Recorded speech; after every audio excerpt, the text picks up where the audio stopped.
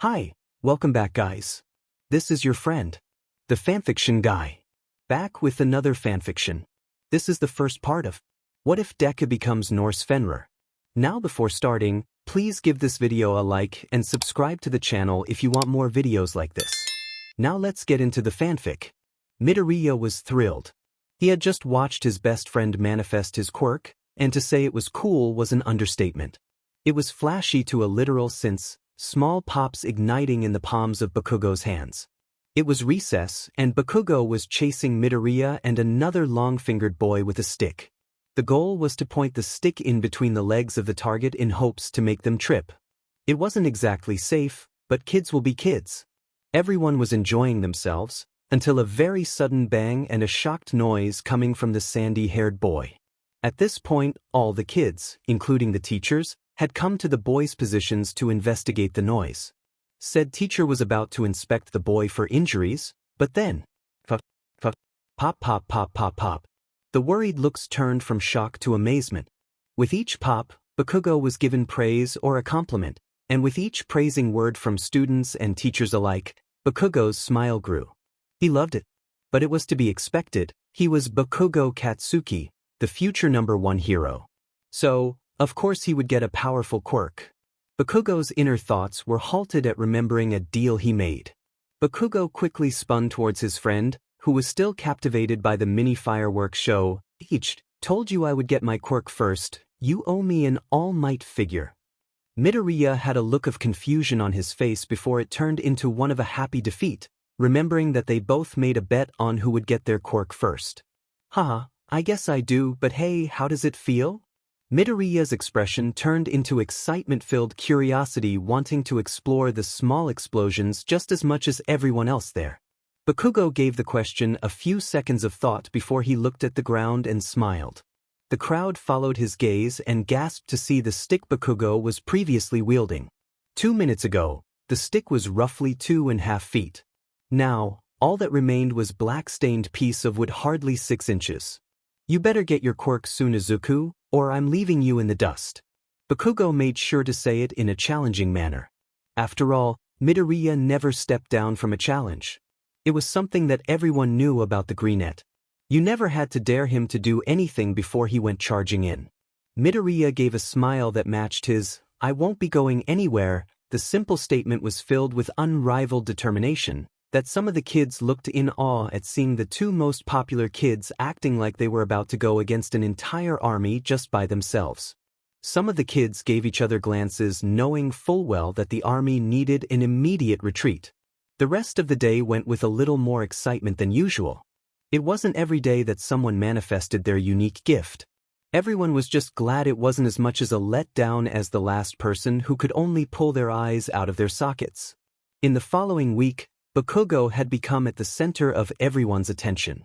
Not that he was complaining about the recognition he so desires, but that doesn't mean there wasn't someone who was. Midoriya had realized the change in Bakugo in an instant. He saw that whenever he got the chance, Bakugo would show off his quirk. That alone wasn't all that bad, but the gloating remarks he made while doing it were almost insults to everyone in the class. The next Tuesday of Bakugo's manifestation, another kid got their quirk. It was during art class when a girl developed the ability to not only be able to use echolocation but be able to see the sound waves. Midoriya had, though it was an incredible quirk, but when he went to comment on it, Bakugo had straight up told her that it was completely useless and pathetic.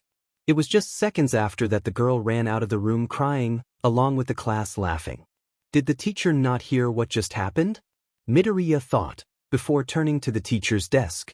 He hated what he saw. The teacher was chuckling behind the hand over her mouth, poorly trying to hide her amusement.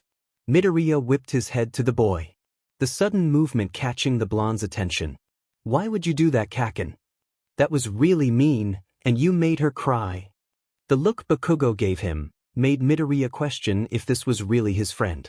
It was smug, like he knew what he did was wrong, but just didn't care. But there was something else. It was something that Bakugo had developed along with his quirk. Dominance. Like he ruled this school, and all he did was put one of his subjects in their place. I just told her the truth. Why should I care if she cried? It's not my fault that she's useless. This isn't Bakugo, it can't be. There is no way that my best friend would have just said that. He didn't just call her Quirk useless, he called her useless. Midoriya was about to argue with him before he decided against it. He needed to go help that girl. This time the teacher called after Midoriya when he ran out the door. He had managed to see which way she went when she ran out, so he headed in that direction. It wasn't hard to tell where she was after that, since the bathroom was just around the corner. His mom had taught him that going into the girl's bathroom is not allowed, and mother's word is law. So instead, he went to knock. Just before his knuckle could connect with the door, he heard the whimpers. She was probably against the door from how close the sound was. Probably to keep someone from entering. Midoriya continued with the plan with a quiet, hello. The girl stopped upon hearing someone outside and answered with a much quieter, hi. Are you okay? Not really. I'm sorry for what Kaken said to you. I don't know what's gotten into him lately. It's okay. It was not okay. He could that her voice was strained, barely able to keep another sob from coming up. Well, I don't think that it is, so how about we go to the principal and tell him what happened? No, it's fine. I don't want to get anyone in trouble. Well, alright, then how about we go to the nurse's office? It'll be more private there, so then I won't have to leave you here because people keep looking at me weird. Midoriya commented the last part after seeing the third person pass him, giving him an odd look. The girl gave a small giggle, before some movements could be heard. A second later, the door opened to reveal a red face with eyes that were also red. He gave her a reassuring smile which she returned with a weaker one. Midoriya returned to class after dropping off the girl and explaining to the nurse what happened. When he opened the door, the teacher had asked him multiple questions on why he darted out of the room. But not a single question was about the girl. He answered her, and sat down afterward, but not without Bakugo and other nearby kids asking similar questions. Again, none were about the girl. What going on around here? Was it always like this? This time, he refused to answer and instead ignored them for the rest of the day. Time skip. 3 months. It was getting worse, way worse. Bakugo had stopped hanging out with Midoriya shortly after he got in trouble for what he said to the girl. Apparently, the nurse had relayed the story to the principal who took action. Although Midoriya would say that not being able to attend the next show and tell was an awful punishment, compared the things he had said. However, the girl did manage to get moved to a different class, which Midoriya was thankful for. Now, he was hanging out with the big boys, which consists of the people who kissed Bakugos but the most. This group was small, just 2 people in fact. One was Tsubasa, who had large red draconic wings. The other was the boy whose quirk made his fingers longer at will. Yet couldn't give you the name. I spent like 10 minutes trying to find it. It was at that time of the day where school was done, and everyone headed to the nearby park. Adorable green cinnamon bun included. Speaking of, Midoriya had attempted to integrate himself into the group to keep them under control, but that plan was quickly thrown out the window. He had no idea what to do. He had talked to Auntie Mitsuki about Katsuki's behavior, but it did little when she got onto her son. That was also something different. He no longer called Katsuki Kaken. Kaken was his friend. This was not Kaken. So, after a while he was on the swing set, doing some deep thought about the past events over the last week. And something else that has had him worrying for quite some time now. Where is his quirk? It should have manifested by now. Everyone else has gotten theirs. A long time ago even. Then, a very bad thought came to mind. He's only heard about it in some books, and sometimes on the TV. Wait. Am I quirkle? Midoriya almost fell of the swing hearing the massive explosion. Explosion. Sheet. Midoriya never cursed, but when it came to Bakugo, this was an exception. He jumped out of the swing seat and shot toward the direction of the blast. When he got close enough, he heard both yelling and crying. Kaken, why do you have to be such a JRK? Midoriya asked himself, but also wanting to ask the blonde directly. When he arrived at the scene, he saw 4 figures. 3 were standing together with 2 slightly behind the one in the middle. The last figure was on the ground and was smoking. The boy on the ground was clutching his shoulder while tears streamed down his face. Midoriya could see the burn mark underneath his hand. The hand that was now slightly bloody. Kastuki! The three bullies turned to look at the one who had interrupted their fun. "Oh, it's you, what do you want now?" Bakugo asks with an annoyed tone with a face that matched. "I want you to us right off. Do you seriously think that this is okay?" "So what?" "I was teaching him what happens when he forgets his place." Bakugo's face went from annoyed to a sadistic grin. "You know, now that I think about it, I haven't taught you your place yet. I've been waiting for when you get your quirk so then we can at least play on equal grounds, but it seems you're still just a Deku." I am not useless. And I don't need a quirk to beat you all up." Midoriya took a stance, getting ready in case they do decide to fight. "Face it, Deku, you're long overdue. You're quirkless." Bakugo took a couple steps forward, along with some small crackles in his palms for intimidation. The boy on the ground had scurried away a while ago, so Midoriya could just run out. "No, I'm not running. Someone needs to stop Bakugo, and it needs to happen now." Midoriya's entire focus was on the three in front of him, so focused, he missed the building heat in his core. They were getting closer now, one step at a time. Bakugo POV. "This BSTRD, he dares interrupt me again. That's it, I was letting you off the hook because you still owe me that All Might figure, but it seems just beating the sheet out of you will do." He took another step, his goons mimicking the action. God, he hated them, always following him around, trying to be cool like himself. As if. But they did make things more interesting, so they were allowed to stay as long as they stayed loyal. Bakugo was about to take another step before he caught something. Did Izuku's eyes just change? He swore that he just watched them dilate drastically and expand again. Bakugo blinked and looked again. His pupils were slitted? Then there was something in his eyes. Nothing changed, but the expression his eyes did, like he just found the answer to a difficult question. Suddenly, Izuku is on his knees clutching his throat with both hands, seeming to be having a hard time breathing.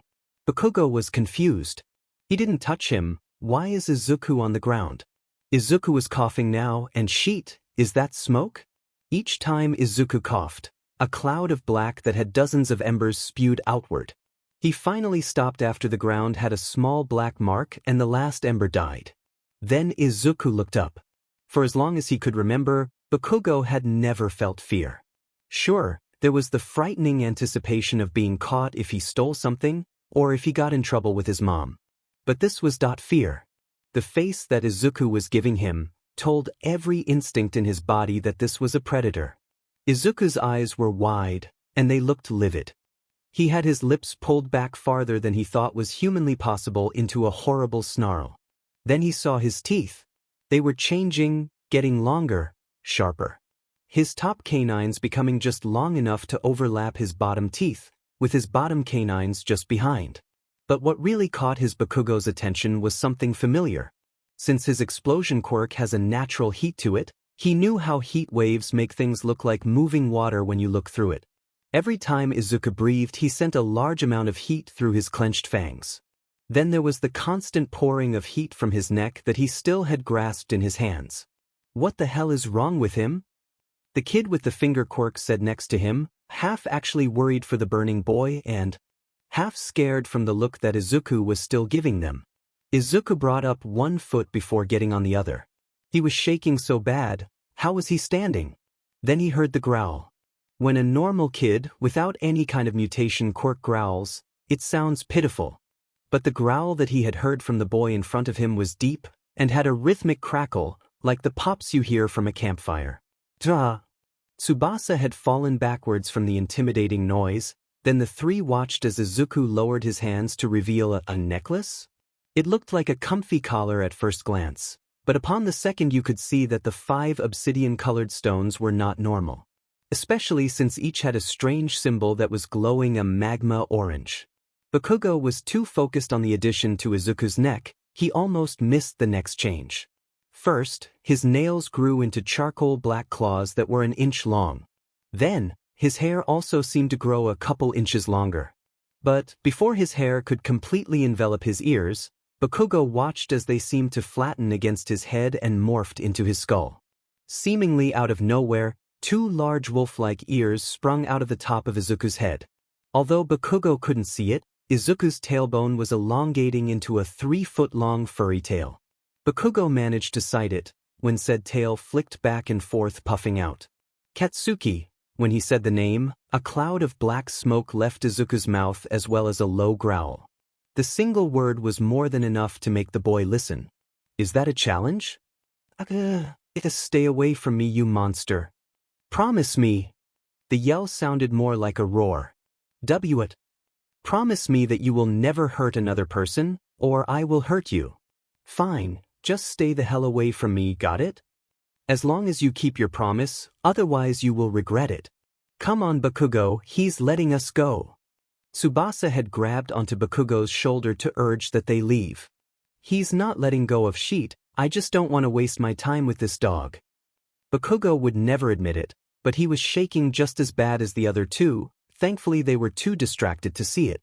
Come on, was all Bakugo said before turning and walked away at a very fast pace, leaving the beast that used to be his friend behind. Sometime later, his lackeys had taken their own routes to their homes, and Bakugo had just approached his. He opened the door, closed it, and dropped to his knees. He was too shocked to register that he had been crying the last few minutes of the walk but know that he was in the safety of his home. He felt the entire situation finally drop on him. That wasn't a dog, he thought before his mother rounded the corner and gasped at the state her son was in. Midoriya POV. He did it, he actually did it. He managed to stop Bakugo's bullying, and his quirk finally manifested. The moment the antagonists had left, Midoriya had sped towards his house. As soon as he took his first few strides, he had already cleared the playground. Midoriya had to put both feet in front of him to keep himself from flying into the street. Okay, got to be careful. After some startled yelps from strangers and the occasional car horn, Midoriya had managed to get home without breaking someone's property or himself. He was hoping that his mom was home so she could help him figure this out, but he knew that she would be working late again tonight. So, he did what he did best, analyze. Midoriya brought his hand up to his chin, before he flung his hand back out. He had accidentally jabbed himself with his clawed finger. He carefully placed his palm back on his chin and checked it. Sure enough, there was a small blood drop on it. Whoa, these are sharp. I could really hurt someone. Midoriya directed himself to the bathroom to get a band-aid. He positioned his steps tool to stand on to see himself in the mirror. He was going to inspect the cut, but it was non-existent. I can heal myself? Then he got an idea. Being the one to always take a challenge, he racked his claws down his cheek. Instantly, blood was spilling into the sink. Ow! He really thought that would have hurt more, but it felt nothing more than a sting. He stayed focused on his cuts, watching them closely. It was just 5 seconds later that dark steam poured out of the slashes. Sooner than it took his healing to activate, the cuts were no more. He beamed a wide smile before the next thing caught his attention. The much more noticeable additions to his body. The tail and ears. At first, Midoriya thought he had a dog mutation, like how Katsuki had called him. But then he paid more attention on his tail. It was long, and way too thick to be any dog he's seen before. I'll have to look it up later. Midoriya gave a few experimental twitches of his pointed ears. And just as he thought, he could move them around like any other canine.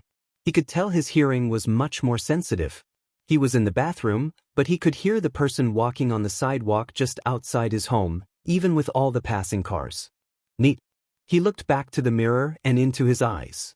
He had to get closer to make sure he wasn't seeing things. And once again, he announced his amazement. That's so cool. His pupils were slitted like a cat or reptile. But what he loved more was the color of his irises. They were still the same forest green, but on the outside, there was a bright orange color that almost glowed. It looked like an overview of a round forest that was set on fire around the edges. Then he looked down slightly. Was that what was burning his throat earlier? When he had brought himself into a stance against Katsuki earlier, he thought that he had somehow managed to get a hit in, even though he hadn't moved and was still several feet away. The color was a dark silver with equally dark brown edges. And then there was the stones. There were 5 in total, 1 in the middle and 2 on each side. They were shiny and obsidian-colored. Also, about the size of the end of his thumb, and each had a dull dark orange symbol on them. Each symbol was different, and Midoriya had no idea what they meant. After some research, Midoriya learned that he indeed did have a wolf mutation. Guess that explains why I wasn't tired after running all the way here. Wolves had incredible stamina, one of the best in the world in fact. They were pack hunters that used teamwork to easily overpower any foe or food. But something was off. He wasn't like any wolf he saw on the internet.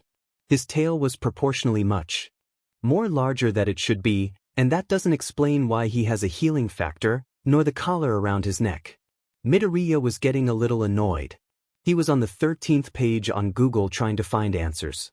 His ears were pulled back against his head, and his tail was flailing aggressively. Then he saw it.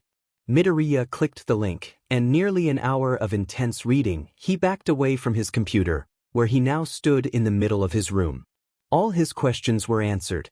He wasn't just a wolf, he was a god. Well, his quirk made him based on one. He looked back to the computer to read the title once again. Fenrir, the wolf god of Norse mythology. Okay, sorry for interrupting here, but I needed to put a little outside info here. Midoriya's quirk is more based of the Fenrir in Smite, because he's my favorite character to play in the game. And since I couldn't find anything to explain the runes he has in the game, I decided to make my own little mythology. Back to the story. Midoriya reached up and traced a claw along the middle stone. From what his 4-year-old mind could tell from the article, these were the runes of unforgiving war. In the mythology, the god, Loki and the giantess, Angerboda made a child of great power, Fenrir.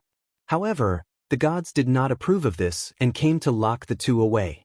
But before they could, Loki and Angerboda combined their powers to create 5 runes that attached themselves to their son so then he could fight back. When the gods came, Loki and Angerboda surrendered willingly, with grins on their faces. When they took the wolf pup, he had chains wrapping around his body that had 5 runes planes on each limb and 1 on the body.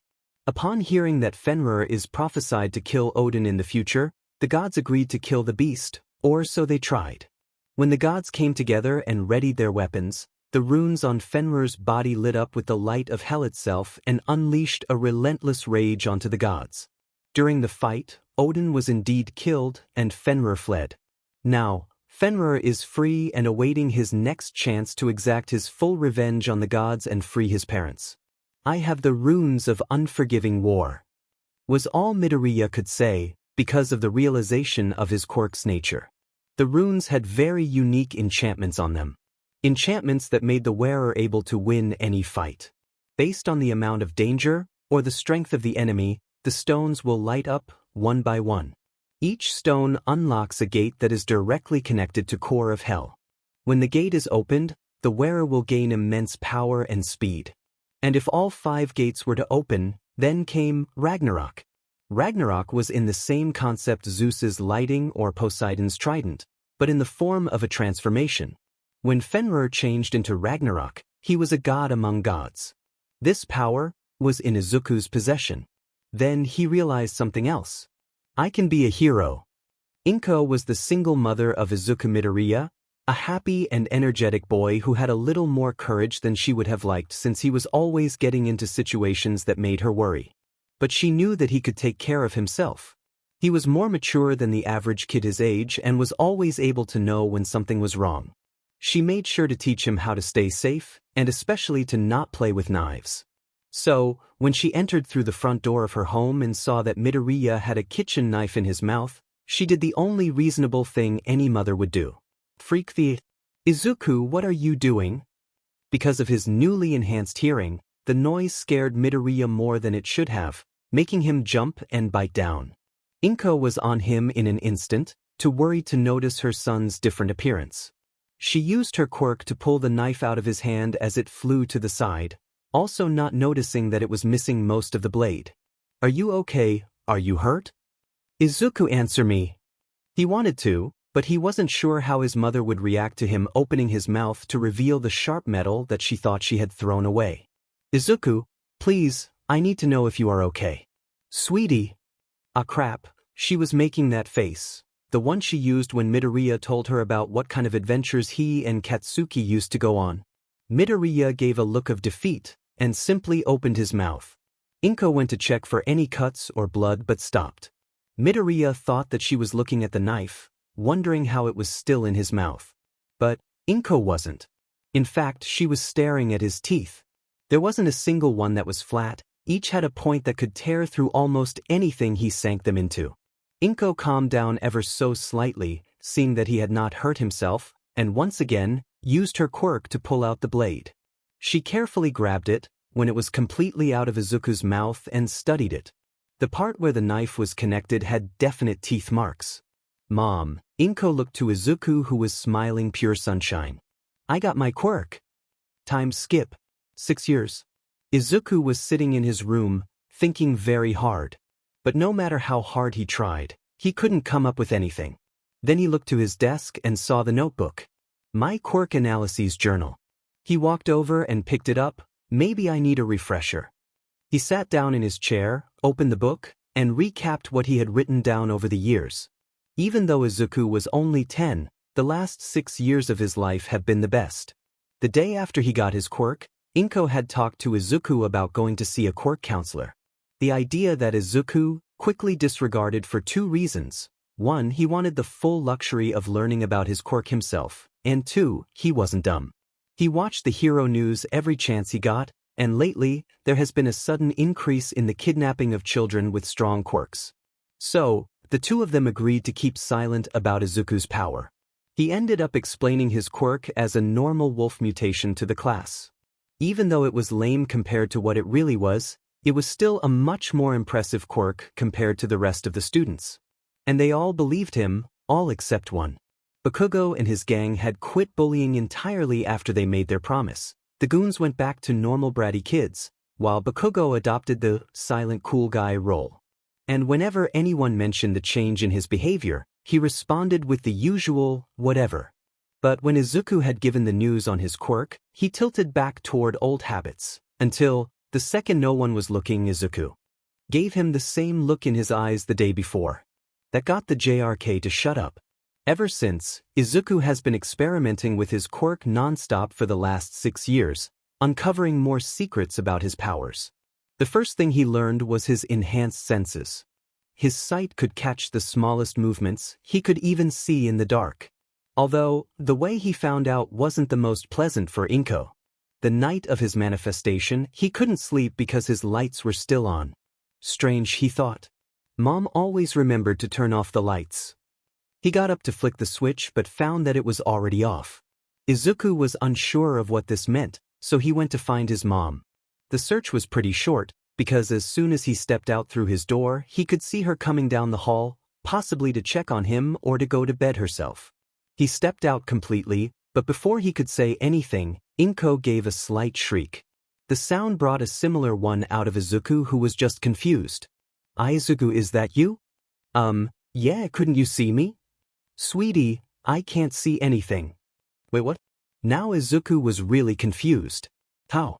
I can see perfectly fine. Izuku, your eyes are glowing. Cool. Inko gave a slight chuckle, before helping Izuku with the problem that he explained afterwards. Then there was getting used to his sense of hearing. One time, he was doing the usual hero analyzing before he heard glass shattering along with the sound of liquid splashing. A few seconds passed before he heard the silent, "I want everything to burn." He had been quite used to how his ears worked to know not to visit the man 3 houses down. He could smell everything. Izuku had gotten pretty good at identifying what the scents were and where they came from by figuring out what all the kids in his class had for breakfast. This also taught Izuku to memorize the scent and never forget.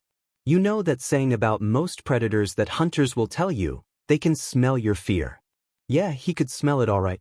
It was pretty easy to figure this one out because every time he got remotely close to the 2 boys that were there with Katsuki that day, they would get this specific smell that almost tempted him. The reason I say, tempted, is because Izuku also gained some base instincts. Whenever he smells fear, he gets the urge to track down the target. What he was supposed to do when he found the target, he had no idea, because there was no DMN way he was about to hunt someone. And packs are a thing. From birth, Izuku always took a challenge head-on when they appeared. Now he knew exactly why. In his eyes, he is the alpha, and backing down from a threat is shameful. His pack only consisted of one other person, Inko, who was an elder of sorts, and Izuku always made sure to put her safety in front of his own. Then there was the other pack, whose members were only of a single alpha, Bakugo Ketsuki. Ever since that say, Izuku viewed him as an enemy, a threat to everyone around him. And boy was he right. Flashback. Izuku ducked, feeling the heat coming from behind before the punch could connect. He leapt to the right a couple yards and sighted his attacker. Katsuki looked back at him with some surprise in his eyes. Obviously he was not expecting someone to dodge his attack so effortlessly from behind. The look quickly morphed into anger. You better get your butt over here and fight me, damn it. Katsuki, school just got out, I have homework that needs to be done, so why can't you just go home? Because I'm sick it. Katsuki's face had more than just anger. There was resentment, betrayal, and disgust. You made me look absolutely pathetic that day, and I'm here to remind you that I'm the strongest. Guess he didn't learn anything from last time? Well, no point staying here any longer, although, this is a good chance to test something. Izuku lowered into a defensive stance. Bakugos smiled, seeming contempt with Izuku finally accepting his duel, then charged. Katsuki got about halfway before Izuku felt it. The first gate and something else. Izuku had managed to open the gates a few times prior, but getting them to do it willingly was difficult. But this second feeling was unfamiliar to him. Izuku had no time to think about it before Bakugo had reached him.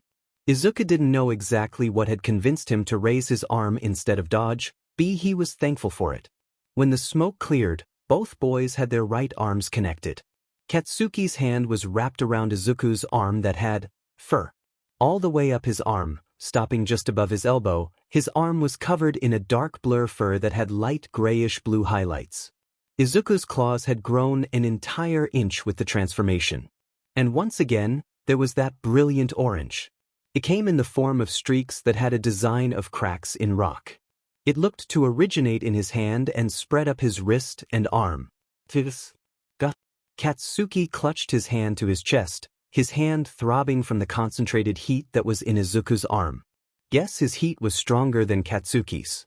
Okay, time to go, Izuku said in a hurried tone as he raced to his house. Flashback in. A few days after the second Bakugo incident, Izuku rigorously trained the new aspect of his quirk. And he loved it. Izuku had the ability to completely transform into Fenrir. It was difficult at first. He was only able to shift one limb at a time, but you know what they say, practice makes perfect. In his full form, he looked like a werewolf straight out of hell. The dark blue fur with light blue highlights and the burning orange heat on his arms and legs. The orange also made small appearances in the very tips of the fur in his mane. The orange in his eyes expanded, leaving only half of his green. So, my idea of what Izuku looks like in his full form is a build very similar to the Skyrim's werewolf, but a bit more furrier and looks like the Fenrir from Smite. The little green he had in his eyes were actually the last part of him that didn't change. When Izuku is in his base form, his hair and tail is green, but when he transforms to a point, the green disappears. Izuku also learned that when his quirk first manifested, the smoke breath wasn't a one-time thing.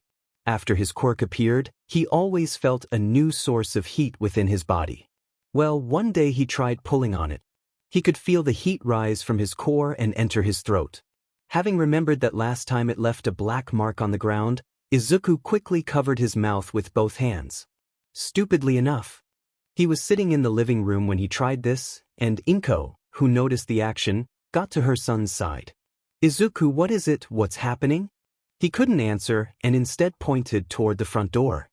Thankfully, Inko understood the gesture and opened it all the way. Izuku ran out and let go. Black smoke had filled their entire front yard that glowed with 1,000 flying embers.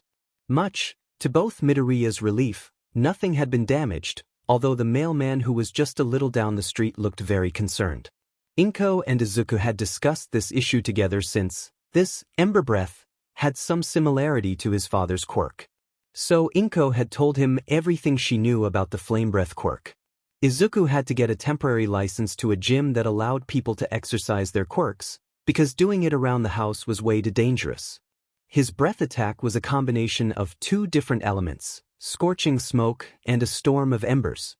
Together, they made a nasty combination that inflicted more pain than damage on the target.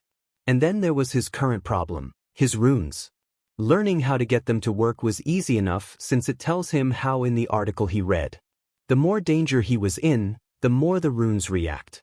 So, he started off with some simple tests such as holding himself under the water in the bathtub, or climbing to high in a tree, even screwing around with a wasp's nest.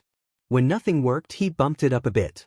These kinds of cycles went on for months, each passing day, giving poor Inko a heart attack seeing what her son might try next. Until he got it. The runes wouldn't activate when the only danger is himself, it has to be an outside source. And Izuku got his plan. Flashback. The next time I see you talking to her, you're dead. She's mine, you hear me? Izuku was looking at the scene in front of him. These kids were 2 years above Izuku, so they were a bit bigger. Especially Kigo, the kid who was currently shoving the other boy against the wall. Okay man, sorry, it won't happen again. Just please let me go. Izuku could tell that he's never been in a fight in his life from the way he poorly defended himself.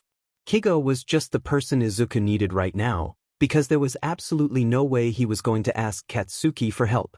Hey, Kigo, Izuku called out the bigger kid that was nearly twice his size. Kigo's quirk was a mutation that gave him a rock-hard crown that gave him a devastating headbutt. Who's that?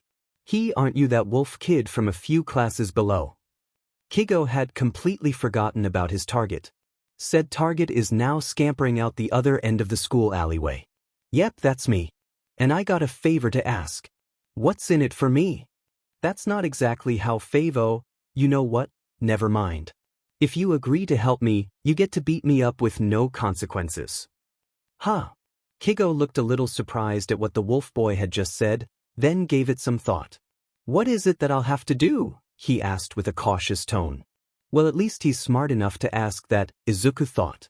Then he spread him arms apart, signifying a kind of surrender. Beat me up. What? But didn't you want a favor? That is the favor. Beat me up. Kigo still had a look of confusion, but it turned into a mean grin. How hard? As hard as you like. Quirk included. However, after 3 minutes I am allowed to fight back. You better get ready. 2 minutes in, Izuku was actually starting to feel the hits now. That combined with the occasional headbutt, had made Izuku grunt here and there. But he could feel it. The small growing pulse in his throat. It was almost here. 3 minutes passed and Izuku intercepted Kigo's charge with an axe kick to the top of his crown. Kigo dropped and when he got back up he looked angrier than before. Rarea, I'll make you pay for that. Kigo was about to continue the assault before something caught both of their eyes. One of the runes was glowing. However, upon Kigo getting distracted, with the threat gone, the stone died back down to its original dull orange color. Hey, thanks for helping me out, Kigo. I really appreciate it. See ya? Izuku spoke almost too fast for Kigo to understand, leaving him more confused than before as Izuku ran home to write down his findings. Flashback and, yeah, that was really stupid of me. Surely, I could have found a better alternative than picking a fight with someone. But thankfully, that fight wasn't in vain. Since then Izuku has managed to learn different ways to activate the runes. And Izuku felt blessed when he found a way to work way around the requirement. Turns out the runes also react to his mental state. Yet another flashback. Couple weeks after the fight with Kigo, Izuku was walking through the town square. His mom had asked him to go out and get some groceries for dinner that night. However, he forgot the shopping list. He dialed up Inko on his phone and asked her for the items. It was when she said one of the last ones that Izuku paused. Why would we need that? Oh, because Katsuki loves it in his dish. Izuku nearly broke his phone from how hard he squeezed it. Mom. Yes, sweetie. Are the Bakugos coming over for dinner? Oh yes, I must have forgotten to tell you. Don't worry, it's fine. Inko couldn't see, but Izuku had said that through clenched teeth. By the time he had hung up and purchased the groceries, his instincts were going haywire. What is he going to try? Will he try something? He's an alpha, of course he will. He can't be in my territory, my home. Izuku managed to keep most of his outburst to a fit of rambling but had accidentally shouted the last part. "Excuse me, kid? What? Sorry to interrupt, whatever it is you got going on here, but I think your necklace is on fire. Oh, now you want to work. Why the hell do you got to be such a complicated piece of s-dash?" Flashback and, yep, that's enough about that memory. Izuku really didn't feel like recalling the events of what happened that night. It wasn't long after he learned how to use his emotions to cheat his way into unlocking the gates with a special technique, being overdramatic. It sounded stupid at first, but works like a charm, or rune in Izuku's case. But that was exactly why he was as frustrated as he was. No matter what kind of dramatic situation he got himself into or heart-tearing scenario that he would play in his mind, he could never get the fifth gate. Getting the fourth one to open wasn't too hard, if you didn't count sitting on the bed and letting your mind drift to places only people with depression went, then it was no big deal. The book flipped to a page near the end, and the title read, Quirk Summary. Izuku made this page for Inko, because she had told him that it was impossible to read the massive archives of jumbled information and depict what order they were in. He didn't really understand, he thought they looked perfectly fine, but anything for his mother. Quirk Summary, Fenrir. My quirk is based on a Norse god called Fenrir. From what I have read, I possess the abilities and features as him, including the runes. The quirk is super complicated and comes in many different ways. The easiest way to explain it is to pick apart the types of functions of my quirk. Mutation. I do not need to use my quirk in any way to keep my current form. Just how mutation quirks work. This is a passive state that does not change unless I undergo transformation. The mutation gives me wolf ears, teeth, claws, stamina, senses, endurance, and some basic instincts. I'm not exactly sure how the healing factor comes into play, but it's a great bonus to top it all off. Emitter. Since my quirk manifestation, I've had a quirk core. This core can be distributed and emitted throughout my entire body, but is more affected in my limbs, and can turn deadly if through my mouth. The core is made up of two different elements, a black smoke that's caused burns as well as trouble breathing for the target, and a large number of embers that can also burn, but also ignite if came into contact with something flammable. The core seems to be limitless but can leave me slightly winded if used too much. Transformation. At will, I am able to further my wolf-like properties to shift into the full glory of Fenrir. After several years of training with it, I have made two ideal forms. The first is a transformation that is only halfway into the final form. Only shifting my limbs to increase my speed and power, but not much of my defense. My arms and claws slightly elongate and become covered in fur while my core continuously releases energy to heat up my arms that can cause lots of pain if I were to hold onto someone. My legs also elongate and become digitigrade, allowing for faster running and longer jumps. It is at this point I run on all fours that allow me to run up to an estimate of 35 miles per hour. The second form is Fenrir, the wolf god. The rest of my body is changed to increase my defense and endurance by a significant amount. My head takes the shape of a wolf, providing a somewhat short but powerful snout full of dangerous teeth. I would say how much the maximum bite force is, but the machine broke before it could give me an answer. My body becomes super muscly, and I grow tame mane going down my back which connects with my tail. Runes of Unforgiving War. This topic is so complicated that I just made it its own category. The runes react to specific behaviors and intentions of myself and the ones around me. If I or the runes detect a threat, then they will respond. In a way, they function like adrenaline, meaning that I can also manually use some specific methods of activating their power via thinking the worst-case scenario. With each rune that is activated, I gain a large boost to my overhaul strength. No matter how many times he read his notebook or anything on the internet, he couldn't find an answer. His thoughts were interrupted by a voice. "Izuku, honey. You ready?" His mother's voice was only just above a whisper, but she knew that he heard her anyway. "Coming." Izuku set his notebook back down and went out to join his mother to the mall. He couldn't tell who was more excited, Inko because she finally had a reason to buy a new dress, and the reason itself, or Izuku, who was thrilled to hear that his mom was going out on a date. Well, not right now, but she was going to. This trip was to ensure Inko looked at her best, although Izuku assured her that she looked pretty no matter what. So, of course Izuku asked to come along. He still thought the whole thing was crazy, in a good way of course. It was last weekend when Inko and Mitsuki had their random girls' night out. This time, they went out to an old bar, where they always went when they were younger. That night, Inko had spotted a man sitting in the farthest corner of the bar. The look on his face told her that he wasn't here to meet up with friends like she had. So, she did what she did best at, being a mother. One thing led to another, and the man had been so heartfelt by Inko's comfort that he offered her a date. Inko wasn't sure how to respond, but the vigorous thumbs up and head nodding from Mitsuki in the background had helped her make her choice. The drive was fairly short, but by no means quiet.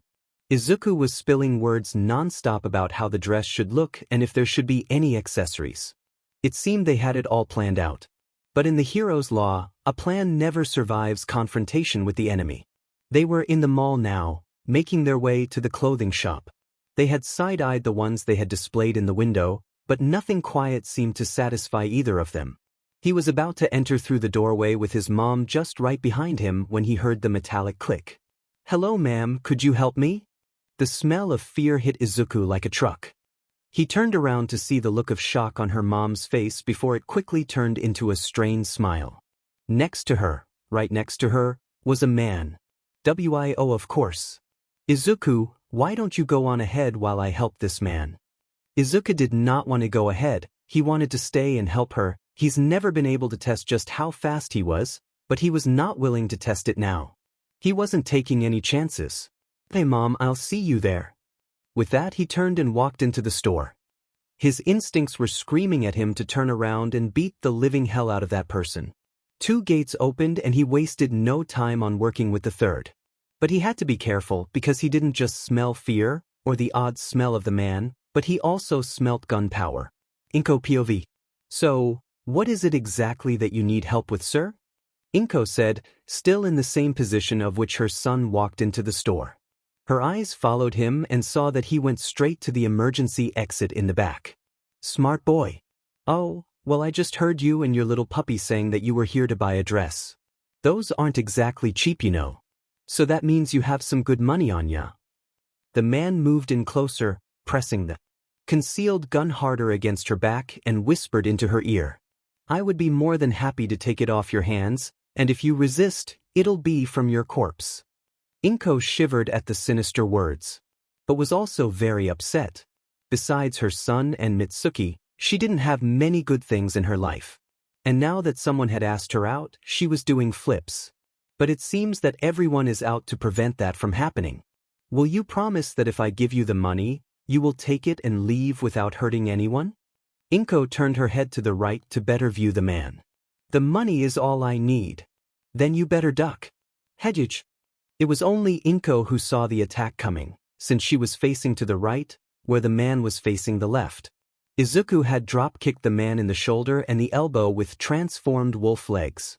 When he went through the emergency exit, he rounded the building as quickly as he could in order to surprise the man from a different angle. The robber was sent flying into a nearby stand which collapsed from the impact. Izuku turned and hugged Inko. Are you okay?" "I'm fine, Izuku, thank you.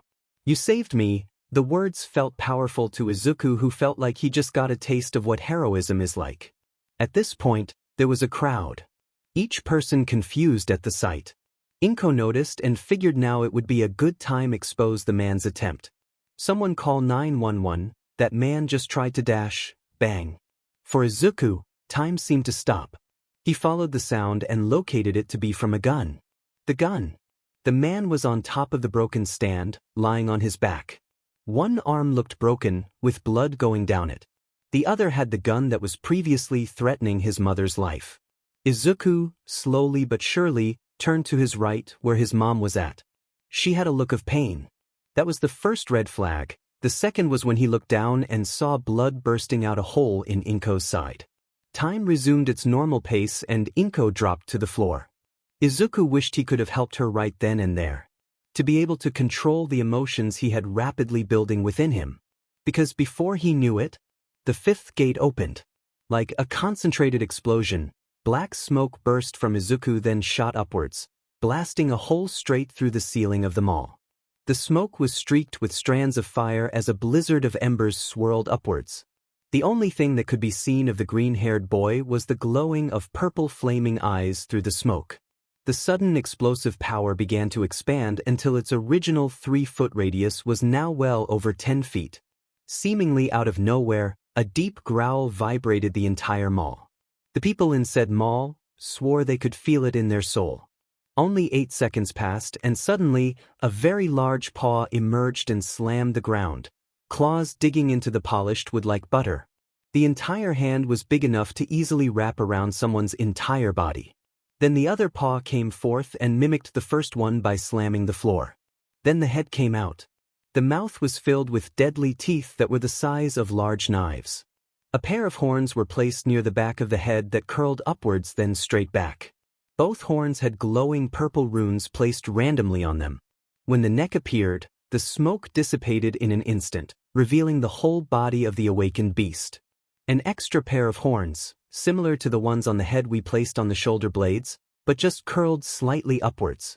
Instead of the usual red vein-like cracks along the arms and legs, they were a purple that matched the runes. Whenever the tail moved, it left a blazing black cloud in its wake. Each breath made a similar effect that made it look like he was breathing ashes. Upon the giant wolf's short emergence, not once did it take its eyes off the man. The man who was pretty sure that Satan's hound had come to claim his life. Ragnarok. The furious wolf took a step forward with its back leg to gain balance and reared up both hind legs. When on all fours, it was 6 feet tall, but when on just 2, it towered at a height of 13 feet. It raised both arms to its side, pulled them back, and leaned forward as it let out a horrible roar that all of Mizufu heard. After its grand entrance, Ragnarok made its move. It lifted its right arm, preparing to bring it down and end the man. Which is exactly what it did. When its open-clawed hands smashed onto the man, it shook the entire mall while creating a cloud of dust. When the dust cleared, everyone looked in shock, then they smiled. It was All Might. He was underneath the beast's paw, holding it up from crushing the person below. My, never seen one like you before. Villains are getting stronger every day. Wafea. All Might wasn't able to finish the sentence before the wolf closed its fingers around All Might's arms and threw him across, and through the other side of the building. Izuku wasn't in his right mind at the moment. The fury he felt, combined with the overwhelming power of Ragnarok, had sent his mind to a more primal state. All he could register was that a rogue had hurt his mother, and now another strong alpha was here. He had to get out of here. Now, Izuku located his mother, now sitting in a pool of her own blood, and ever so carefully picked her up with his left hand, avoiding the claws and dispersing the heat in his arm. When he made sure he had a good hold of her, he ran into the city. Cough cough, stop villain. Using a hostage would only make things worse. All Might, with a mighty leap, bounded to the escaping wolf. With only 3 limbs at his disposal, he couldn't run as fast as he liked. The alpha was keeping pace with him, even though he was running fast enough that most car alarms would go off from him running by it. He was shaking his tail violently, making as big as a smoke screen as possible. Left, left, jump over a building. No matter how hard he tried, the alpha was on his tail, almost literally. Isizuku. The voice was quiet, but his ears picked it up. He dug his claws into the ground to execute an immediate stop. All Might almost ran right into its back from how quickly it had stopped itself. This is odd, All Might thought to himself. No villain had ever just stopped when he was chasing them. Actually, it seems to have completely forgotten about me. When he heard the faintest of talking, he got in close, staying out of the wolf's vision. Izuku, why you have 2 SSS stop. Please. All Might understood enough that this beast listened to the woman and didn't seem to be a hostage situation as he originally thought. He could see the woman now and, sheet. Inko looked over to see the #1 hero standing with a silly, yet scared look on his face. Then looked back to her son. Izuku, listen to me. Look to your right. The wolf did as he was told, and saw the alpha standing there. He began to let out a growl before he was cut off. Izuku. Inko was hurting a lot right now, so she couldn't waste time in trying to calm him down. That's all might, you understand? The wolf's eyes widened at the recognition in the name. He didn't know why, but he loved that name. It felt like the person who bared it was an inspiration to him. He looked back to the alpha that was titled All Might. For a few long seconds, purple eyes met blue. All Might was slightly unsure of what to do, so he posed his signature thumbs up. Apparently, that was the right thing to do as the wolf approached him and held out Inko, who both had a pleading look. All Might took the small woman into his hands, holding her bridal style, helping her put pressure on the bullet wound. Izuku, it's okay, you can change back. I'm safe. Yeah, that sounded really good to Izuku, who was now realizing how exhausted he felt. This new alpha better take care of his mother, otherwise they will be meeting again rather soon. And not in a good way. Izuku released his hold on his transformation, that he didn't know he was holding.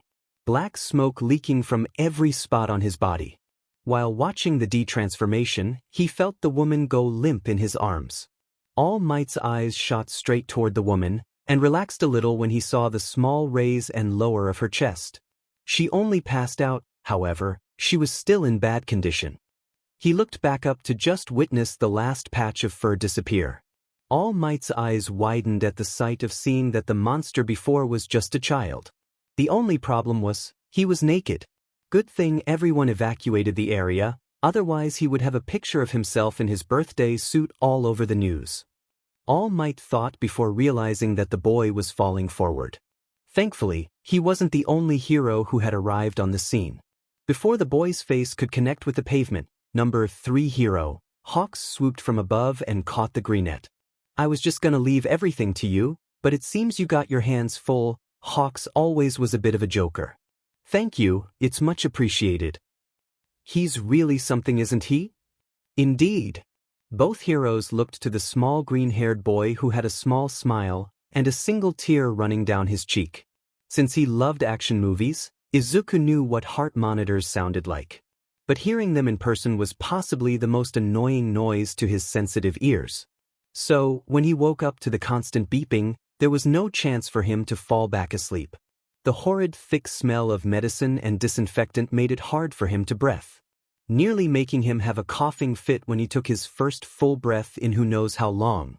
Memory always did act funny when you first wake up, which is exactly why it took Izuku precisely 43 seconds before he sprung up into a sitting position. There were 2 reactions to his sudden worry. The first was one of his runes lit up, and the heart monitor spiked, making it even more of a nuisance. But then there was a third. Almost as soon as Izuku jolted up, so did someone else in the left side of his vision. Something about those blue eyes seemed familiar, but Izuku couldn't put a name to the man who was suddenly upright, sitting in a chair across the room. Besides the lively blue eyes, everything else about him looked dead. His droopy blonde hair, and his skeletal-like frame that looked even more pathetic underneath the extremely baggy clothes. He looked confused at first, before he saw that Izuku was awake. Izuku also saw him not so subtly wipe the drool off his chin before he opened his mouth to speak. Hi, are you doing all right? He was about to answer the question when he remembers the reason he had jumped awake in the first place. No sir, where is my mom? Is she all right? Please tell me that she's okay. Hey, it's okay. Everything is fine, including your mother. His voice was soft. Like his words were as light as a feather but was just as comforting as a mother's words. It worked for Izuku, because sure enough, the heart monitor slowed, and the single rune died out. You sound so sure. Well, look for yourself. The man gestured to his right. And when he turned, he felt joy seeing his mother lying in a bed just a few feet from him. It slightly broke his heart to see her in such a frail state, but at least she was alive. How is she? Thanks to a good friend of mine, she got fixed up in less than days' time. The bullet wound is completely healed, but she will be out for a while because the process was tiring for her. Wait, how long was I out? Just 2 days, actually. Which was very surprising considering your condition. What happened to me? A very severe case of quirk exhaustion. Almost every part of your body was damaged in some way. But just before you could be operated on, the doctors realized there was no longer anything hurt. As if it never happened. I think my healing factor might have had something to do with it. Oh, that's quite impressive. Healing quirks are rare, let alone it just being a side effect of the actual quirk. I guess. He was too upset about the situation to show any more enthusiasm. Izuku went back to looking at Inko for a minute. I failed her. All Might looked to the boy to see that his ears were now dropped low. I promised that I would keep her safe, and I failed her. My boy, you did not fail anyone, you saved her. I didn't. Izuku faced the man again who looked surprised at his outburst. It's my fault that she's even in here. I would have rather been a coward than try to be a hero when I'm not. All I did was put her in more danger, as well as everyone else in that mall. He now had tears building up in the corners of his eyes. It wouldn't matter what the end result would be, what I did was stupid, and she suffered the consequences. The blonde felt his heart tug at the child's self-blame for trying to do what any child would have done to help their parents. Young Midoriya. The assertive call got the boy to retain his focus. Listen and listen well. I can see why you think you made a mistake. But in my eyes, someone who looks forward to the next generation of amazing heroes thinks what you did was incredible. Yes, you could have just sat back and let it happen. But tell me, young Midoriya, if you saw a way to take out that villain without any kind of repercussion to save your mother, would you have? Izuku looked to Inko for a few seconds before nodding his head. Yes. Exactly. The reason that you did it is because you wanted to save her no matter what. But what if she hadn't survived? My boy, something I learned a long time ago, and something you also need to know, is that you can't save everyone, no matter how hard you try. The words came with a deep weight to them, as if he was recalling bad memories. Both sat in silence for a couple seconds, before the man continued. But you are right about one thing. You aren't a hero. You're just a kid, strong quirk or not. That is why you need to use the time you have left to improve yourself, so that in the future you can prevent things like this from happening again. Izuku took the words as bittersweet. Although the man was right, he wasn't a hero. He had thought his quirk would have worked everything out for him. He never took the time to improve himself. But he also took the inspiration from the last part. There was still 4 years left before he could enroll to UA. He had time. The man felt accomplished seeing the boy's ears slowly raise themselves. So, what should I do? Well, for now, there's someone who wants to talk with you. There is? Who? Izuku watched as he stood up and walked towards the door before knocking on it, signaling the person on the other side. Well, considering you went on a small rampage as a 13-foot demon-looking werewolf, I'd say there's plenty of people. Thankfully, you only have to see one of them. The man looked back to the boy after hearing that his heart monitor spiked again. Then he realized that probably wasn't the best thing to say. The door opened to reveal an average-sized male, wearing a light brown trench coat with a top hat that shared the same color, and white gloves. To the blonde's relief, Midoriya seemed distracted enough by the new presence and forgot about his earlier statement. Hello Midoriya, my name is Naomasa Tsukaushi. I'm a detective of the police force, and I'm here to get your part of the story on what happened at the mall. The man introduced theirself, before grabbing the chair the first person was using. His hair was slightly messy and had bags under his eyes. Izuku gave a small smile seeing the look of annoyance on the skeleton from having his chair taken. Okay. Izuku also noticed the confused look the skeleton now had. Hey, Tsukaushi, kind of quick with the introductions there. Is everything alright? Not if I don't get Midoriya's statement as soon as possible, it won't be. Why, what's going on? Izuku was getting a little concerned again. The detective gave a long sigh, before looking Izuku straight in the eyes. Izuku Midoriya, do you remember what happened after your mother was shot? Izuku flinched at the very blunt question, and he could see it was also making Blue Eyes slightly uncomfortable. Well, I remember. Nothing. His mind was blank. No matter how far he searched his memory, he couldn't recall any memories. No. What did happen?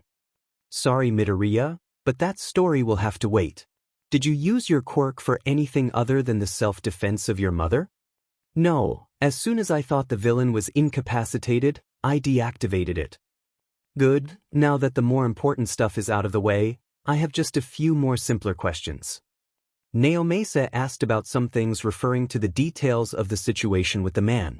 Izuku answered them truthfully. The words were then quickly written into the small notepad the detective had pulled out of his coat. They should be able to finally see reason with this, since you had no control of your actions and was simply in a frightened state. If all things go well, you should get out scot-free. Scot-free? What was that supposed to mean? Izuku didn't have time to ask as the man stood up and exited the room with haste. I'm sorry about that, he's usually pretty good at handling stress. He seated himself back into the chair that was now right next to his bed. Sir? Blue eyes turned from the door and to the boy. What happened? I think it would be better to show you. Blue eyes fished through his pocket and pulled out a phone. About 15 seconds of tapping on the screen, he handed it to Izuku, who pressed play on the video. The person recording the video must have been at the ready, because it started the exact moment he and Inko embraced. He watched as his mother attempted to call out help from the crowd, but then heard the gunshot. It was right after that she hit the floor. He watched himself in the video burst in the most condensed blast of smoke he's ever made. He continued to watch the video until he saw himself pick up Inko and run out of the building. He just stared blankly at the black screen for a minute. If he wasn't so shocked about his transformation, he would probably be freaking out, because he had chucked the #1 hero across an entire building. Ragnarok, he said just above a whisper. Pardon? That's the first time I've ever taken its form. Usually I'm a maximum height of just 6 feet. If what you say is true, then you will have a better chance of everyone believing your case. My case? Oh, crap, I wasn't exactly supposed to tell you, but I think you should know. There were very few people in the crowd that actually understood the situation between you two and the man. Everyone else assumed that you were a villain, including I. Blue eyes looked down guiltily. So, what you're saying is, almost everyone in Mizudafu thinks that I'm a villain now? The heart monitor went up again. And Blue eyes wasted no time in reassuring the boy. Why yes, but they just simply misunderstand. Once Naomasa gets the information to the police, everything will be cleared up, I promise you. I see. He still looked slightly concerned and looked down into this lap to try to hide it. So Blue eyes decided to try and take his mind off the situation. So, how do you feel about your quirk? He wanted to get the boy's thoughts on it first in case the greenette had negative feelings toward it. Izuku looked back to the man. Well, besides me not being able to control Ragnarok, I feel blessed to have such an amazing quirk. He smiled slightly at finding the irony in that sentence because of what Fenrir was. Blue eyes gave it small hum of acknowledgement. Tell me, with such a powerful quirk, do you plan on being a hero in the future? Yes, I do in fact. It's been my dream before I even got it.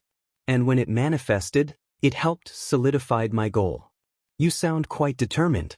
Do you happen to be aiming for UA by any chance? Of course, sir. It's the #1 hero school in all of Japan. I wouldn't go anywhere else. Then it is decided. I will help you accomplish your goal. The man exclaims as he stands up while throwing a fist up. What do you mean? My boy, I may not look like it, but I am quite accustomed to anything related to heroes. Now, your quirk is a wolf mutation that gives you some transformative abilities, correct? Not exactly, but it can pass off as one. Good enough. I have an old friend who is a very experienced hero. Before she retires, she wishes to be able to pass her skills on to the next generation. I believe your quirk is perfectly suited for her type of training. Really? That's so generous, are you sure? Young Midoriya, I see the blooming flower of heroism in your heart. I would be a fool to not see it be nourished. Izuku put on a wobbly smile. He was happy. A person he just met is willing to help, even after his apparent rampage, although it was more running than destroying stuff. He needs to thank him. Thank you so much. Toshinori. My name is Toshinori Yagi. The next day, Izuku was still in the hospital. Not because he was still hurt, but because his mother still hadn't woken up. though the doctors suspected it should be any time now. Another reason was because he enjoyed Toshinori's presence. He was still hesitant on calling the man by his first name, but Toshinori insisted. He didn't know why, but he seemed a little transfixed on his mother. But maybe he was just making sure everything went smoothly. Earlier that day, Izuku had gone home to get some clothes for himself and Inko when she awakes, as well as some snacks for all three of them, while Toshinori stayed behind to watch over his mother. A police officer was nice enough to give him a ride to his house, as well as a ride back. He was currently on his way back to the room. When he spotted the room number his mother was in, he went for the handle. Before he could grab it, he caught someone speaking on the other side. He angled his ears to focus on the door, to better pick up the conversation. "It's pretty obvious that he takes it after you." It was Toshinori's voice. It had a light-hearted tone to it, as if he was speaking to good friend. The sound of someone giggling could be heard inside. "You flatter me, Toshinori." It was his mother's voice. She must have come to while he was away. Izuku got closer to the door. He wasn't really one for eavesdropping, but the way Inko had said that caught his attention. "It's true, the entire time I've been talking with him, it was like talking with a smaller boy version of you, so kind and spirited." The kind part, sure. But I wouldn't say spirited. That comes from his father, both were always so adventurous. "I know we've only known each other for a little while now, but what happened to the boy's father?" Izuku's face saddened. He's heard this story a few times now, and it didn't get easier each time he heard it. "Well, Hisashi was actually a pro-hero." "Is that so?" Yagi's voice now sounded surprised and astonished at the same time. Does the name, Flame Breather, sound familiar?" "Now that you mention it, it do." "I'm sorry for your loss. Losing someone like that must have been difficult." Izuku figured Toshinori would have recognized the name. Flame Breather was a steadily rising hero but was defeated by an unknown villain whose quirk happened to be elemental resistance. When his father thought he had accidentally burned the villain because his clothes were set aflame, he attempted to help the man. But when he tried, the villain pulled a knife and stabbed Hisashi straight in the heart. All Might himself had arrived on the scene a minute later before the villain could escape. But the damage was already done. Izuku listened as the story unfolded in his mother's words. At the end of her explanation, unknowingly to the boy on the other side of the door, the two embraced in a gentle hug, before Inko spoke again in a sheepish tone. So does this mean the date is cancelled?" "Hold the f***. Toshinori was the one to ask Inko out." "Actually, that makes a lot of sense," Izuku thought to himself. "And not if you don't want to, that's up to your decision." No, I still want to. I just thought I interrupted some of your own plans since you were here." "My schedule is very flexible. You didn't interrupt anything, Inko." "So same time this weekend?" "Gladly." The door to the room bursts open. Both adults turn to see a mischievous smile on the wolf boy's face. You. Izuku didn't suspect Toshinori of lying to him, but he was still ecstatic when he had driven him to one of his favorite hero agencies. When developing his quirk, Izuku had looked up a variety of heroes who had similar ones to his own. Upon his search, he came across probably one of the coolest heroes in the last decade. The feline hero, Pounce. This hero had a cougar mutation. Pounce had almost every aspect of Izuku's wolf mutation, but in cat form. Short round cat ears on her head, a long slender tail, and claws. The only big difference was her legs were in a permanent digitigrade form of cougar legs. Toshinori had walked up the front desk, with Izuku right next to him, the smile on his face making him look like an actual puppy. "God, he's adorable," Yagi thought, casting a glance to the boy. "Hello, we are here to see Pounce." "It's Yagi." The woman at the front desk got to work hearing his name. Izuku felt like he would burst from the joy he was feeling. Not just from being in the same building as a hero in the top 50, but because of the person that was standing next to him. He had become a large figure in Izuku's life after his and Inko's successful date. He had made sure that they had a good time. Neither of them knew it, but Izuku had followed them to the restaurant, scouting the area for any potential danger. He knows that he just got out of the hospital from quirk overuse, but he'd be dead if he'd allow anyone with any bad intention to come even close to the building.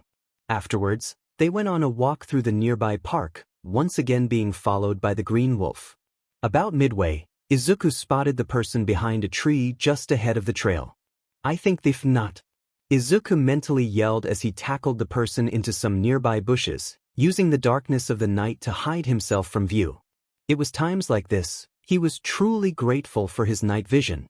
Izuku shook himself out of memory lane as his instincts told him there was another predator in the area. He settled his eyes on the spot where he caught the scent coming from, the elevator. Yagi, who noticed the boy's stillness, followed his unmoving gaze. Moments later, a tall woman with short hair that matched the color of Cougar's stepped out. She was wearing a tight black tank top, with some equally tight shorts that had a utility belt wrapped around the waist. On her arms were some light protective gauntlets. Her shins had similar ones that accommodated for her digitigrade legs. It was Pounce, and she was in her hero costume. It was especially difficult for the boy to contain his excitement. Thankfully, Yagi beat him to the punch before he could begin to fanboy all over the place. "Iring! Toshinori!" Long time now see, both adults embraced in a hug before both released. "Indeed it has. I've been rather busy lately, sorry for not stopping by more often." "Hey, don't worry, I know all about it. Now, on to other matters." Iring looked around Yagi so the beaming boy could be fully seen. She walked to the boy and crouched down to his level. "You must be Izuku Midoriya." "Holy crap, Pounce just said his full name." "His full name? Why is Pounce, that's me." "Oh please, call me Iring." Izuku was on the verge of blowing up right then and there. Thankfully, the only thing that he thinks can send him over is having All Might in the same room. Good thing he wasn't. "Okay." Izuku didn't mean to shout right in front of her, but she didn't seem to mind too much. "Quiet the excited fella, huh? I'm guessing you already know why you're here." The boy on question nodded furiously, causing his hair to flap in his face. "Well, alright then, let's get started." One short elevator ride and 3-minute walk later, all three were standing in a very large room that was filled with every hero in training's dream. A small obstacle course, a long rack of weapons along the wall, tough-looking targets, as well as a number of other things Izuku didn't recognize. "As long as you accept my offer, this is where I will be training you for the next 4 years until you're ready to take the entrance exam. You will have complete access to every training utility in this building," the hero said as she spread her arms. The wolf gave an excited noise that sounded suspiciously like a bark as he ran to the nearest contraption. When Yagi thought he was out of earshot, he leaned over to Iring. "Thank you so much for doing this. We're both grateful that you're willing to train him." Iring jerked back in a mockingly offended way. "Are you kidding me? The kid's got some mad potential." Halfway down the elevator, my instincts were screaming that there was an alpha nearby. Could you imagine my disbelief when the doors opened, and that adorable little thing was standing there? "Huh, that must have been a sight to see." "You bet," Iring commented, before side-viewing her friend. She could see the affectionate smile from a mile away as Yagi watched Izuku easily scale the side of a fake building wall. "You know," Iring addressed the man who turned his eyes back to her. "He doesn't just have to be my successor. I'm sure he would appreciate the help from a very certain someone." Yagi's eyes widened at what she was implying. "Not so sure. Don't get me wrong, he's perfect to inherit it, but I don't believe that's what he needs right now. Right now, he needs you to teach him how to use his quirk to its fullest potential. If I were to dump one for all on him now, he would just be a mess. Plus, who knows what would happen if he were to transform into Ragnarok. That combined with my quirk would unleash an unstoppable force upon all of Japan." Iring nodded at his reasonings. She was well aware of the base of Izuku's quirk. He was right, the best thing for Izuku right now was to learn the way of the predator. "I understand, but you know he has 4 years to improve, while who knows how many you have."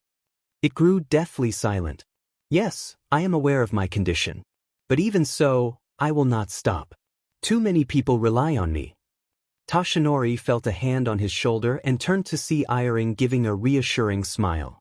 "You don't have to give the kid your quirk, but I still think you should help him in any way you can. Tell you what, I'll teach him everything I know, and then some. But it's up to you to decide what happens next. And then some? What does that mean? Well, I gotta teach the kid how to groom his tail.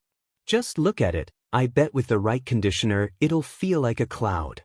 Toshinori stifled a laughter under his hand at his friend's antics, before commenting, and what? The proper way to chase laser pointers. Don't laugh. You know I can't help it. That only seemed to make him laugh harder. That's it. I'm kicking your butt, and there's nothing you can do about it, since you can't transform in front of the kid. Izuku watched from his perch on top of the small crane that was placed in the corner of the room with great amusement as Iring chased Yagi all throughout the gym. For such a skinny guy, he was more fit than Izuku thought. Upon their third lap, Iring had caught the runaway with her signature Pounce attack that was used to easily detain villains. He chuckled slightly, before his smile dropped in deep thought. What did Iring mean, since you can't transform? So kid, is it a deal? A clawed hand raised in front of Izuku.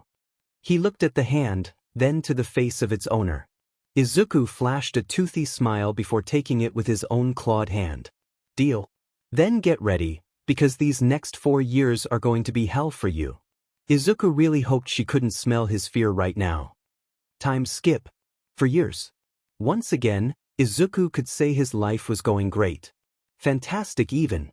It was all because of 2 reasons. The first, not only did he have superb control of his quirk, but the training that made him an efficient powerhouse. The years of intense training had taught Izuku how to utilize his quirk in new ways, and it was all thanks to Iring-sensei. The second, Yagi Fing proposed. Took him long enough. For the last 4 years, Izuku thought he was stuck in a romance movie. Granted, it was a damn good one, but he still couldn't believe that it took Yagi so long to gather the courage to ask the question. The flashbacks. They were on vacation last summer and took a trip to the beach. Not the one that was a literal trash dump, but a better one farther south. Maybe he should do something about that. Anyway, while he was splashing around in the water, Inko and Yagi were sitting together on the sand, soaking in the sun.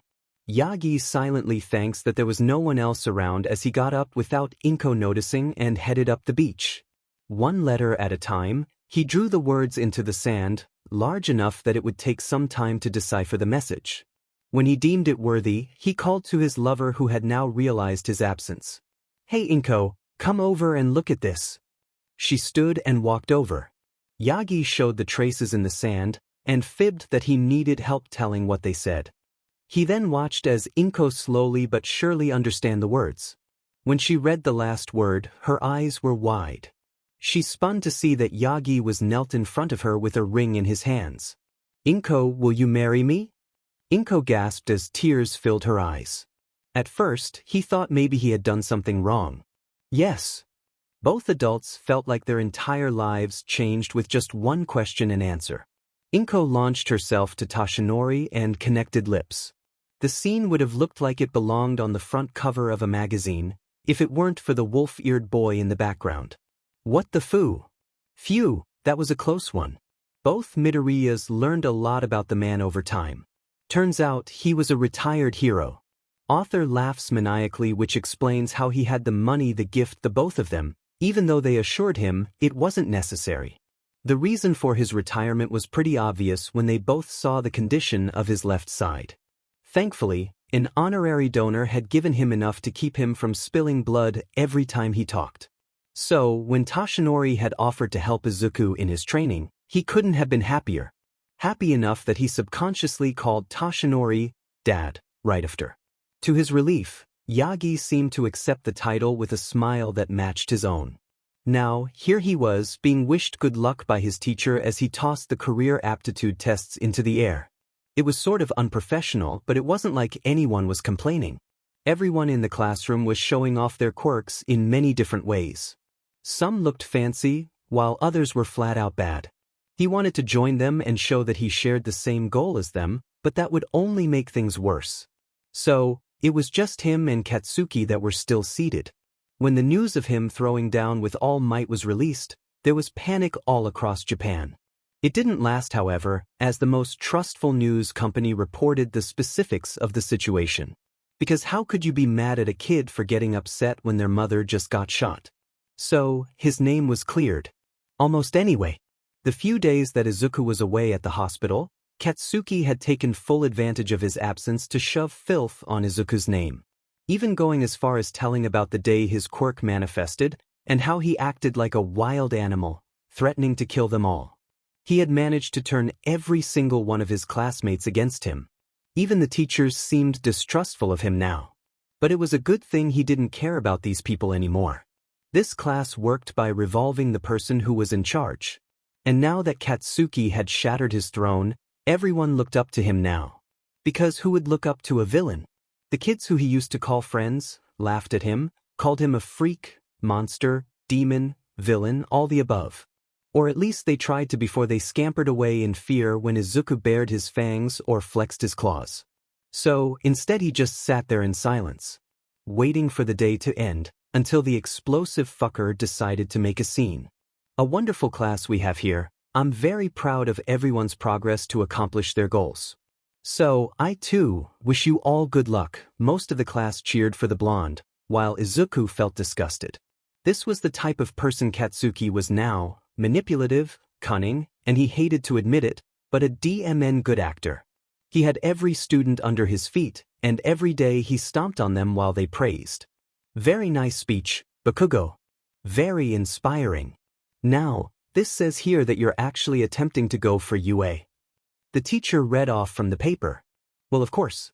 I wish to aim the highest, and when I get there and the people ask me how I became such an impressive student, I'll tell them, Aldra High School.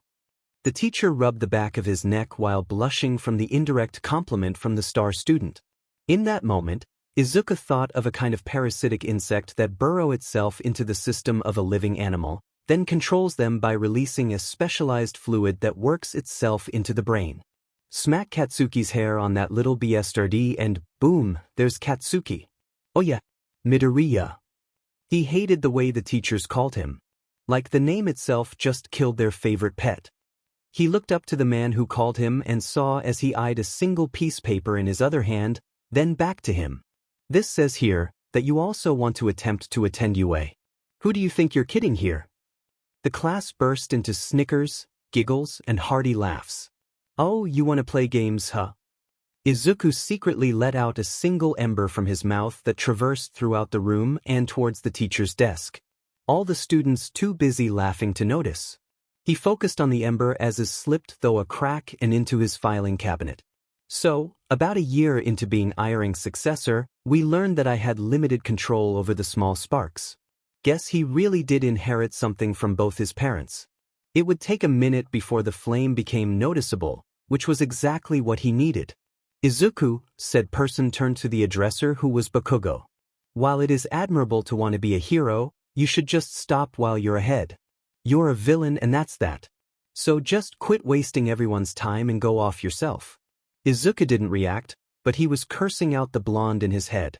How could he just tell him to kill himself, and right in front of the teacher? But Bakugo, I really hope you get into UA. The class shared the same look of confusion at the sudden niceness of the wolf. So, then there are heroes around to stop me from breaking that nose of yours. You trying to fight or something, dog? You have no idea how much I want to, but I think the fire is more important. Izuku stated just as a small amount of smoke was coming out of the teacher's desk. And right on cue. Dynamite. Izuku grabbed his backpack that already had all his items in it and hurried out the door. Geez, and just when you think they couldn't get dumber. He was in a foul mood now. Usually, everyone just left him alone, but they were feeling pretty ballsy today.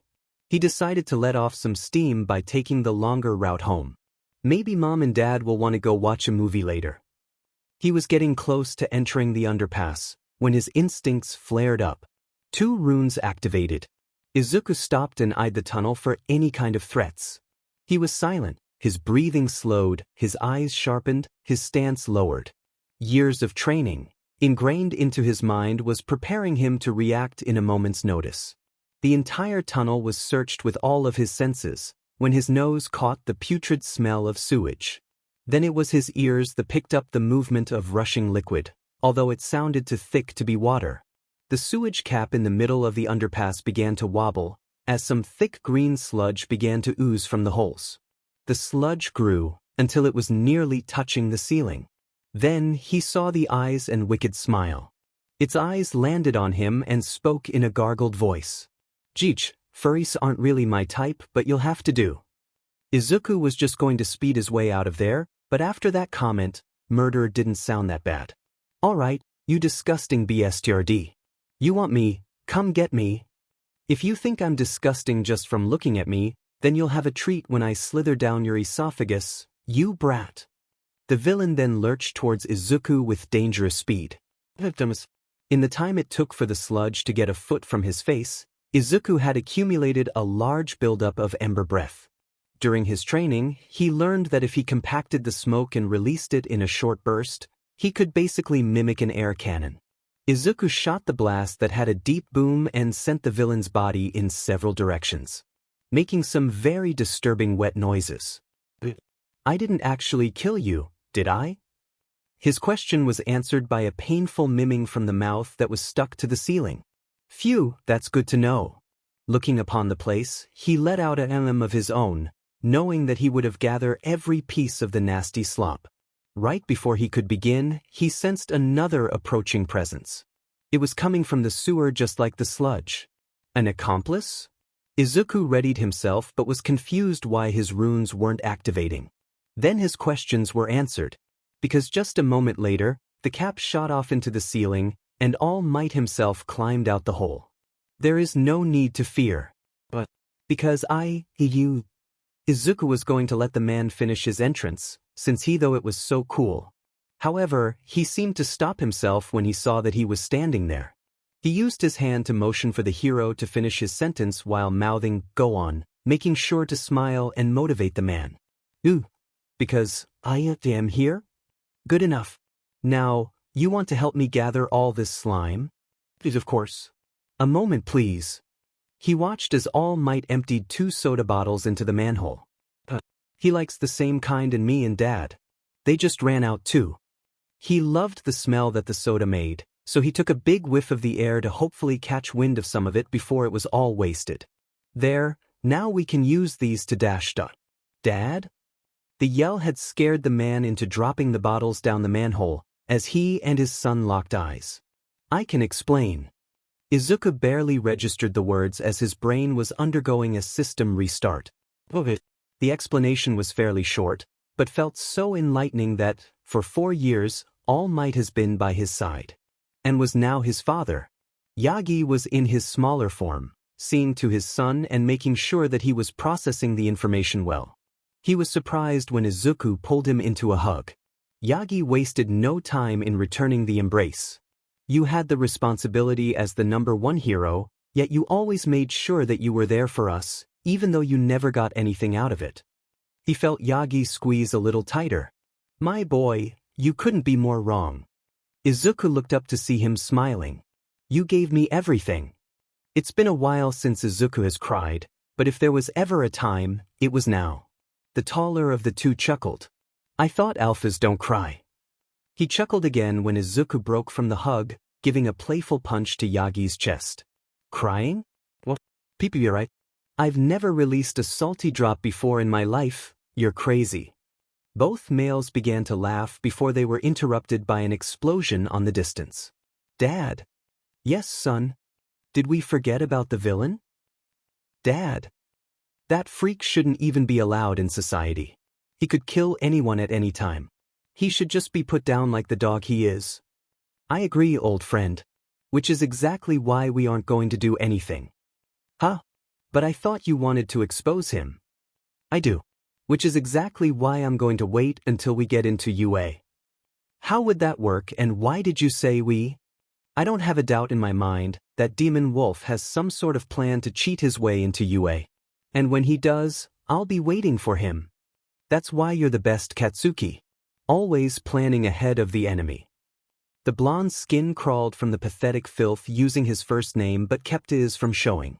"Oh, is that so? Then tell me, kid, did he plan this?" All 3 boys turned to see the sludge as it enveloped them all. Yagi had scooped up the wolf and transformed into All Might, before leaping into the direction of the smoke. This was a bad idea on Yagi's part, because just before they got to their destination, Yagi's limit was up. They had landed on a building where no one could see. All might turn back into his weaker form. Cough cough, go on without me, I'll catch up. Izuku was hesitant at first before another explosion convinced him. He mentally prepared that he was about to fight for his own life, or someone else's. The reaction was immediate, as 3 runes powered up. Then he shifted into his light form, only transforms his limbs to increase his speed and power, as he rocketed off the roof and onto another. With 3 runes activated, his speed was about 50 mph than his usual 35 mph without any. When he was just a block away, Izuku landed in an alleyway and shifted. But even without the speed of his wolf limbs, the runes made his run last in just seconds. He slipped through that crowd of people and takes in the scene. Heroes were all over the place, but not a single one was moving. They were all just staring at the sludge farther down the alley. His eyes caught the shapes of 3 people in the goose body. Ding, was one not enough for you? The wolf absorbed all the information he could find. 2 figures were hardly moving at all, but the third was doing real lively, thrashing and flailing while letting out explosions. Explosions? Izuku watched as Katsuki's eyes scanned the crowd with a dreadful look until they landed on him. Then they filled with resentment and malice. DMNU, Katsuki. A real BSRD to the end. The 4th gate opened. Toshinori had finally caught up to the commotion. When he found Izuku, he was at the very front of the blockade, and he looked very upset. Izuku, my boy, what is it? Yagi didn't get an answer as he leapt over the blockade and fully transformed mid-air. Izuku! Izuku wasn't listening to his father nor the heroes who tried to stop him, as he sped to his prey on all 4s. Gah! What the hell is that wolf doing here? Get away from me! Looked like someone watched the news. Although, you could have looked anywhere to find information on the mall incident. Izuku just knew that the sludge feared him, so he could use that. Stay back! The villain shot a limb of sewage-smelling goo. The predator in Izuku followed through the steps in his head. 1. Use the prey's strength against them. He leapt straight to the left and latched onto the wall, digging in his claws. When the attack shot past him, he used the wall as a launch pad. In an instant, the wolf had traversed from one wall to the other, in the meantime using his claws to sever the limb. You damn mutt, I'll suffocate you. 2. Exploit their weaknesses. Izuku again, projected from the wall, towards the slime. More specifically, the eye. The jump was executed to send Izuku just past the villain, instead of directly at. When he was close enough, he clamped his fangs around the eye and ripped it from the body. Gah! What the hell is wrong with you? The wolf spit the goo on the floor, and before the slime could counterattack, he was upon him. Blazing orange and green eyes met like tan. 3. Execute. When Izuku bit down in the middle of the villain's face, he didn't let go. This time he blew. The previous attacks and maneuvers were steps to position the villain just right to unleash another smoke cannon without anyone getting in the way. Boom. Another blast of black smoke spattered the head of the villain all across the ally walls and floor. Without the head, the rest of the sludge was useless. So, he wasted no time in digging the 3 people out.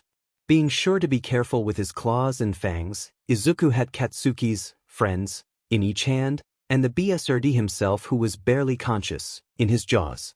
He walked up to the heroes before depositing the trio at their feet. A couple heroes and medics had come to help the kids, but most were staring at the hellish werewolf before them. Among the crowd, he spotted his Yagi, giving a prideful smile, before slowly beginning to clap. He was the only one at first until another joined in, then another and another. Soon, the whole crowd was applauding the wolf, who looked surprised at their cheering. Izuku crouched before bounding the building to his left in a single jump. And when you cut right through the attack, that was brilliant, my boy. Yagi had met up with his son on the way home and began to talk about Izuku's first real villain fight. Izuku's school uniform was destroyed in his transformation, but he always carried an extra pair of clothes with him just in case. It was so exhilarating. It's as if I just knew what to do. And I did it. Indeed, you did, and I am proud of you, Izuku. Thank you. It means a lot coming from you. They were nearing their house now. They had moved there when Yagi had offered his home to both the Midoriyas when they saw fit that they had a healthy relationship. It was large house, way too small for just one person, so when the two greenettes came into the house, they lightened up the whole home. They were now at the front door. Dad. Yes, Izuku? What's going to happen now? What do you mean? I broke the law when I used my quirk. Won't I get in trouble with the government? There is no need to worry, my boy. I have already thought of a solution. You have nothing to fear. The door swung open with Inko standing in the doorway, and she did not look happy. Except that Yagi needed to reread that last sentence. If he was lucky, his mind scrambled the word somehow. If he wasn't, then it said exactly what he thinks it does. He scanned the message, and sure enough, there was that dreadful last sentence. And be sure to bring along the Midoriya boy. I would very much like to meet and discuss his actions against the slime villain. Oh boy, if he's taken an interest in Izuku, then there's no backing out now. He just typed out the message saying that they will be out shortly and was about to press send. Who's taken an interest in me? What? Izuku, sheesh, you frightened me. It was sometimes easy to forget that there wasn't a single thing that didn't go unheard from the boy. Not to mention, Iring trained him to automatically walk silently. Hee. Sorry about that, Dad. Anyway, what's going on? Izuku, you remember a while ago when I talked to you and your mother about how UA is hiring me to teach at the school, right? How could I not? Izuku remembered a few weeks back where Yagi had released the news to them. Although both were excited, one greenette was a lot more than the other for obvious reasons. Well, during my interview, I was asked about family relations. So, I had told the school about you too. It took the principal a disturbingly short amount of time to find out that you were the same kid from 4 years ago. And now because of the slime villain incident, he's taken a large interest in you personally. Yagi finally hit send on the message and turned to the rapidly vibrating boy. The principal of the greatest hero school in the world wants to meet me? How does the boy's smile shine so brightly? Yagi thought to himself. So, when are we leaving? Right now, in fact, I was actually scheduled to come in today anyways. It was just now that you were asked to accompany me. Then let's not waste any more time. Let's go. Izuku couldn't believe it. He was standing eyeing the building of his dreams. It was here that he would focus on his goal on becoming a hero. So close. Come in. The voice on the other side was high-pitched and chirpy, which added to the wolf's confusion. For the last 10 seconds of their walk, he was picking up scents of an animal. Though the animal was completely unknown to him. It smelt of many, but as one. Yagi opened the door and entered with Izuku just behind. When his eyes landed on the small furry creature, sitting in large chair at an equally large desk, Izuku mentally slapped himself for forgetting the appearance of the principal. He's seen him in so many pictures, it was ridiculous. Hello. Please, make yourselves at home. Would you two care for some tea? The creature was small, had a thick body with a head that mostly resembled the mix of a dog and mouse. He thought that's what it looked like anyway. It's nice to see you again, Principal Nedzu, and no thank you. And the same to you, All Might. Izuku had a slight inner panic attack at the principal calling Yagi by his hero name when he was in his smaller form. It must not have been as hidden as he thought, because Yagi noticed. There is no need to worry, Izuku, the entire staff at UA is aware of my identity. He let out a small breath before making eye contact with the white animal. Ah, you must be the famous Izuku Midoriya, soon to be Izukiyagi, might I add.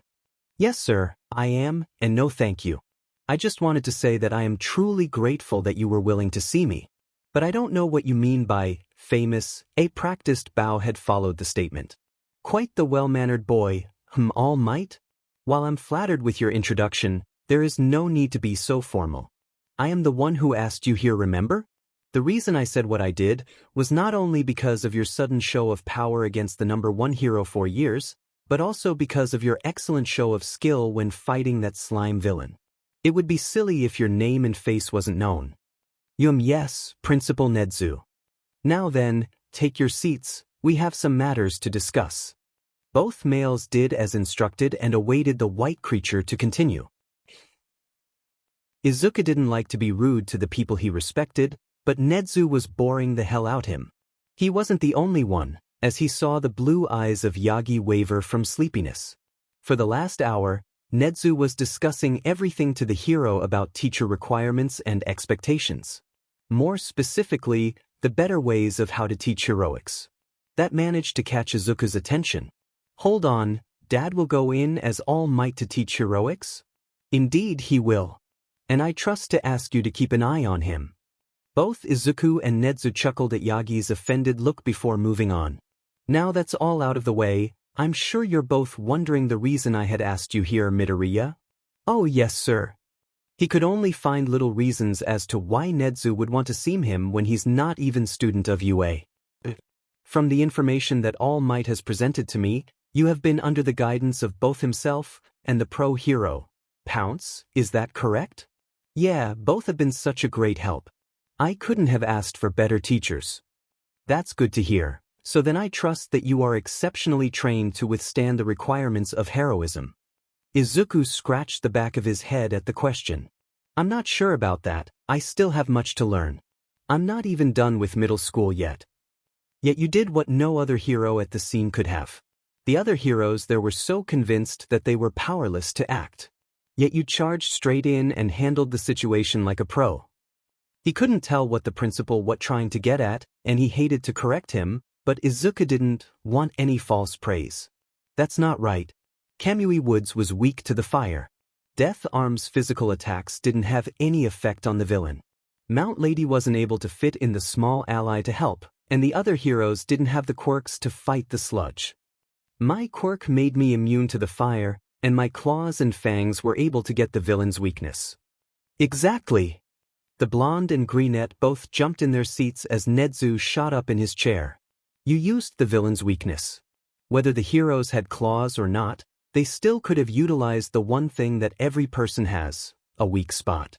You efficiently took down the villain by strategizing. Something that not many heroes have these days. The principal now had a crazed look in his eyes that looked like they were planning something dangerous. A look that Yagi knew all too well. You can tell yourself all you want that what you did was nothing special. But when are you going to realize that you're lying to yourself? He's right, my boy. Izuku turned to face Yagi. It's been too long since I've seen anyone react with such precision in their moves. Let alone jump to the rescue when it was the hero's job to save those kids. When I said that I was proud of you, I meant it. Which is exactly why I have called you both here to make an offer. Both looked back to Nedzu, who was rummaging through his desk. He pulled a paper from underneath and placed it in front of them for the two to read. Yagi was the first to react. You want to give Izuku a hero license? Said boy was still staring at the paper, completely stunned seeing the paper with no signature in front of him. Yes, but not a full one. This one will only allow Izuku to assist if he is given permission by a hero without any of the consequences. It will also help with your current problem of making sure Izuku's record doesn't get damaged from the use of his quirk in public during the attack. But this kind of license can only be valid if it's approved of by some people of high status. If it requires my approval, we will need to discuss it first. There is no need, it has already been approved. Nedzu clapped his hands together, seeming to be enjoying the reactions of both males. What? By who? It was Izuku who spoke this time, who had finally gotten out of his shocked state. Myself, of course, and the number 2 hero, Endeavor. Yagi was especially grateful for his donor on days like these, otherwise he would be shooting blood all over Nedzu's desk. Why would Endeavor approve my license when I've never met him? Izuku exclaimed. Well, actually, Endeavor visited me just after the day of the sludge villain attack. He had brought up the subject of your skills. It was quite remarkable if I do say so myself. It's not every day that you hear him compliment someone.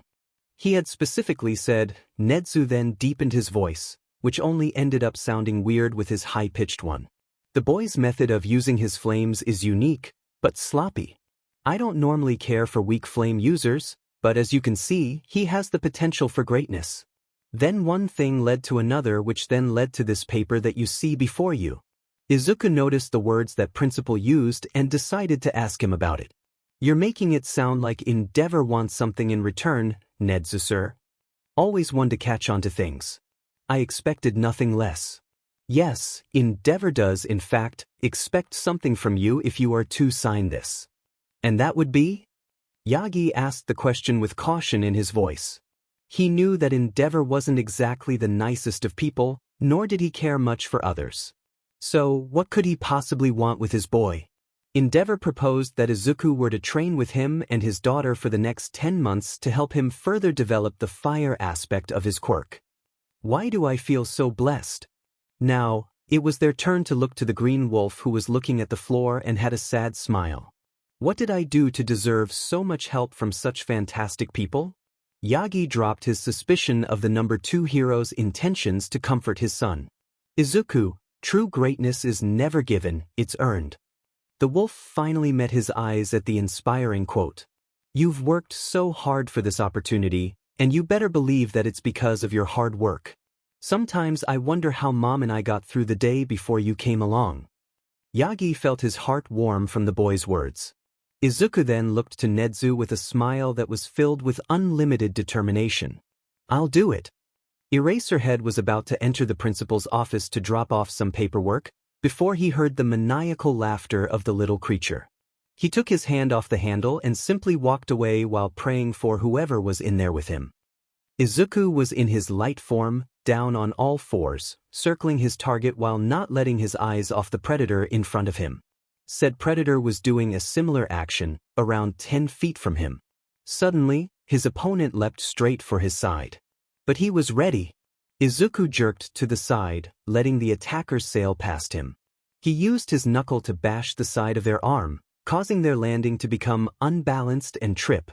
The wolf made haste as he went in for the kill, but was surprised as a tan tail brushed across his face, making it sting his eyes. He leapt back to avoid the counterattack, but was unsuccessful as he felt a hard kick to his side. 1. Use their strength against them. He latched his hand around the ankle and threw the person into the wall. If it wasn't padded, it would have cracked from the impact. HRG. Iring let out a pained grunt as she fell to the floor. Iring-sensei. Izuku made his way to her side to make sure he hadn't seriously injured her. He crouched next to his mentor and leaned her against the wall for support. Ding, either I really am old, or you're just getting that good. Both laughed lightly before Izuku helped Iring to her feet. She stretched out her back to get the tension out. Bad idea? Oh, I'll be feeling that one tomorrow. Sensei, you should really sit down. You, moving around will just make it worse. Yeah, you're right, pup. I just wanted us to have one last fight. Hey, I know that I won't be able to train with you anymore since I'll be with Endeavor soon, but that doesn't mean we can't have some sparring here and there. No. I'm afraid we can't. Iring wore a smile, but the tone in her voice said otherwise. What do you mean? The woman looked straight into the eyes of the young boy. Izuku, as of tomorrow, I'll be retiring. The greenette couldn't help the sadness from taking over his face. He knew this day would come, even if it was sooner than he liked. Iring was surprised when the wolf brought her into a hug, but it wasn't unwelcomed. They stayed like that for a good minute, before she held Izuku at arm's length. Now, show them the alpha that you are, and knock him dead. The wolf gave the same toothy grin all those years ago when he first had come into the building. I'll make you proud. The wolf declared before standing and running out the door. You already have. The next day, here he was, standing in front of the Todoroki residence. He had made his way here after another, thankfully, quiet day at school. Just barely anyway. Along the path to his destination, he caught the scent of Katsuki before speeding on a different route. Yagi had warned him of the kind person Endeavor was, ruthless, bad-tempered, and way more violent a hero should be. But if he was able to handle a classroom full of brats who specifically targeted him, then this would be a piece of cake. Right? He pressed the button that was on the left side of the gate. A moment later, a gruff voice came through the intercom. Are you coming in or what?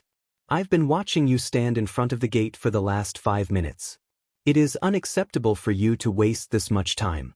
Move it.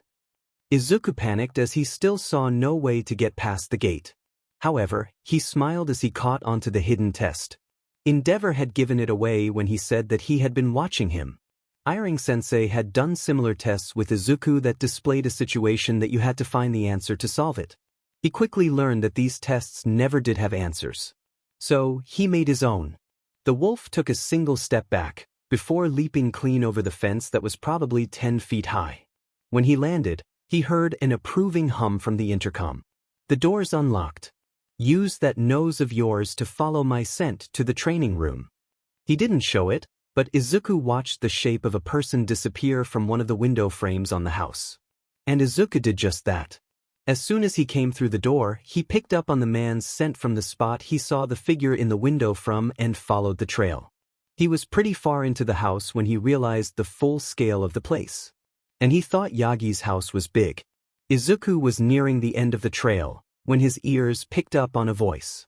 Pecked you to not be a disappointment in front of him. I'm not here 5 minutes, and there's already red flags going up. Izuku quickened his pace. He followed the scent to go further down the hall and turn the corner. The sight was astonishing. The room had a similar context to the one that Iring had, but everything was just more. The machines were bigger and more expensive looking, the weights were heavier, the room itself was much larger than Iring's. Among the view, he spotted a pair standing in front of a boxing ring. One was the number 2 hero and the other was the only person he could have guessed it to be, his daughter. Thanks to his enhanced vision, he saw the heterochromatic eyes of brown and bright blue. Her long hair that went past her shoulders was split down the middle with red on one side and white on the other.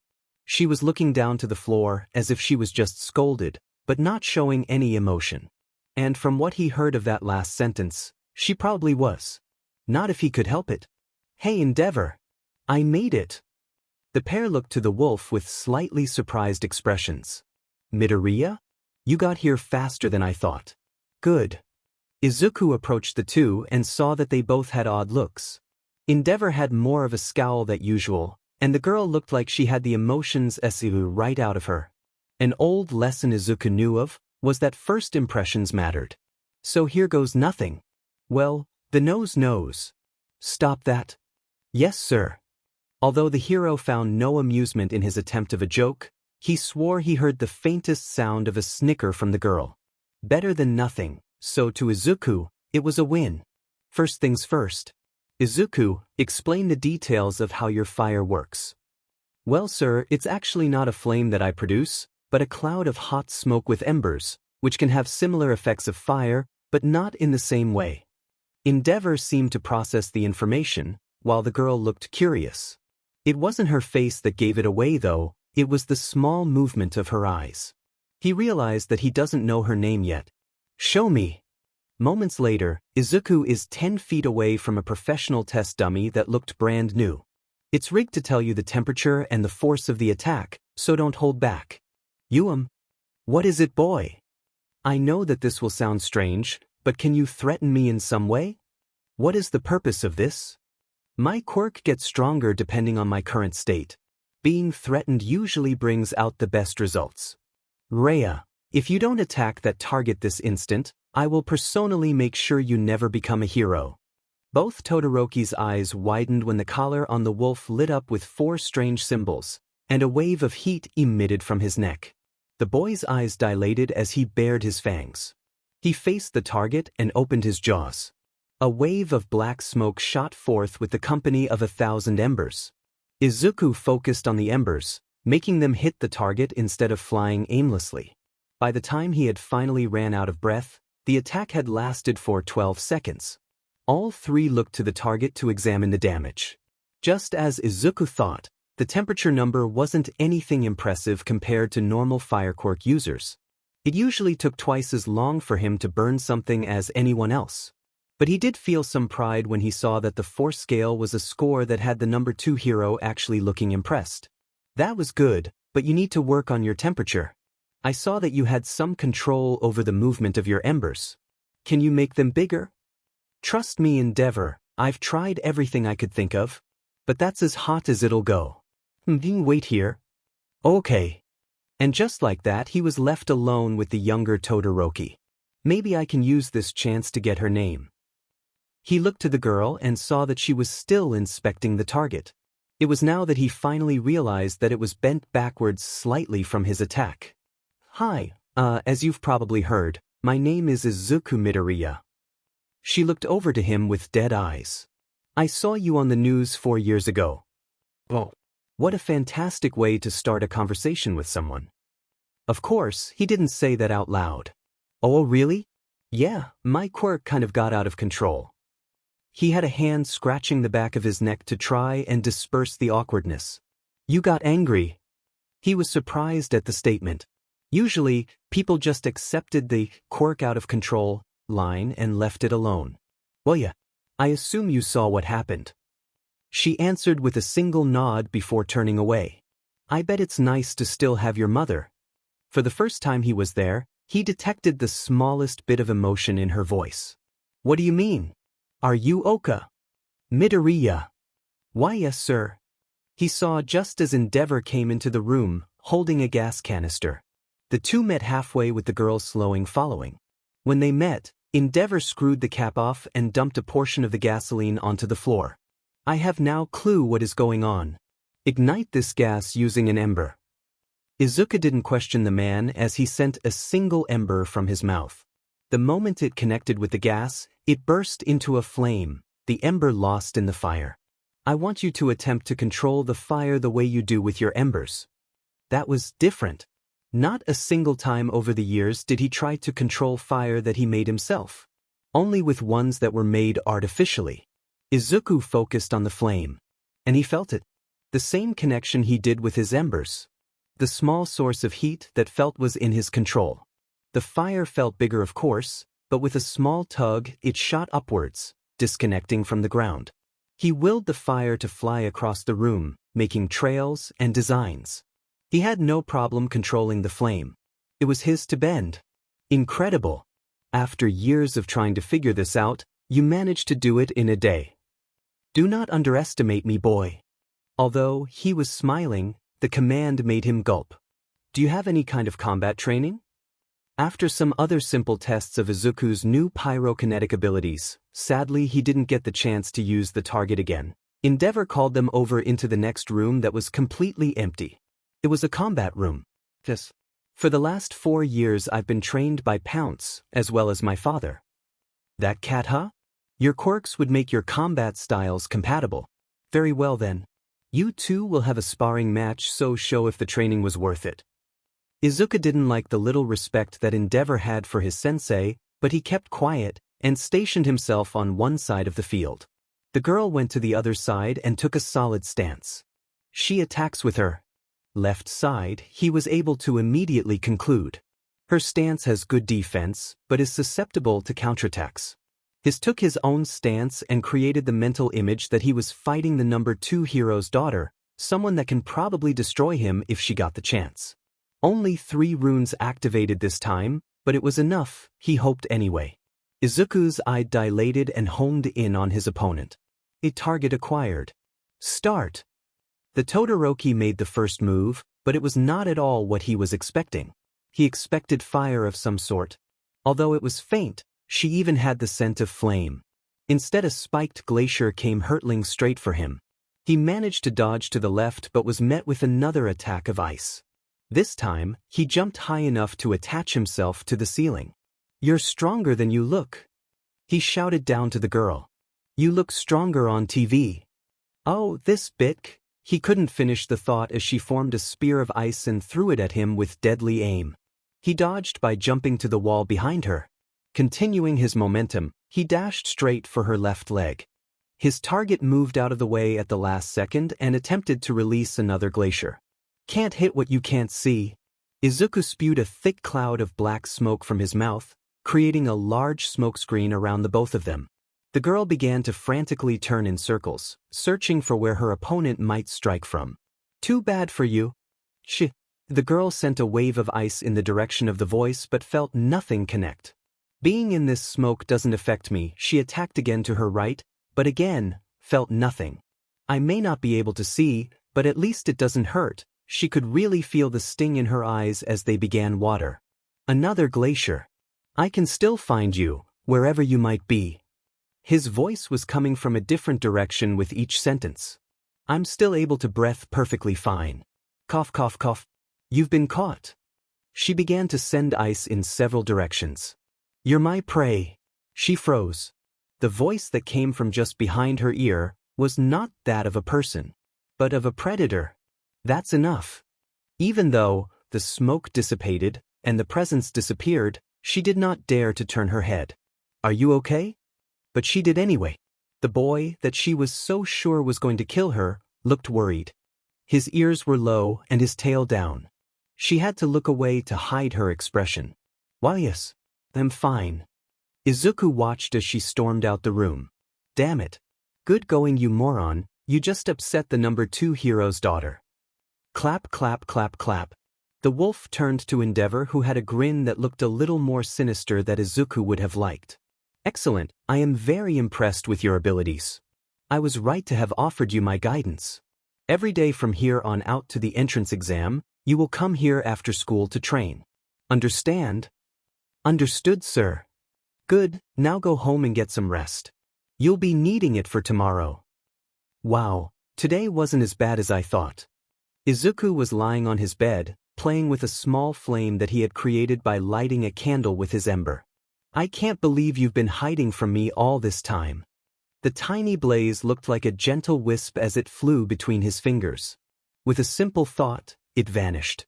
I can't wait to see what will happen tomorrow. The wolf flips on his side and curls his tail on top of himself, using it like a blanket. I still didn't get her name. Ever since Izuku has learned of his pyrokinetic powers the day before, he's had a lick of fire following him around everywhere. It really helped him to expand his mental state to multitask. It wasn't that he was bad at it or anything, it just made him feel that he finally had the quirk he's dreamed of. Before his manifestation, he would brainstorm all the different ways his parents' quirks would combine to make his own. His first theory was to be able to shoot and control flames. Pyrokinesis. Although it still wasn't exactly the same thing, but this was the closest he could get. So, he took it with open arms. When Izuku explained his new developments to his parents, and had asked to buy a lighter, they gladly agreed. But no smoking. It was a Friday, that meant he had all weekend to train over at Endeavor's house. He wouldn't be available at all times to train him, of course, but he had given the boy permission to use the gym via backdoor. School had just ended, and he was taking his usual shortcut when he got a sense of déjà vu. All it took was a sidestep to avoid the blonde's failed attempt to ambush him. Twice. What the hell do you want this time, Bakugo? Again. You made me look like an absolute idiot again. It's your own demon fault that you're all bark and no bite. It's getting easier every time to dodge your attacks. Seriously, when was the last time you actually trained yourself or your quirk? A lot more than you could ever imagine. Izuku really doubts that. After all, someone has to be strong enough to put you down when you go feral. Izuku pinched the bridge of his nose in pure annoyance. Bakugo could probably fly to the moon if you popped his head with how airheaded he was. Besides, don't think I didn't realize that fire you've had following you around everywhere. What are you, planning to burn down the school or something? No, Bakugo. It's quirk training. I'm training my quirk. Sounds like some bullshit to me. I'm listening to some bullshit myself. Now, if you'll excuse me. Izuku shoved past Bakugo. After taking a few steps, he turned with a smug smile. I have to go do some training at the number 2 hero's house. Right on time. Good, time is important in the hero career. A true pro never wastes a second. Izuku's ear twitched when the girl next to him gave a nearly inaudible scoff. Another thing, heroes can't have weaknesses, so it is up to the both of you to discuss yesterday's fight and find what the other person could have done better. This exercise will teach the other how to improve themselves, and also teach how to spot that weakness. You two have 5 minutes. If I come back and I don't like the results, then you will fight again. Endeavor walked off after that, leaving the two teens in a very awkward situation. After a few seconds of silence, Izuku finally managed to face the girl, who then looked back at him. She didn't seem to be fazed by yesterday's match. Well, I was actually impressed by your movements yesterday. It's not usual for people our age to have the "What is your quirk, Midoriya?" Izuku had to mentally prepare himself to talk to this girl. He could never tell what angle she was coming from. "Oh, you. Are you familiar with Norse mythology by any chance?" "Something about gods, I believe." "Yeah, that's the general sum of it." "Okay, listen carefully because this is a bit of a story." One story later. "You can't be serious. Your quirk is literally godlike." Todoroki had a disbelieving look in her eyes, while Izuku was scratching the back of his head. "Hey, yeah, I had just about the same reaction." "Can you show me?" Pardon? "Can you show me that transformation or not? The one from 4 years ago." "Oh, sorry, but I can't just whip it out at any time. I require all 5 runes for it to activate. Plus, the full transformation requires me to be Well, Izuku tugged on his shirt and shorts. Hopefully she would be able to understand that he was trying to say he needed to be naked, otherwise he would destroy the clothes he would be wearing. Thankfully, she seemed to get the message and ended up giving a small blush and looking away. "Runes?" she managed to ask after getting rid of the blush. "Why, the stones on my collar. The only time I've ever been able to power all 5 was when, well, you know." "Wait, so those are a part of you?" "Yeah, I've never really tried to take them off because of how important they are. They react to whatever is threatening me. Which reminds me." Todoroki shifted slightly, preparing to answer the incoming question. "Your scent. It has a trace of flame, which means you can use fire, right?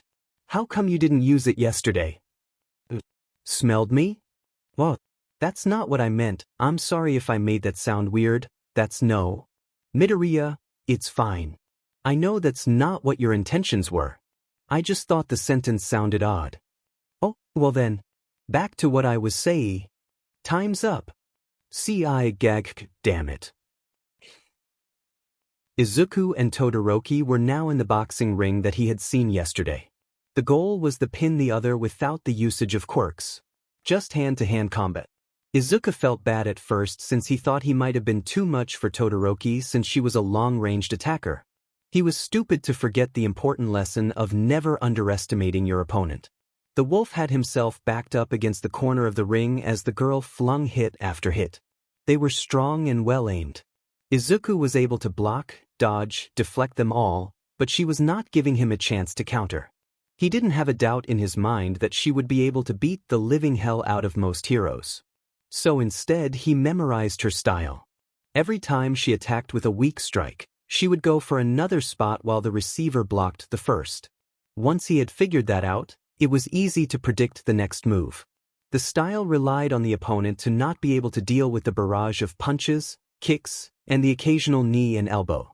She went for the weak hit, he deflects, the heavy kick comes in. Izuku grabs her around the ankle of her right leg and dashes along the right side of the ring.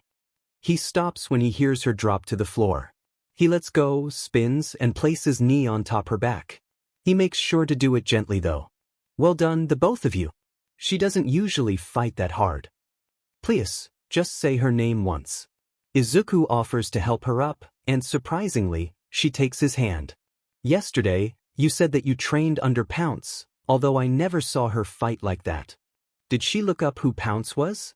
"Well, yeah, but I was also trained by my father. He's a retired hero, so he had all the time in the world to teach me different styles in case the one Iring sensei taught me was ineffective. And you just showed me that it was good that I did. I couldn't do anything while you had me in that corner. But you still managed to beat me.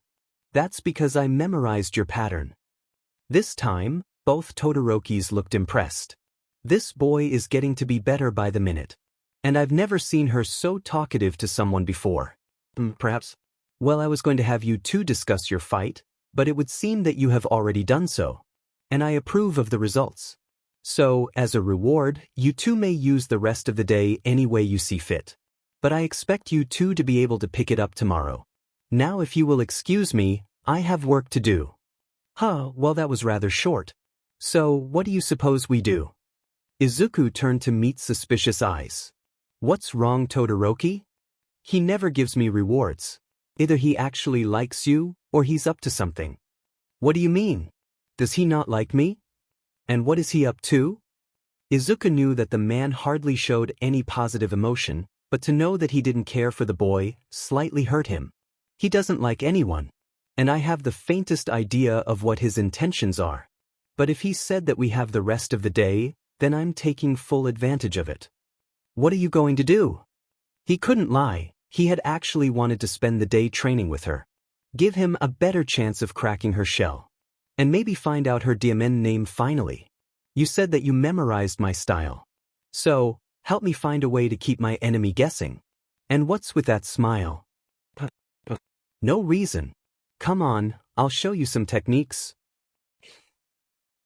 Izuku came in through the door of his home, a smile still slightly on his face. Welcome home, honey. How was your day? His mother called from the kitchen. It was pretty good. He responded while reminiscing about his time at Endeavors. He didn't know exactly why he was smiling so much.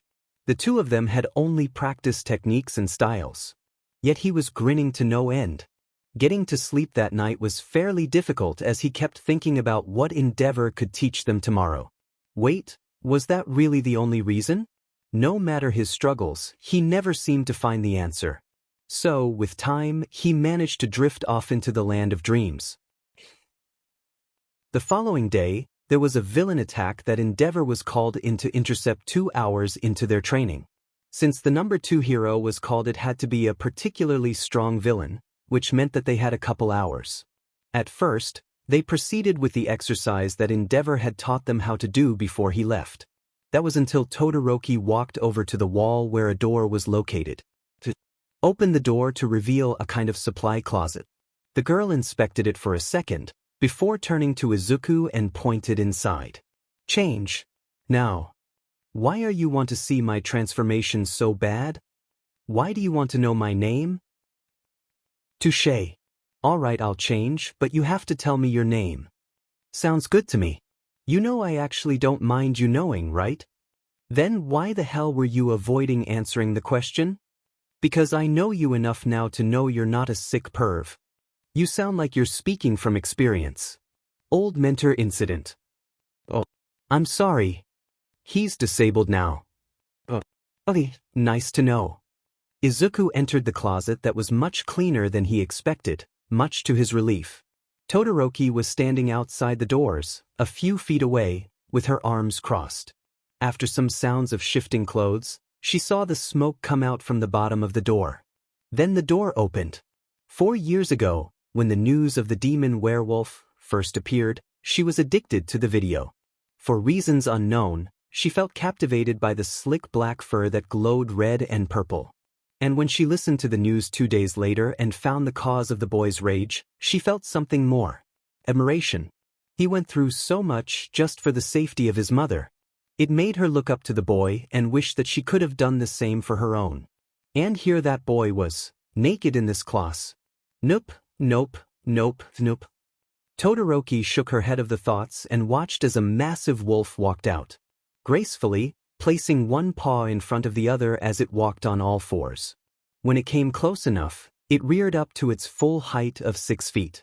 Something I wanted to add here, because I got this cool idea when thinking of a color name that described Izuku's eyes. And I came up with Forest Fire. Remember, around his green eyes, he has a thick ring of glowing orange. Anyway, back to the program. Forest Fire eyes met heterochromatic eyes of brown and blue. No matter how hard she tried, she couldn't hide the amazement on her face. Standing right in front of her was the one person she admired more than all might. Shoko. My name is Shoko. She may have not been able to see it because of his snout, but Izuku was smiling. Time skip. The last month has been splendid for the heroes in training. Ever since the day that Izuku came out of the closet, both called each other by their given names. A development that Endeavor secretly indulged himself in. They were having a specific type of endurance test that involved them using their elements in a game up, push. Shoko was sending a constant wave of ice, while Izuku was continuously feeding a wall of fire. Izuku's fire abilities had improved significantly during the 1 month of Endeavor teaching him how to utilize them. He had realized, though, that Shoko did indeed have a fire aspect of her quirk. He questioned why she refused to use it, but then felt bad as she told him the story of her mother. It was official, endeavor isn't but he didn't let that slow his progress of developing his fire. And he had no right to push Shoko to use hers. But that didn't mean he didn't have a plan to help her out. The girl on topic was currently winning the battle, as too much as Izuku's flame died out from him not being able to produce enough embers from him becoming winded. That was another thing he learned. As long as he had the tiniest of fire, he could feed it his embers. It didn't work at first, but he had managed to tame the flames enough to accept the extra fuel. The ice burst through his wall and up his body, just stopping below his chest and freezing him to the ground. Wahiwu, that's cold. Oh, sorry Izuku. I couldn't see through the steam. She raced over and melted the ice around him. Izuku instantly felt his own heat coursing through his body to warm himself up. Don't worry Shoko, I'm fine. No damage done. Upon his reassurance, she gave a small smile. That smile. When he had managed to make her smile for the first time, it was at the end of the first week of the meeting. Izuku had told another cheesy joke, similar to the one he made on the first day. But this time he got the reaction he was looking for. And it made him feel something. Something that he wasn't sure of, but it was there. So that is exactly why today he's going to ask her. Nicely done, both of you. That concludes today's training. Same time as usual tomorrow, Midoriya. Bye sir. See you tomorrow Izuku. Said boy, spun to see that Shoko was already leaving. Hey, hold on a sec. She stopped and faced Izuku with a puzzled look. Yeah? What is it? Izuku had caught up with the dual-color-haired girl. When he did, she had realized the small blush on his face. I saw that there was a Carnival Date tonight and I was wondering if maybe why you wanted T to maybe go with me? Izuku had bowed slightly at the end and closed his eyes, ready to accept whatever answer he got. The first part of the sentence was tough for the alpha but managed to get the last part out without any mumbling. Although he couldn't see, Shoko was also blushing furiously. So much that she was having a hard time just answering. She felt like if she tried, it would come out as an odd noise. She was still a bit socially awkward after all. Instead, she proceeded to poke Izuku on the top of his head. The greenette looked up to see she had her hand over her mouth, eyes wide, and a face that was as red as her hair. She gave a few quick nods before speeding out of the room. I'm glad you said yes, but we didn't make any plans. He decided that he would just text Shoko what he had in mind. When he checked his phone, he saw that he already had a text from her. He typed a short response after reading it and hit send. Meet me tonight at Town Square 7 p.m. Shoko. Izuku, alright I'll be there. Inko was watching TV, snuggling up next to Toshinori, when they heard the front door open and close in quick succession. Izuku darted from around the corner and stopped in front of the both of them. I have a date. Oh. Inko had set an array of different matching clothes, having Izuku try them all, while Toshinori watched from the sideline. After a full 20 minutes of just picking the right clothes, him and Inko finally decided on a match. It consisted of a slick black undershirt, while he had a thin dark green jacket on top. It was only on special occasions that he would wear jeans anymore since they made it uncomfortable for his tail. But this was absolutely one of those times. He had to admit, the simple get-up looked really good. After 5 minutes of Inko doing even more mothering of her being so proud of her little pup going out on a date, she finally let him go. Toshinori gave him a thumbs up as he walked out the door, waved goodbye. The walk to the town square was peaceful, since he made sure to stick to the more busier roads. There was no way he was going to let a villain screw up his date before it even started. Town Square was filled with more people than if it were daytime because of the carnival that only came around once a year. Shoko didn't tell him where to meet in detail, but it was no problem for the wolf to track down her scent. The trail had led him to an open area with small shops all along the edges and a water fountain in the middle. It was then he spotted the peppermint hair that stood out so easily. She was wearing a fancy white short-sleeved shirt that had a small purple bow made from a ribbon placed on the neck. And for the first time, he saw her wearing a dark lavender skirt with black leggings. Izuku more or less gave her legs a few seconds stare before he snapped out of it. She was sitting on the edge of the fountain, seeming to be deep in thought. So deep in fact, she hadn't realized that he was sitting next to her now. He just watched her facial expressions to find a hint of what could have the usually focused girl in such a trance. Hello. The girl jumped slightly in place but didn't make it seem too noticeable. Although the look she gave him still made him chuckle slightly. Hi Izuku. She said in a fake annoyed voice. Sorry. You just looked too deep in thought. I figured I'd leave you to it for a bit. Well now that you're here. She stood up and offered a hand to Izuku, who took it without hesitation. The night was going smoothly. The two would enjoy each other's company on the rides, and they would contest on the games. Izuku even bought some treats for the both of them, much to Shoko's protest. This must have been what it felt like for Mom and Dad, the boy thought as they were heading to the last ride of the night. It wasn't a carnival if it didn't have a Ferris wheel. The two boarded the small box and took a seat next to one another, instead of across.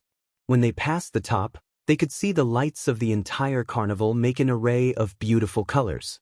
Izuku was currently taking in all the scents that the wind had brought up to his nose, when he noticed the strong sudden scent of Shoko. Before he could do anything about it, he felt a small touch on his cheek. It was soft and warm. Izuku spun to Shoko but only saw that she was looking over the edge, just as he was earlier. He thought he had imagined it, but then saw the small turn of her head and give him a smile before turning back. He didn't imagine it. She had kissed him on the cheek. You don't have to walk me home, you know? I'm perfectly fine to go by myself. I've been training with you for the last month. I'd feel bad for any villain who'd try to attack you on the way. I'm just doing it simply because I want to. They continued on their walk back to Shoko's house after their ride on the Ferris wheel. Thank you, Izuku. What for? For being here with me and making me feel something again. It's been difficult to have a normal life ever since that BS put my mother away. She gently traced a hand down the scar over right eye. Of course. And you know, the feeling's mutual. She gave a look of confusion at the boy's statement. I've grown slightly cold to anyone in my own age group. The only other people I know think of me as a monster or a villain.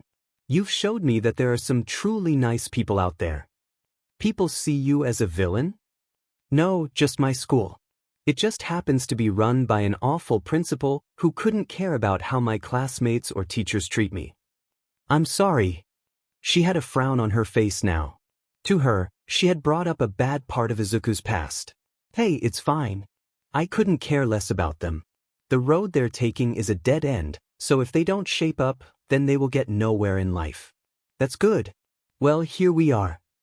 The two had stopped at the large gate surrounding the much larger house. Thank you again.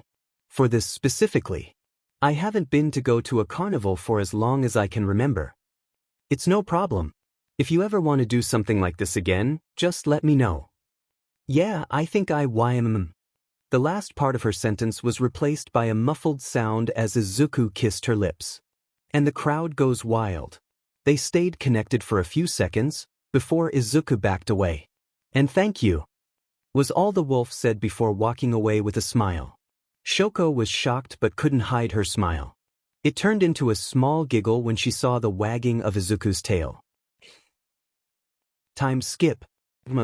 Do you, Yagi Tashinori, accept Inko Midoriya to be your lovely wedded wife, now and forever? I do. And do you, Inko Midoriya, accept Yagi Tashinori to be your lovely wedded husband, now and forever? I do. Then you may kiss the bride. The now married couple embraced into a loving kiss. Everyone in the building erupted into a mass cheer as the wedding party began. The Yagi family of 3 sat at the table with 4 others. Next to Izuku, who sat next to his father, was Shoko, who he invited when he learned the date of the wedding. The other 3 seats were taken by the Bakugos family. You can bet your butt that sheet is about to go down. Mitsuki was next to Inko. The 2 lifetime friends were chatting about the normal excitement of wedding stuff. Much to Izuku's relief, Katsuki was sitting between Mitsuki and Masaru. He didn't like him being at the same table regardless, But as long as the blonde BSTRD played nice, he wouldn't have to beat some but later. He had to admit though, the look on his face when he saw that he had brought along a girl was great.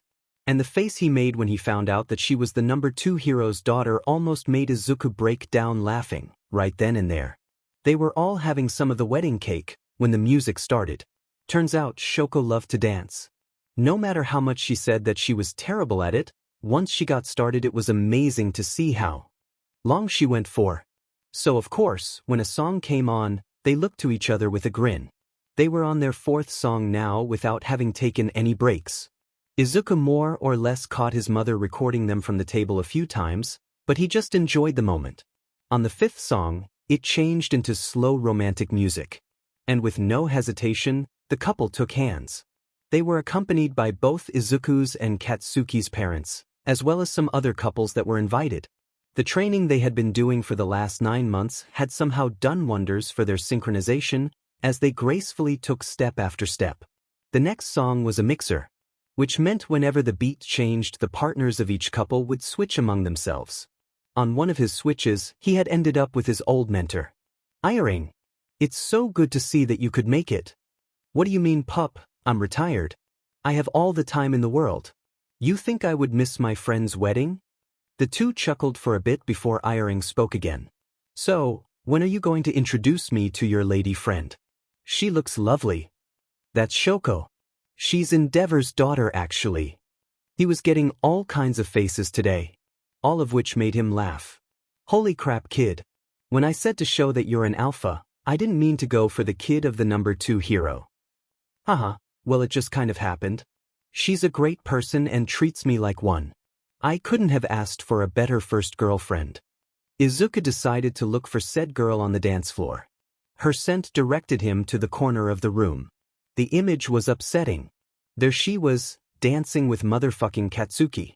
From the look on his face, he was up to some awful shit. He appeared to be whispering something in her ear. Izuku focused his ears in their direction to make out what he was saying. At BSDRD's just a freak. If you stay with him, you'll just end up getting hurt. If you come with me, I'll be sure to keep you safe. Just dump that mutt and I'm all yours. Izuku wanted nothing more than to rip out his jaw. And from the look on Shoko's face, so did she. Somehow in the crowd, Katsuki's eyes landed straight on him. He gave a devilish grin, before he lowered his hand way too close to Shoko's rear. Izuku's instincts were telling him to tear the boy apart, and 4 runes flared without him trying. In no time, Izuku took 6 large steps. 3 more, and he was close enough to devastating the fucker's entire arm. But before he could take those last 3 steps, Shoko grabbed the blonde by the collar and decked him straight in the throat. Katsuki fell back against the nearby wall, coughing uncontrollably with his hands protecting his neck. Don't F-I-N-G. Touch me.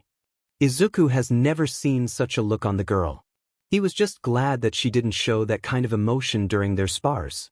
Seeing that the problem was already dealt with, Izuku took hold of the girl's hand, which she gratefully accepted, and the two of them walked out of the building, avoiding the looks they got from nearly everyone in the room. The party ended shortly after, since it had become slightly awkward after the pair walked out, and the blonde threatened anyone who came close. His threats were null as Mitsuki put even more hurt on the boy for his disrespectful behavior, which made it even more awkward for everyone there.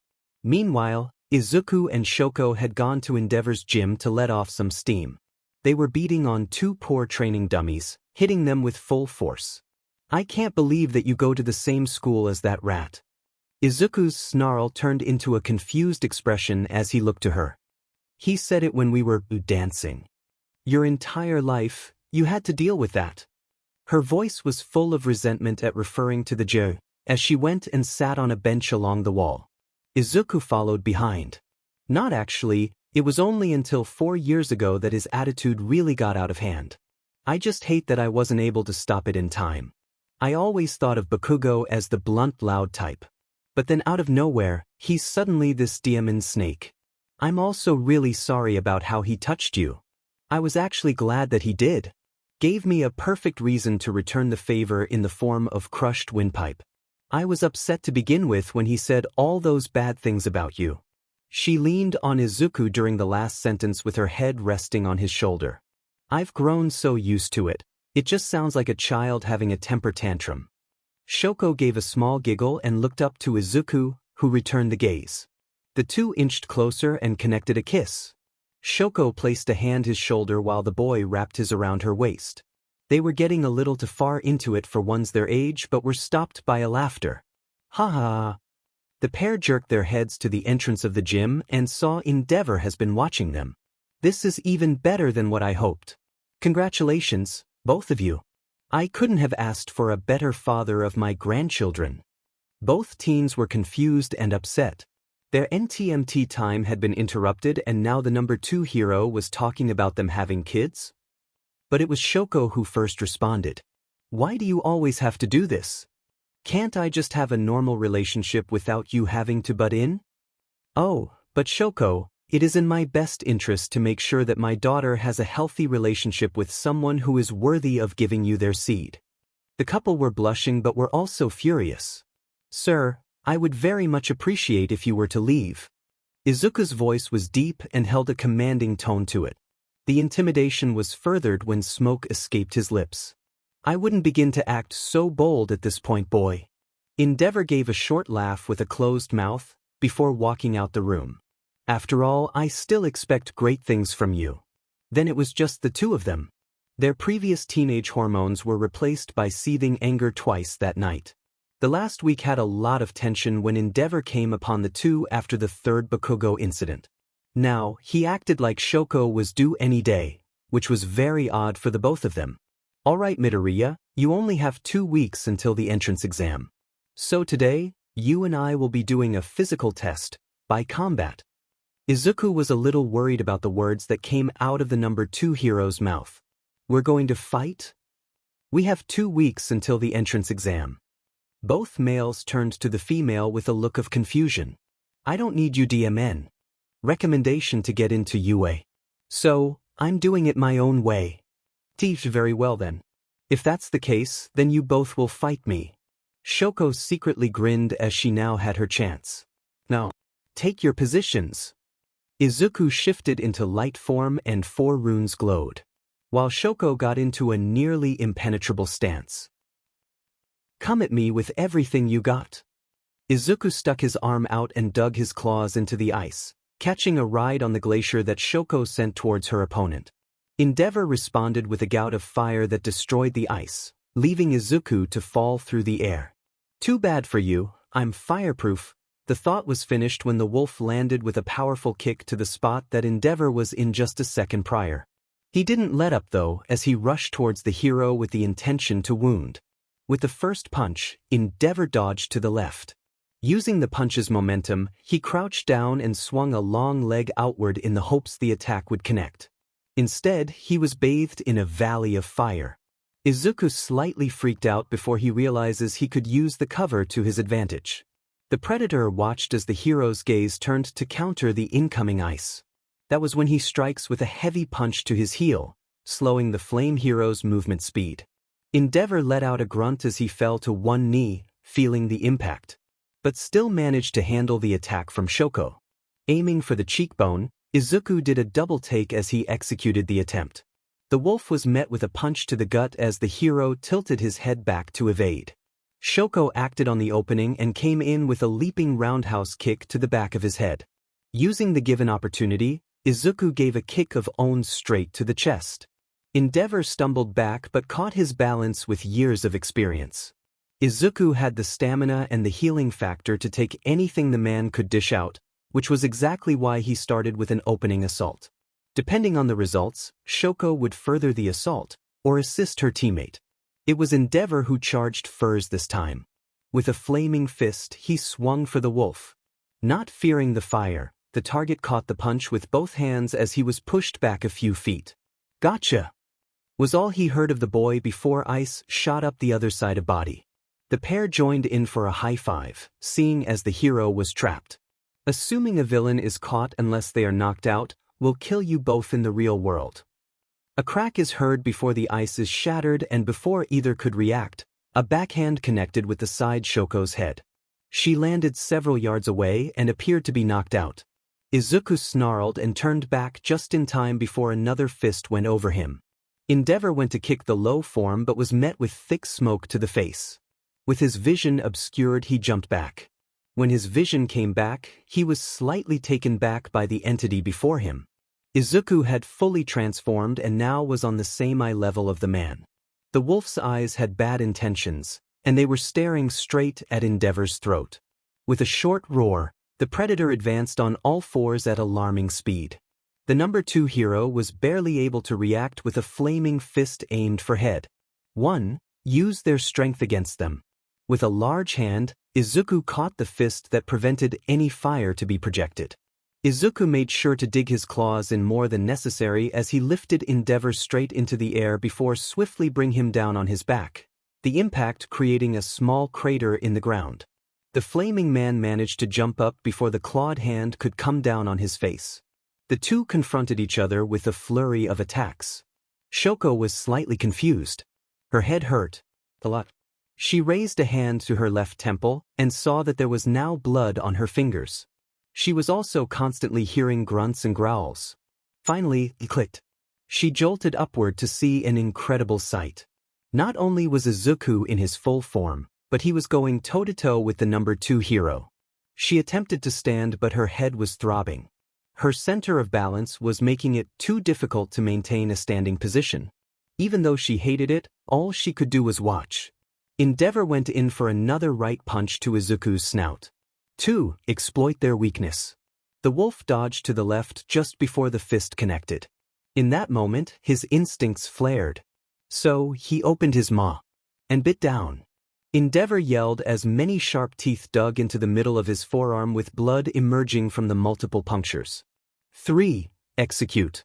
The wolf then pivoted as he threw the hero over him once more, this time making him land on his stomach. He tried to get up but halted when a large hand grasped itself around his head, completely ignoring his flaming hair. If Izuku had decided to squeeze any tighter, 5 small daggers would have pierced into his skull. Endeavor finally yielded when a deep growl threatened to slam his head into the ground. In the blink of an eye, the wolf was off Endeavor and was by Shoko's side, who was still fascinated at seeing her father just lose. Her expression gained a blush as the wolf carefully picked up the girl bridal style and walked out the room. A minute later, Shoko was lying on her bed as Izuku got changed into the spare clothes he brought in the bathroom. He came out with some medical supplies and a wet rag. The boy then gently lifted her head and rested it on his lap. With some winces of pain and patience, Izuku had cleaned up the wound and prevented it from letting out more blood. The entire time, not a single word was said. Izuku cupped Shoko's cheeks and planted a kiss on her forehead. Just 2 more weeks and you can get away from him. I don't think I can ever get out of his clutches. Well, he better. Otherwise, I'll bite all the way through next time. Shoko always loved it when he got this way. Whenever he got protective, his instincts took over half of his mind. It was amusing to watch, and usually the best time to pet him. She raised a hand and began rubbing the spot between his ears. Izuku's face turned into one of pleasure as his ears lowered. You're cute. You know that. The boy was too distracted to give a proper answer, but she accepted it anyway. After a minute of Izuku enjoying the head scratches, he looked down to Shoko. It was 2 weeks until the exam. He needed to do this now. Hey, Shoko. Yes. I know that this is a tough subject for you, but I want to help you use your fire. She stopped rubbing his head and sat up, now facing away from Izuku. And why is that? He thought that he managed to get rid of that cold voice of hers a long time ago. Listen, you shouldn't let your connection with your father be the reason you can't use the power that you were born with. I hate to see you hold yourself back. No matter how strong your ice is, you're only using half your strength.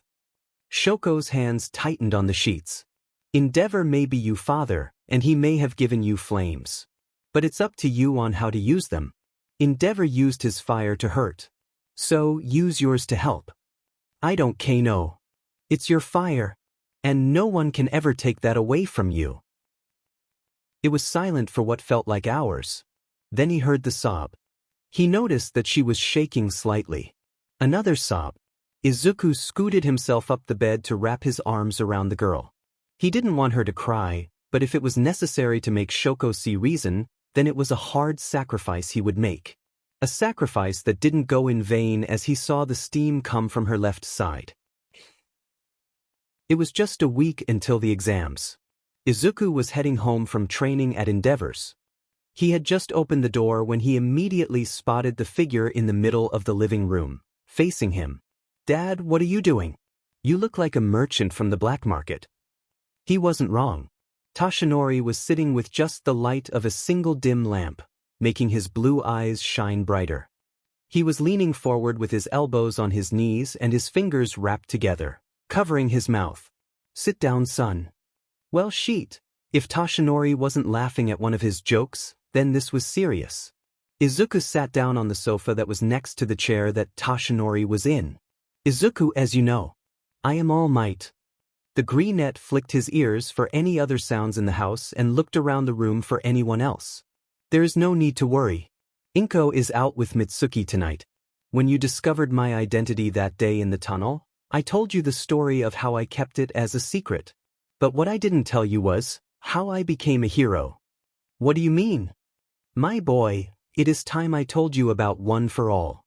One for all. One story about OFA later. That's amazing. Your power is from the accumulation of 8 generations. But what I don't understand is why you're telling me this. Isn't it obvious? I'm giving you 2 options here. Take the power or walk away. The decision is entirely up to you. That's a lot to take in. What will happen to my original quirk? One for All is a stockpile quirk, remember? It'll give you even more power than before. And what will happen if I walk away? The real reason the UA hired me was because Nedzu was helping me get a higher chance of finding a successor. Although it was more of a backup at this point. What do you mean, a backup? Well, for the last 4 years, my choice was you. Izuku was at a loss for words at that point. The number 1 hero was offering Izuku his power. "Dad, I don't want to make it sound like I'm saying no, but I think we should wait until I get into UA. That way, you can make sure there isn't anyone else that could be a potential successor." "I see, that is good thinking of you. I trust that you'll keep a lookout for me." "Of course, Dad." The next holder of One for All can't just be anyone.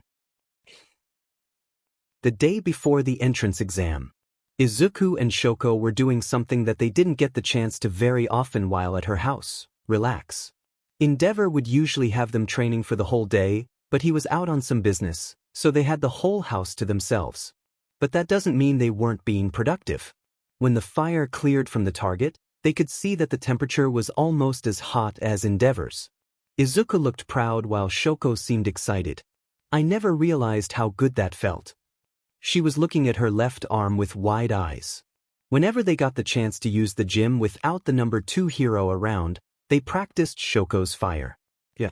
I don't know how to explain it, but I know how you feel. I just don't know how he'll react when he finds out that I've been using my fire."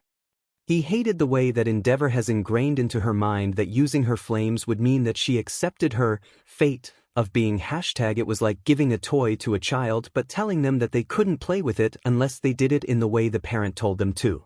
It was getting easier for Shoko to be able to use the second aspect of her quirk since she had Izuku to help her instead of her father. It doesn't matter what he thinks or what he does. He can't control you. He never has. He managed to get a smile out of her before she looked at the clock on the wall. "I guess it's getting pretty late. We'll be needing our rest for tomorrow." Izuku gave a disappointed look. Why does time always have to interfere? The look that Shoko gave him said that she was up to something. Well, think about it this way. When we both pass, we will be moving into our own dorms at UA. Yeah. And we won't have anyone disturbing us, was all she said before walking away. Oh geez. Here they were. This is it. Right in front of them. This was the first big step to attaining their dreams of being a hero. Both Shoko and Izuku stood at the gates of UA. Although Izuku has been here before, the building still fascinated him. "Come on, we don't want to be late for the practical exam. Don't fanboy out on me before we even see the heroes inside." She knew that last sentence would get the boy to head inside. Oh, that's right. I wonder who will be presenting the exam to everyone. I can't wait to find out. The pair then walked up the stairs and into the doors, with a pair of red eyes watching them. Sadly, Izuku wasn't able to sit next to Shoko. In fact, he had the pleasure of seeing Bakugos step into his aisle and sit next to him. This is going to be fantastic. Thankfully, Present Mic popped out from behind the curtains on stage before the two could go at each other's throats. Hello everybody! How are you all doing this fine day? Challenge accepted. Wee wee.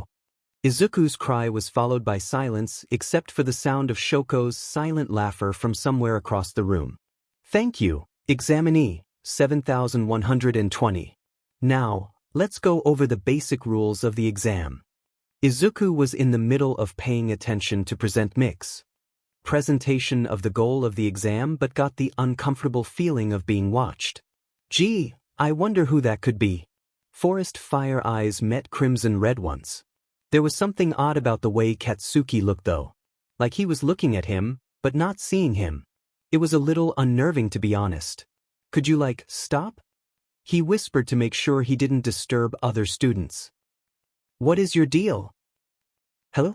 Did that tiny brain of yours finally pop? I'm going to jab you in the eye if you keep starry. And you with the dog ears. All right.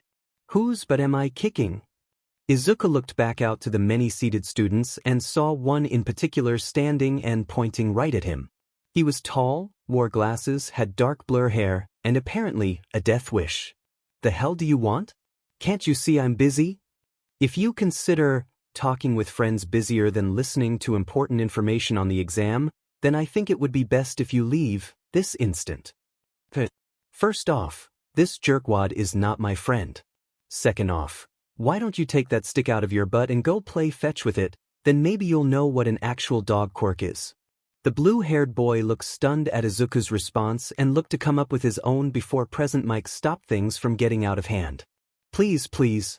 There's no need for everyone to get riled up here. I know that tensions are high right now, but that doesn't mean you can take it out on others. Glasses seemed to get the message before his previous question was answered about the zero-pointer.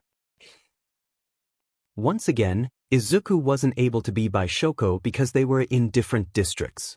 He was really excited about the mental image of having her ride on his back while in full form while she threw ice spears at the robots. Another day perhaps. Speaking of full form, he figured it would be best if he used it here to rack up the most points. But there was just one problem. There was nowhere to change.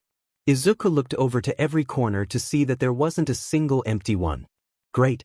Guess I'll just have to do this the more embarrassing way. Izuku went as far away from anyone as possible and let out a controlled pillar of smoke. This way he can change without anyone seeing him. Not only were you disrespectful during the presentation, but no, you're just causing a distraction from everyone to H. The same boy who called the wolf out from earlier was now outside his pillar just as it began to dissipate. He was trying to scold the greenette when he saw the massive glowing orange eyes through the puffs of smoke. After the smoke had completely vanished, all that was left was a 6-foot werewolf standing on its hind legs. Your tea, the demon W. Izuku gave a growl while taking a step forward. To his glee, the boy fell backwards. Serves you right. The wolf deposited his clothes in the corner and took position at the front of the starting line. Instead of everyone warming up for the exam, they all just stared in awe at the beast saying all sorts of things. The very beast they spoke of could hear everything they said. Isn't that the demon werewolf? I thought they sent him to prison? No, you idiot, didn't you see him on TV earlier this year? Didn't he save someone? I heard he ate them afterwards. What a bunch of idiots. Go. The only thing that was left of the wolf was a dust cloud as he launched into the opening gates with the power of 4 runes giving him strength. The first robot was a test to see how well he handled himself against its metal structure. He mentally grinned when it felt like his claws cut through butter as the destroyed 1P fell to the ground. Let the hunt begin. It took absolutely no time for Izuku to score over 50 points. The reason he says over is because he lost count afterwards and was now just playing with his prey. He bit the arm off a 3P before using it to bash its head in. He lifted the dead robot and hurled it at a 2P that was about to strike another examinee. 2 3-pointers came at him at once. He severed the arm of the first one that tried to hit him, then leapt onto the other. He clamped his teeth around top part of the metal head and pulled. Izuku let out an ember storm within the exposed mechanics of the robot, before jumped to slash the second one. He was having a blast. He never got chances like these to let his instincts go wild, telling him to tear apart every robot in his district. The 3PS were the most fun, but the 1PS were a bore. A singular strike was enough to decommission it. Another one zoomed toward him with both of its hands extended. Izuku grabbed the arms and pulled them outward. He placed a long leg at the center of its chest plate before pulling with his arms and pushing with his leg. The results were an armless robot that was having problems processing that it no longer had anything to attack with. It slightly amused him, before he sent a crushing slash to the top of its head. He spotted the metal heap leaking tons of fuel and got a great idea to make his own flame. When he had built up a large inferno, he targeted the next robot but spun just in time to catch the large rubber ball.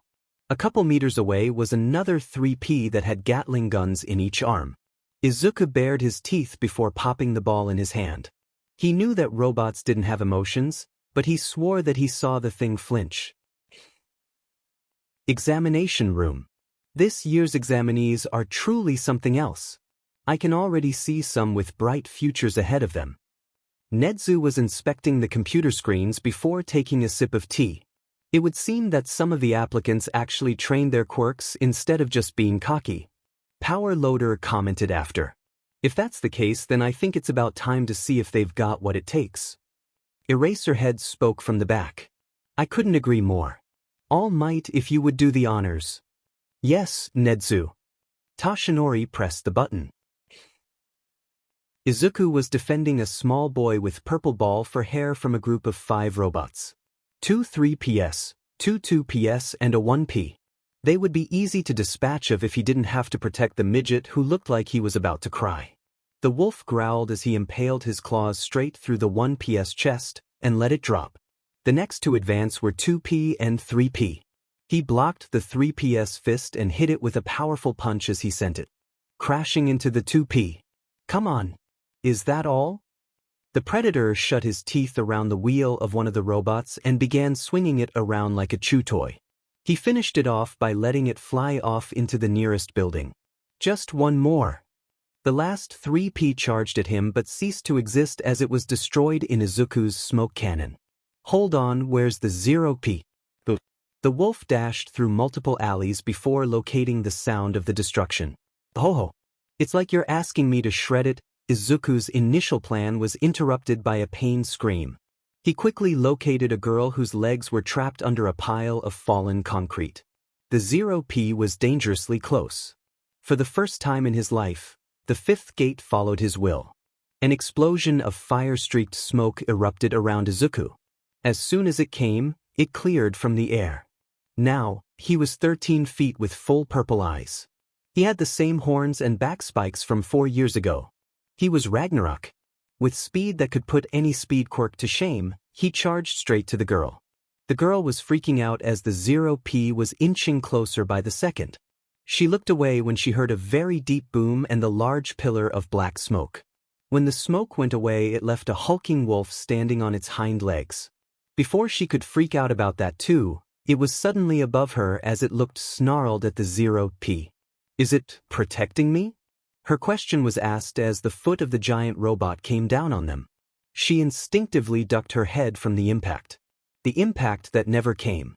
The girl realized the situation before looking up to see that the tall wolf stopped the foot. Her savior had both hands against the metal. She saw that the collar on the beast had large waves of heat coming of it. Then, an explosion similar to the one the wolf emerged from was shot out of its maw. The super-condensed smoke looked like a nova as is blasted through the limb. The shot traveled further, ripping the inside of the 0P and shooting out the head. The only thing that was left was the outer shell that was outside the blast range. The remains of the robot were left unbalanced and fell backwards onto the ground. The impact of its landing shook the ground and several nearby buildings. Time is up. The wolf stood there, in a proud stance as it lifted its head and let out a triumphant howl that ended in a powerful roar.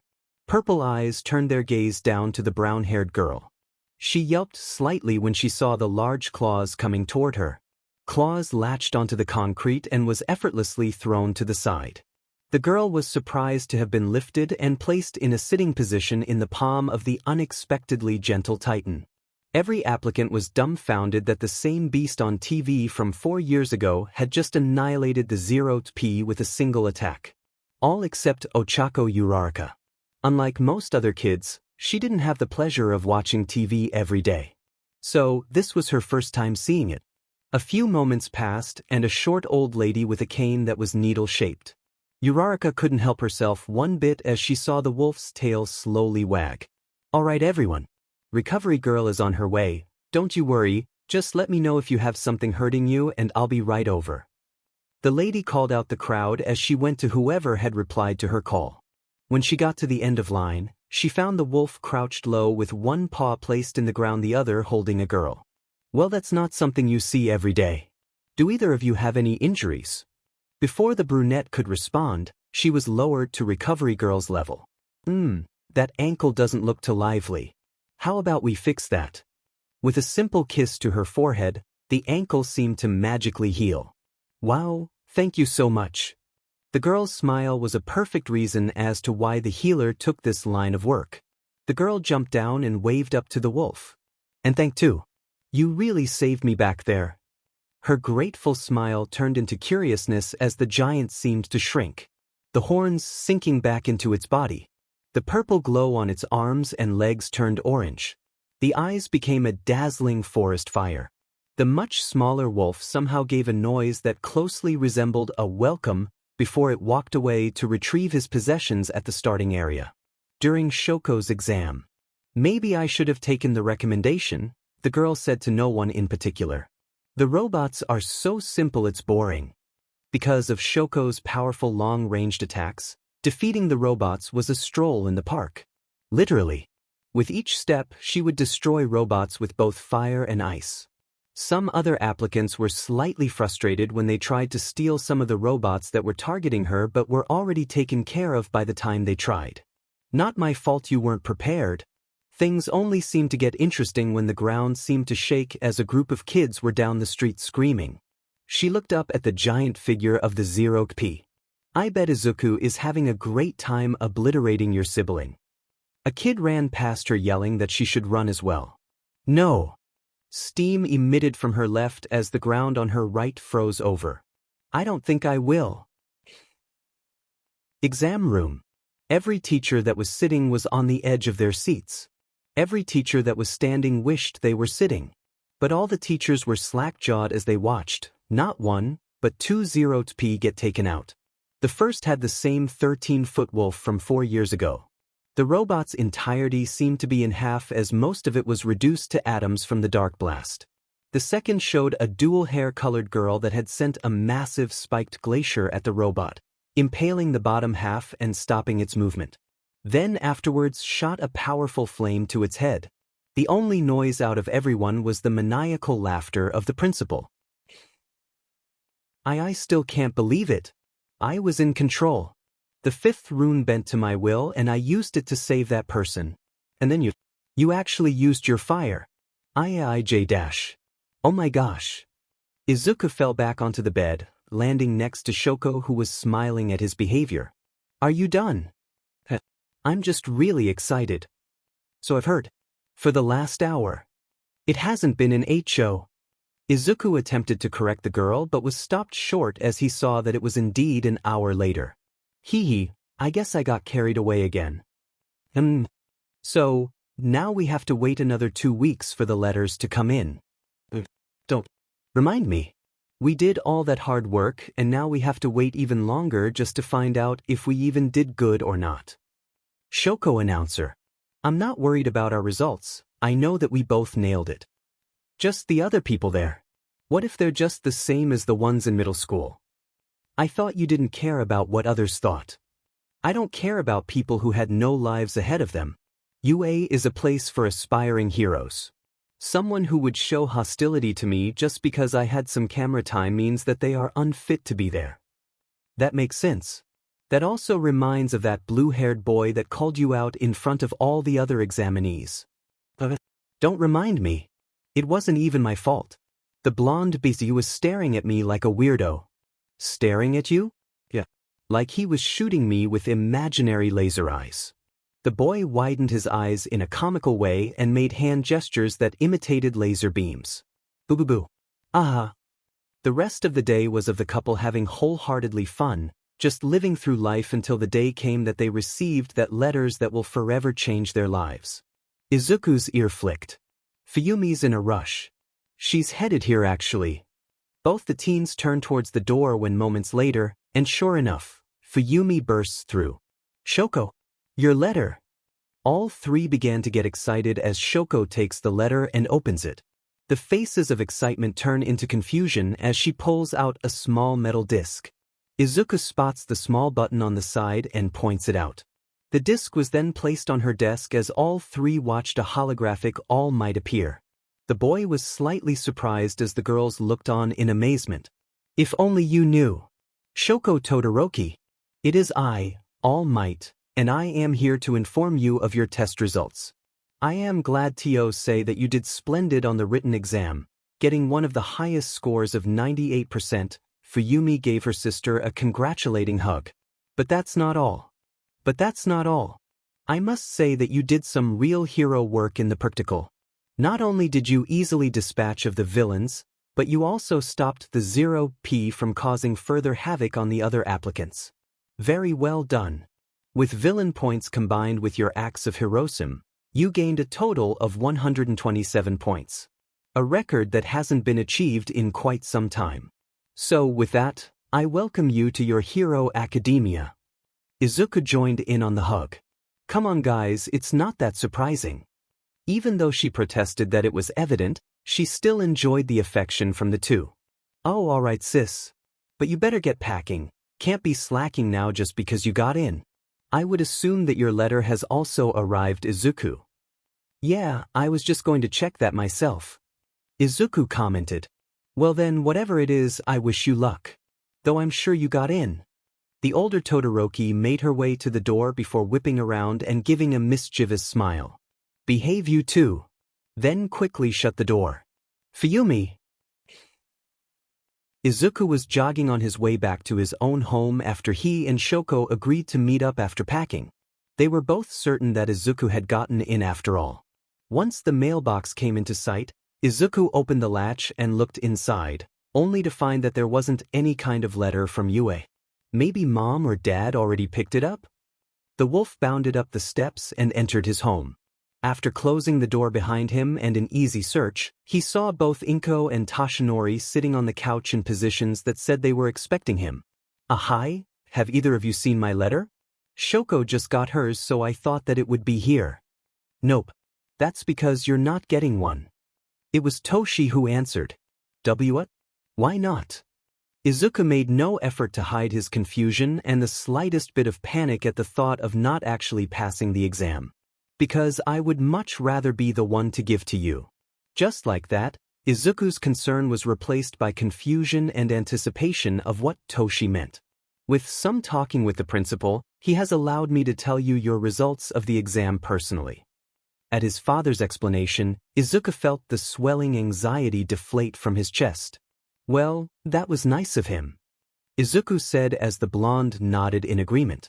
It was very much appreciated. But on to more important matters. Izuku straightened up, preparing for the exam results. You placed second in the written part of the exam with a score of 98%, same as Shoko. I'm proud of you. The newer members of the Yagi family looked pleased and joyful as Toshi's smile grew bigger. But that was just half of it. And to say that you took that practical exam by storm is an understatement. You managed to get over 50 points in the first 4 minutes. This time, the Greenettes looked shocked. Izuku knew that he was destroying robot left and right, but that's insane. On several occasions you even protected others when they were having trouble. So, the total amount of your points together is For the single second that filled the air of stressful silence to the answer that would determine the fate of Izuku's future, mother and son waited in great patience. 216 points. I beat All Might's record. The sentence full of disbelief that left Izuku's mouth caused the smile from the blonde to widen even further. Indeed, you did, my boy. Congratulations. You are officially a student of UA. Izuku and Shoko wasted no time in collecting their things and getting ready to occupy the dorms at UA. The two were given a ride by Inko and Toshi, who also helped load in their things into their rooms. Inko helped Shoko on the girl's wing and Toshi helped Izuku. For a minute, the boy could only just stare at the nearly empty room. It felt as if every step was a dream. The dream that he had in his grasp. He was brought back to reality as Toshi placed a hand on his shoulder. I know that you're going to do great things here. And know that I will be rooting for you all the way, no matter what. The reassurance of his father caused him to pull the man into a hug. I couldn't imagine where my life would be without you here. Toshi gave a hug of his own to the small boy. Me neither. Wow, looking good in here, you two. The two females had got done before them because of their hearted moment. Thanks, there's just 2 more things to put up. Izuku responds and takes out the last items from the box and places them on the end of his. One was of the family during their vacation that Toshi proposed on. Both adults looked to each other, reminiscing in the fond memory. The other was a picture of Izuku and Shoko dancing on the wedding night. Shoko blushed and avoided gaze as the older couple chuckled. A few times during their move-in, the two encountered some other students who wanted to be early just as they did. So, they headed down to the dorm's main room to scout any possible new friends. The pair had come down the stairs to see that there were only 4 people scattered throughout the large living area. The first person for Izuku to notice was the same blue-haired JRK that smelt of a car engine. He was sitting at a table, seeming to be studying. Damn it. The second was a girl with a long ponytail of black hair. It was Shoko who realized the immature physique that she had. She was currently sitting on a couch, reading a book. The third was another boy that had a head of a crow. Black hair that came in the shape of feathers came out the back of his head. He was doing nothing as he sat on the couch with his eyes closed and arms crossed. The fourth was a very tall boy who was using 6 arms to solve a Rubik's Cube. He was wearing a mask over his mouth and his light gray hair was styled to cover all except his eye.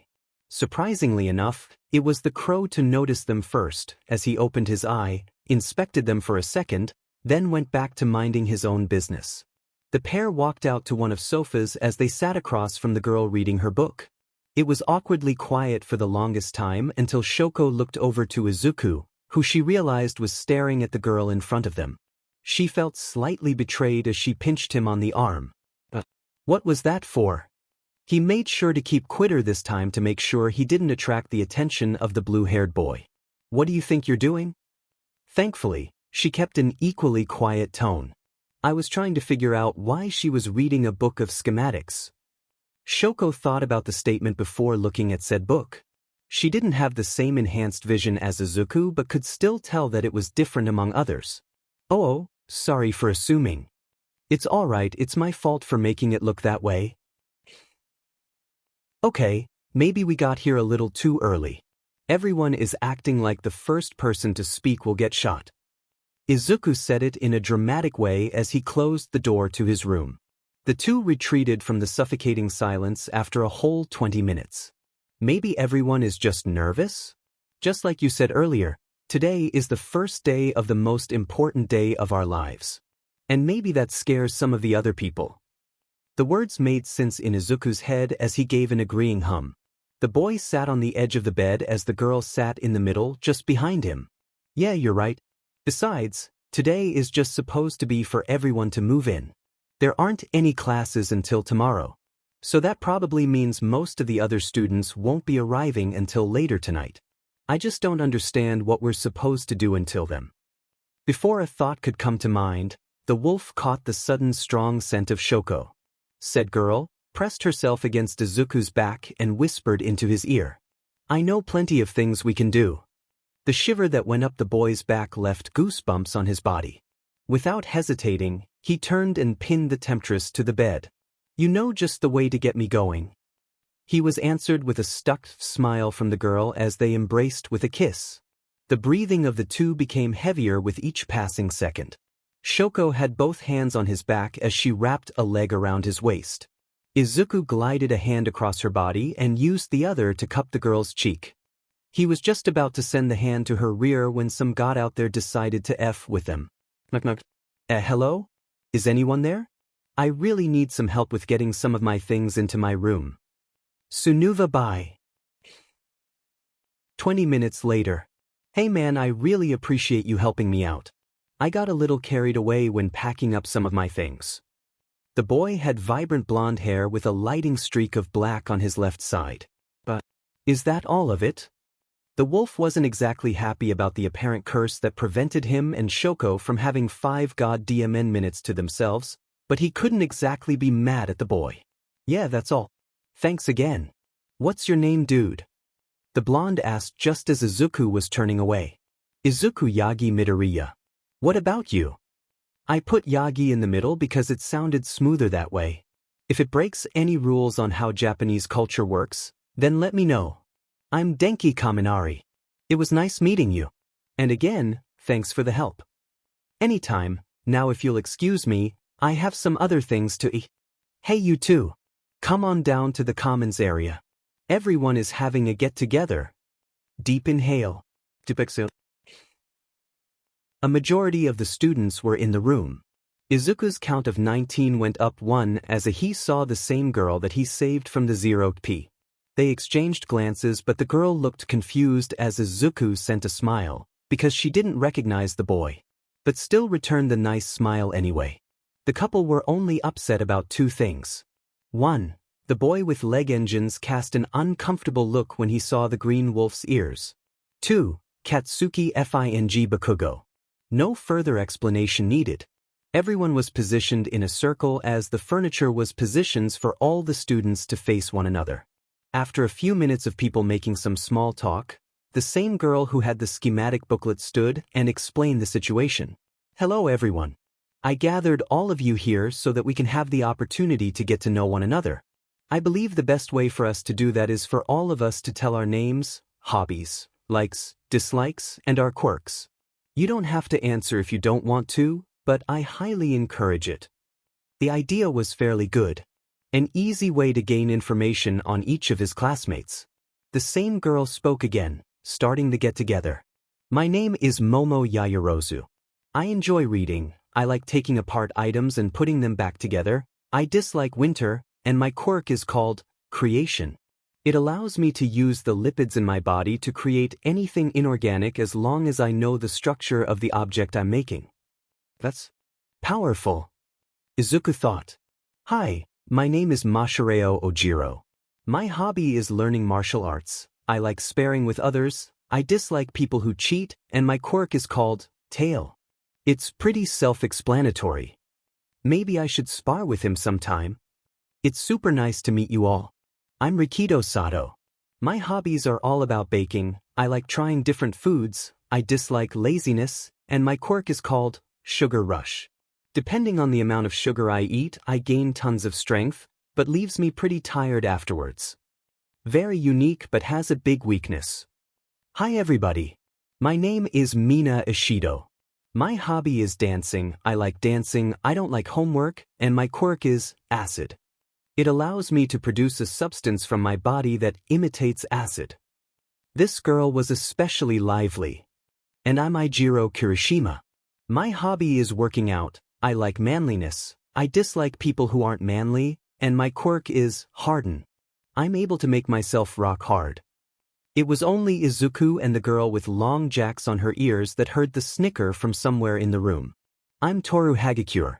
My hobby is babysitting, I love playing games, I don't like scary movies, and my quirk is invisibility. I think mine's pretty self-explanatory as well. I'm still able to get a good picture of her using her scent. Good day to all of you. I am Tenya Ida. My only hobby is running, I like sticking to the rules, and I dislike villains. My quirk is engine, which gives me engines in my legs, giving me speed and powerful kicks.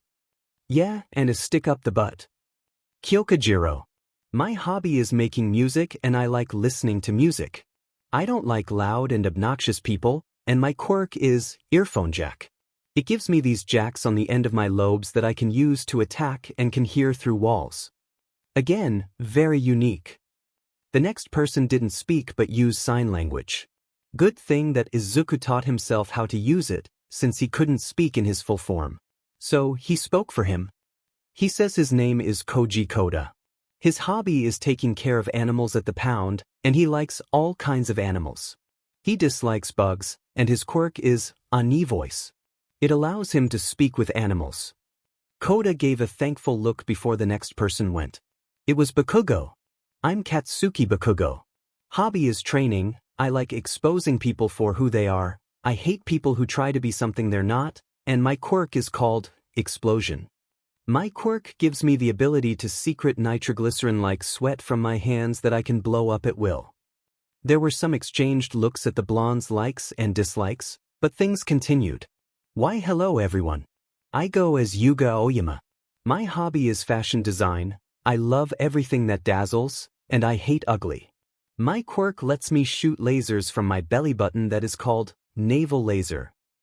I remember seeing him in the same district as me. His quirk is stronger than it sounds. I'm Tsuyu Azui, but I prefer you to call me Tsu. My hobby is swimming. I like it when it rains, and I don't like fire. It's not a personal thing. My quirk makes me weak to it. My quirk is called frog. It allows me to do everything a frog can do. Another animal mutation. Hi everyone. I'm Ochako Uraraka. I've never had much time for hobbies, but I love cats, and I don't like it when I'm underestimated. My quirk is called zero gravity, and when I touch something with all 5 of my fingers, I can make it weightless. Perfect for rescue missions. I'm Denki Kaminari. My hobby is playing video games. I like hanging out with friends, and I also don't like homework. My quirk is electrification. At any time, I can send electricity from my body in sizable volts. I am Mizo Shoji. My hobby is multitasking, and I like learning different ways to multitask. I hate people who judge. My quirk is called dupli arms. I'm able to change the end of my arms into any kind of other body part. He gave an easy example as a mouth on the end of one of his many arms spoke. I'm Hantasiro. It's not much of a hobby, but I enjoy helping around the house and just having a good time. I don't like to procrastinate. My quirk is tape. I'm able to shoot super sticky tape from my elbows. Never seen one like his before. I am Fumikage Tokoyami. I am a collector, and I like being able to control my quirk, but dislike it when it gets out of control. It is called Dark Shadow. Just then, a small black creature popped over the boy's shoulder. Hey everybody. Nito Minoma. I'm fairly interested in learning about quirks. I like to test quirks, and I hate people who are cocky. My quirk is called copy, which allows me to copy the quirk of anyone I touch for 5 minutes. That's just incredible. I'm Shoko Todoroki. My hobby is training with my partner. I like to PSS off my father, and I hate him. My quirk is half cold, half hot. My right side can produce ice, while my left can shoot flames. A number of people recognized her last name to be the same as the number 2 and wondered what he did to make his daughter so upset. Everyone's gaze turned to the wolf. Some had curious looks. Those were the ones who didn't recognize him. Then there were the others who seemed worried, whether from his power or that they knew he had almost lost his mother, he didn't know. He was the last one to speak, so here goes nothing. My name is Izuku Yagi Midoriya. My hobby is being with the people I care about. I like to fight against strong opponents. I hate bullies. He made sure to look at Bakugo when he said that. Some people noticed. My quirk is called Fenrir. I have the properties and abilities of the Norse God. I am able to fully transform into a large wolf and project hot breath from my mouth. He purposely left out the part about his runes. They didn't need to know about that right now. It was silent for a few moments afterwards. Come on guys. Don't do this. Oh, So you're the one who saved me? It was Uraraka who broke the silence. I saw that you were in trouble, so I did what anyone else would do and helped. Izuku gave a kind smile as he remembered defending her.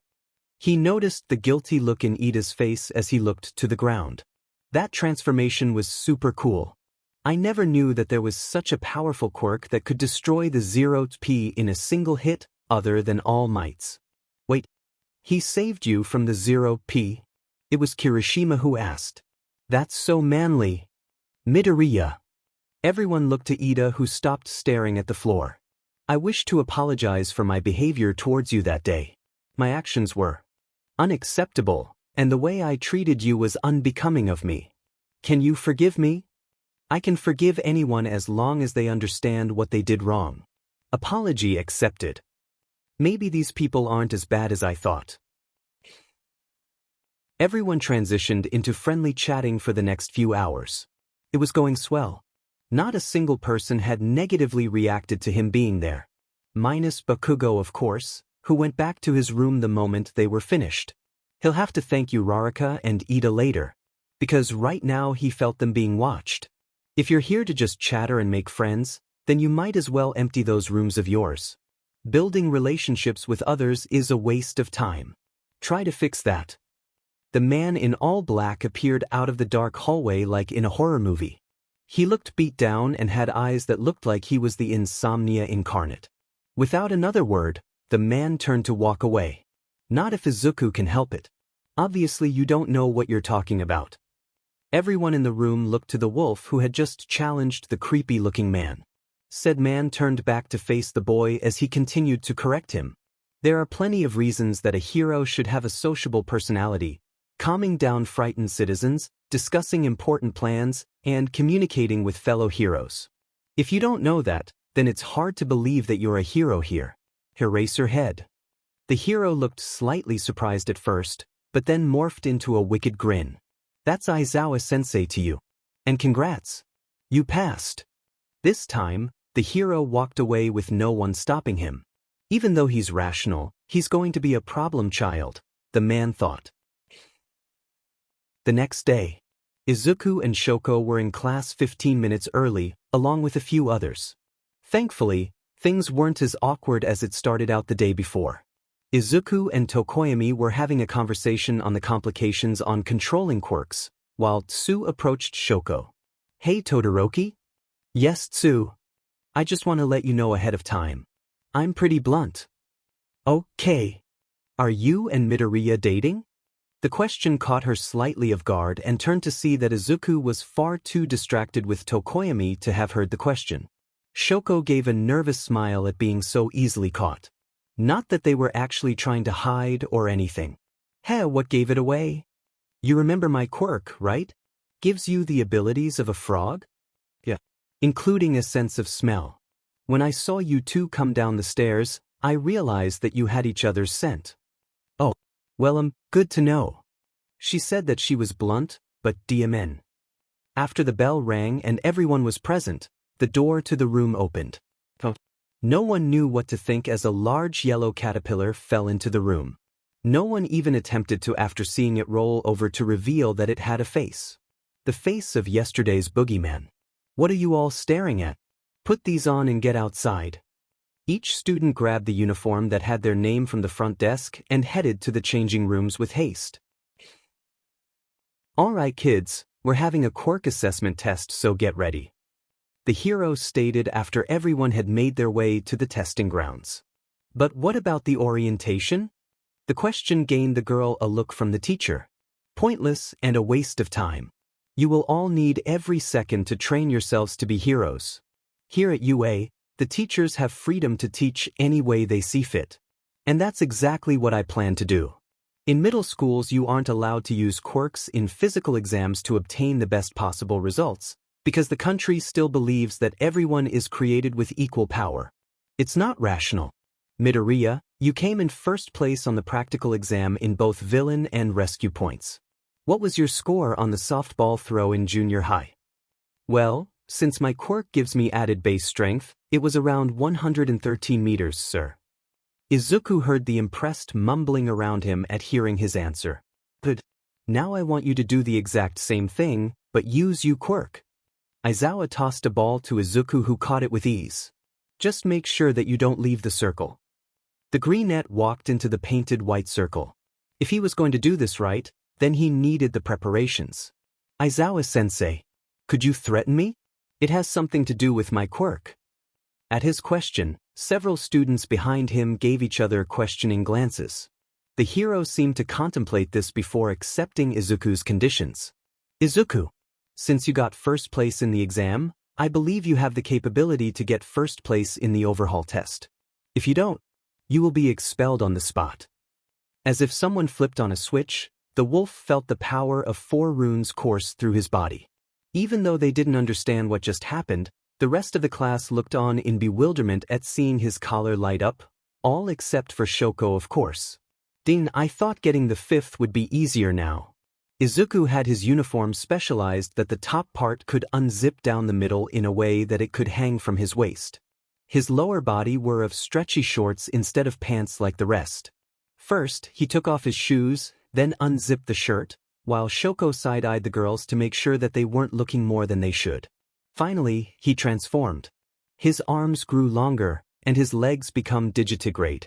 The dark green hair turned obsidian blue with lighter blue highlights as it also covered his entire body. His face morphed into a snout with large canines.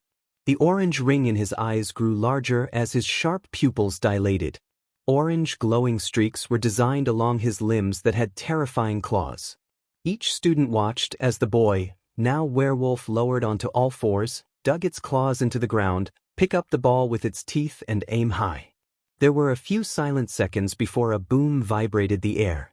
From the wolf's mouth was a blast of black and orange.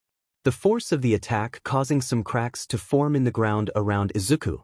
But it didn't stop. The shot went on for a full 7 seconds before the beam got smaller and smaller until it was no more. There was not a single sign that the ball even still existed until a beep was heard from Aizawa several moments later. He eyed the phone in his hand before showing the class. It read 13,052 meters. Know your limits, that way you can find the best way to improve yourself to become the best you possibly can be as a hero. Everyone was too stunned to even say anything as the next test was started. Next up was the 50-meter dash. It was just Izuku's luck to be paired up with Bakugo. You ready to eat dust, dog? The blonde didn't waste a second to insult him as soon as they got to the starting point. Izuku simply growled towards him and used his claws to gain attraction in the dirt, waiting for the robot's signal. Start. Bakugo's plan was to jump ahead and send an explosion to the mutt's face, but was knocked off balance himself when the wolf launched forward, creating a small shockwave. He got 1.64 seconds. Much to Izuku's and Shoko's amusement, he had to restart since he fell flat on his face right at the beginning. When it was Shoko's turn, she was up against 0. She skated across her ice as she propelled forward with fire. Hers was 3.47 seconds. The grip strength test was laughable, as the device was placed in the wolf's mouth and crushed with ease. Some people wondered if that was allowed but was approved by Aizawa. Shoko was able to create ice, not bend it to constrict on objects like a snake, so she got an average score of 87 kilograms, with pure strength. On the standing long jump, Izuku crouched low and leapt. He didn't need much to clear the sandpit, but he needed to make sure that he got first place. No one else came even close to his score except Shoko, who shot a pillar of ice from her right side which made her sail through the air, and Bakugo, who used explosions to blast himself just as far. It looked as if Uraraka would get close before her gravityless flight was abruptly halted when she looked ready to hurl. For the repeated sidesteps, the claws on his feet made it easy for him to zip back and forth. For Shoko, she placed 2 stumps of ice for each foot to use as a brake pad. Izuku got first, while Shoko lost to Bakugo, who used explosions to aid him. The JRK was about to brag to the girl but was stopped when both Izuku and Aizawa caught onto him before he got the chance. When the ball throw came around, Shoko used her fire to blast the ball, getting a score of 841. A score that some exploding BSter didn't enjoy beating his own of 705. The sit-up test was odd since no one could hold the wolf's feet down, unless they wanted to get burned. Thankfully, he managed by, once again, digging his claws into the ground. Everyone collectively agreed the sight of a hellish-looking werewolf doing sit-ups was something that was not common, even in a world of quirks. Shoko was one of the only other ones still going with Izuku before the timer went off. It was the last test that had Izuku the most excited for, the long-distance run. It was what his body literally built for. The monstrous stamina of the wolf, and the speed given by his runes would shatter the old record. And that was exactly what happened as he flew past Ida and everyone else. The only one to somewhat keep pace was Yaoyorozu, who assembled a motorcycle. But even then, it was just too slow for the predator. When the tests were over, everyone gathered to Aizawa, including Izuku, who was back in his original form. Alright, now that all the tests are over, it's time to show you the results. With the press of a button, a holographic list was displayed, showing each student's place. Izuku Yagi Midoriya, Shoko Todoroki, Momo Yaoyorozu, Katsuki Bakugo, Tenya Ida, Fumikaji Tokoyami, Mizo Shoji, Minoma Nito, Mashareo Ojiro, Ijiro Kirishima, Mina Ishido, Achiko Uraraka, Koji Koda, Rikido Sato, Tsuyu Azui, Yuga Oyama, Antasiro, Denki Kaminari, Kyokujiro, Toru Hagakure. Izuku spun to the teacher with the look of victory on his face. Ha! Midoriya, I must say, I never thought your quirk could be so strong. Siro said from across the room. It's not just the quirk, but the years of training that I had to go along with it. Yeah, that's no joke. Not only did you get first in almost all the tests, but also got first overhaul. So manly. You know who said this line? I was kind of worried at first that you would end up getting expelled. Uraraka being caring as always. Trust me, it was all according to plan. I work better under pressure. Literally. After the exam was over, everyone headed back to the commons room to discuss the day's events. Although only half of the class was present, some were either too worn out or just not feeling sociable. Midoriya? The person to call his name was Ida. Yes. You said that your quirk is based on the Norse God, Fenrir, correct? Yeah, it is. Why are you asking? I was curious about its origins, so I searched it up. I found the expected results, but something confused me. During the exam, you transformed into a much larger version of yourself along with some added details. I was not able to find anything regarding this form of you. Yeah, I had some difficulty finding that myself. But I'm not sure if I'm exactly comfortable telling. Oh please. Your quirk is so cool, I want to know. Of course, Ishido would be interested in the topic. The rest of the group announced their agreements as they looked to Izuku with hopeful expressions. WL. According to legend, Fenrir has the capabilities to bring upon a horrible war to the land of the gods. The day that this happens is called Ragnarok. That's also the name of the form that I was in when I destroyed the Zeroth P as well as the day in the mall 4 years ago. Izuku looked up to see that everyone in the room was staring at him in complete silence. Dude, you have a transformation named after a war between gods? That's so DMN cool. Izuku couldn't help the sigh of relief as his classmates collectively agreed with Sato. Later into the night, nearly everyone else has left to their dorm rooms. There was small idle chatter as Izuku felt a poke to his side. He looks over to see Shoko giving him the look. In a volume only audible to Izuku's ears did she speak. So, shall we continue where we left off? This chapter contains smut. If you're not into that, then just skip this one. The scheming pair left the commons area after bidding goodnight to the few who were still there. Luckily, not a single one suspected the reasons for their departure. Because Izuku always was the one to pay attention to detail, he quickly learned of Jiro's sensitive hearing. So, they headed to Izuku's room for the best chance of not being caught. They were only able to make it just a few doors away from their destination before the two succumbed to lust. Shoko had Izuku against the wall as they held a deep kiss. Izuku had managed to use his tail to cushion their sudden movement from making a loud bang. Slowly but surely, they had made it to the boys' room. The door was closed as fast as it was opened, and the couple landed on the bed, with Shoko on top this time. As she ran her hands down the chiseled chest of her lover, Izuku had his arms holding onto her waist. This time, his gliding hand finding its way underneath the girl's shirt and stroking her bare back. Something he realized while doing this was that she had no bra. Shoko raised her knees to where they were pressing up against his sides. Just like before, Izuku used his other hand grasp her rear. The action causing the girl to release a quiet "gung." Shoko broke their heated kiss as she reared up and removed her shirt, exposing her entire torso. The wolf with night vision had not problem tracing every detail on her chest. Izuku grappled the girl and rolled to where they were in the same position earlier that day. He removed his own shirt and discarded it to the floor. They connected there once more, but this time, he had a soft BRST in his grasp. With extreme care to not cut her, he messaged the BRST. Their kiss was cut shorter this time as he went to nibble on the base of her neck. This went on for a few minutes before the wolf let up. He grabbed hold of the tight shorts that the girl always wore when she felt like teasing him with. With little effort, they were pulled of Shoko's slender legs. With his lover just in a pair of underwear, it was getting more difficult for the boy to hold back his instincts to bond. It was easy enough for him to pull off his own shorts as their near-bare bodies pressed against each other. They could both feel the warmth as their nether regions rubbed through cloth.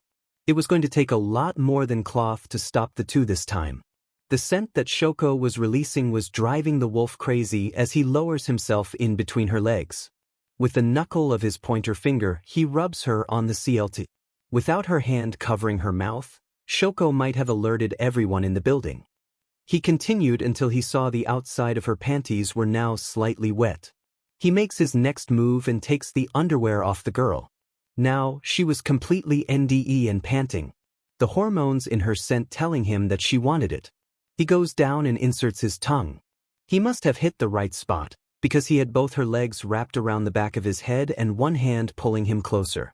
Meanwhile, Shoko was having a difficult time not expressing her pleasure through her voice.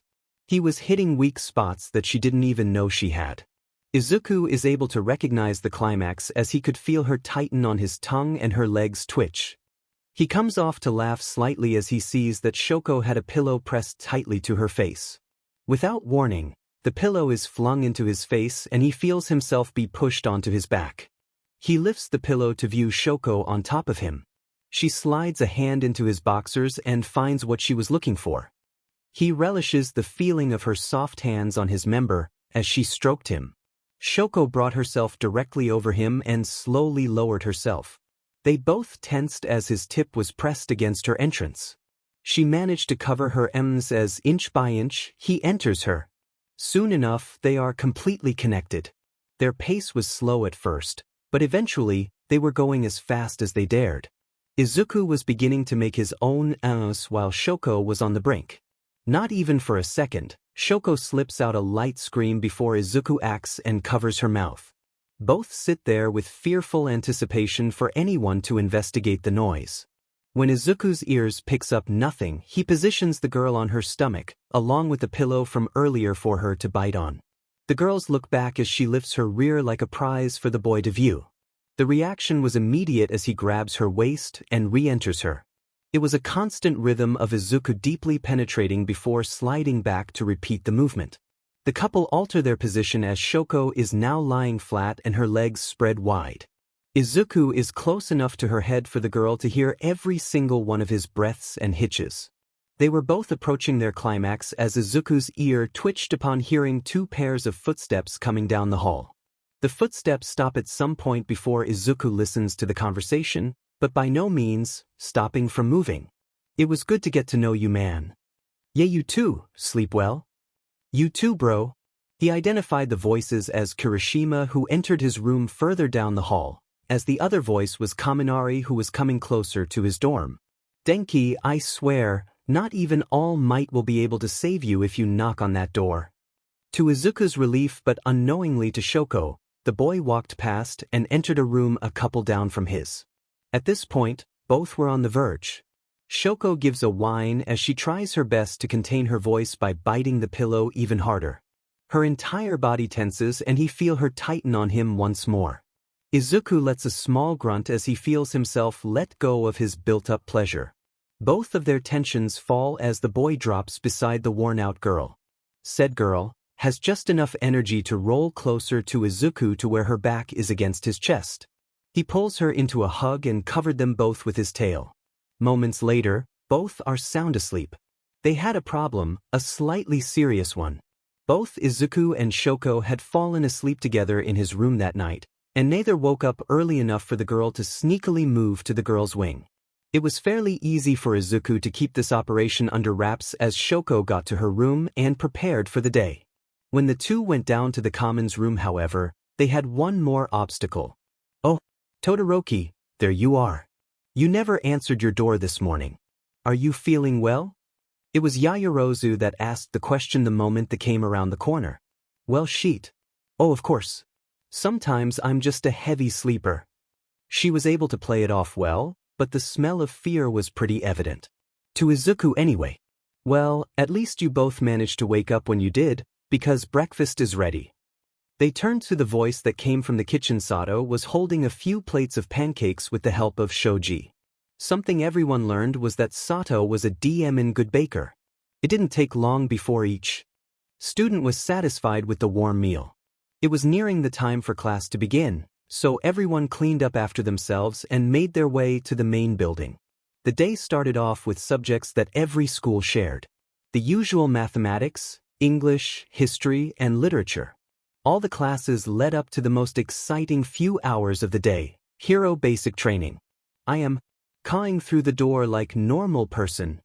In the blink of an eye, the number one hero of all time burst through the door, not like a normal person. The whole class collectively brightened up as they saw All Might right before them. Although Izuku has had the man in his life for 4 years and has been his father for a while now, he was still excited to be taught along others. "Welcome everyone to Hero Basic Training. Here I will teach all of you what it means to be a pro. So, let's get into it with a combat exercise. But of course, in order to look the part, you'll need these." Just then, multiple slots revealed themselves from the wall that held briefcases. Hero costumes. Shoko was looking over her own costume. After All Might dismissed them to change, she grabbed her case and headed to the girl's room. She was satisfied with the final look of it. She put it back down on the bench and began to undress. It was until she was completely topless that she heard the gasp from behind her. She turned back to see that Yaoyorozu was just behind her, along with the rest of the girls just staring at her. What? Is something wrong? She had no clue as to why everyone was looking at her that way. Todoroki, I don't mean to invade your personal life, but if you don't want anyone to see that, then you'll need to cover your neck better. The black-haired girl was blushing as she managed to get the sentence out. Shoko was confused obviously as she rubbed a hand down the side of her neck. She stopped when she felt the very familiar spot of where Izuku had left his mark on her last night. It was just low enough that it could be covered by a shirt, thankfully. The girl gave a small gasp of her own as she looked away with embarrassment. "Wait, is that why you didn't answer your door this morning?" Yaoyorozu cupped a hand over her mouth at the end of the question when Shoko turned back to give a cold look. "This does not leave this room. Understand?" It was more of a command than a question, but that just made sure that everyone else knew not to say anything. "Whoa, Todoroki, your costume looks so elegant." "Thank you, Uraraka. I appreciate the feedback." She was glad that the bubbly girl seemed to instantly forget what happened in the changing room but didn't take her reaction negatively when it was exposed. Izuku had helped her come up with a design for her costume, because she didn't exactly have the best mind for fashion. Because we all know that the canon version was trash. She was wearing a mainly light gray sleeveless shirt that had purple highlights along her neck and around the shoulders that fit snug to her torso. The parts that were gray had a hexagon pattern that gave it a strong texture look. Although they served no purpose other than some added looks, she had a metal cuff on each wrist. The cuff on her right side had fake ice shards along the edges, while her left side had sketches of fire. For her legs, she was wearing a kind of combat pants that were slightly baggy. The pants were black, but had the same gray going down the sides. She also wore combat boots that could pack a serious punch. The last piece was a normal utility belt that had the common supplies for heroism. And yours looks really nice too. Shoko went to look at the other girl's costume. Well, I wasn't exactly specific with my costume, so I ended up getting a skin-tight bodysuit. Urara's sheepish smile changed when she saw the next person exit the changing rooms. The rest of the people in the group turned to see Izuku exiting the tunnel. He was also wearing a sleeveless shirt that came in the form of a zip-up jacket. It even came with the hood. The jacket was a dark blue with similar gray highlights. On the outside of the gray were bright orange streaks. He wore cargo shorts that were a lot stretchier than they looked. These were completely black, and just like Shoko, had a utility belt strapped around the waist. His hooves were specifically designed to be easily taken off at a moment's notice in case he need to do a sudden transformation. Besides the basic supplies, he had 3 small canisters of gasoline to make his own fire with. He may or may not have copied the design from Iring. Oh, that's so cool too. You look like a rogue or something. Uraraka gave her opinion on his costume as well, and the group agreed. It was a perfect match for how his quirk worked. Everyone was too distracted complimenting each other's costumes that they didn't see the proud face on All Might, who coughed to gain their attention. As the saying goes, the clothes make the pros, and I must say that I agree. From here on out, remember that you are all heroes in training. Ugh, you all look so cool. It's getting me ramped up. Now, shall we begin, you bunch of newbies?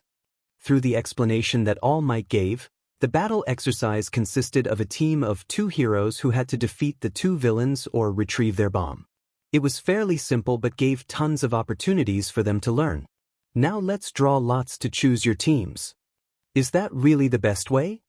Ida, who looked like a robot knight, asked the question.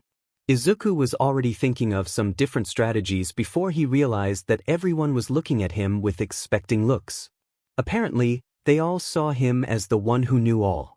Since he got first in both exams, passed Aizawa's secret test, and had a quirk like no other. Oh, come on guys.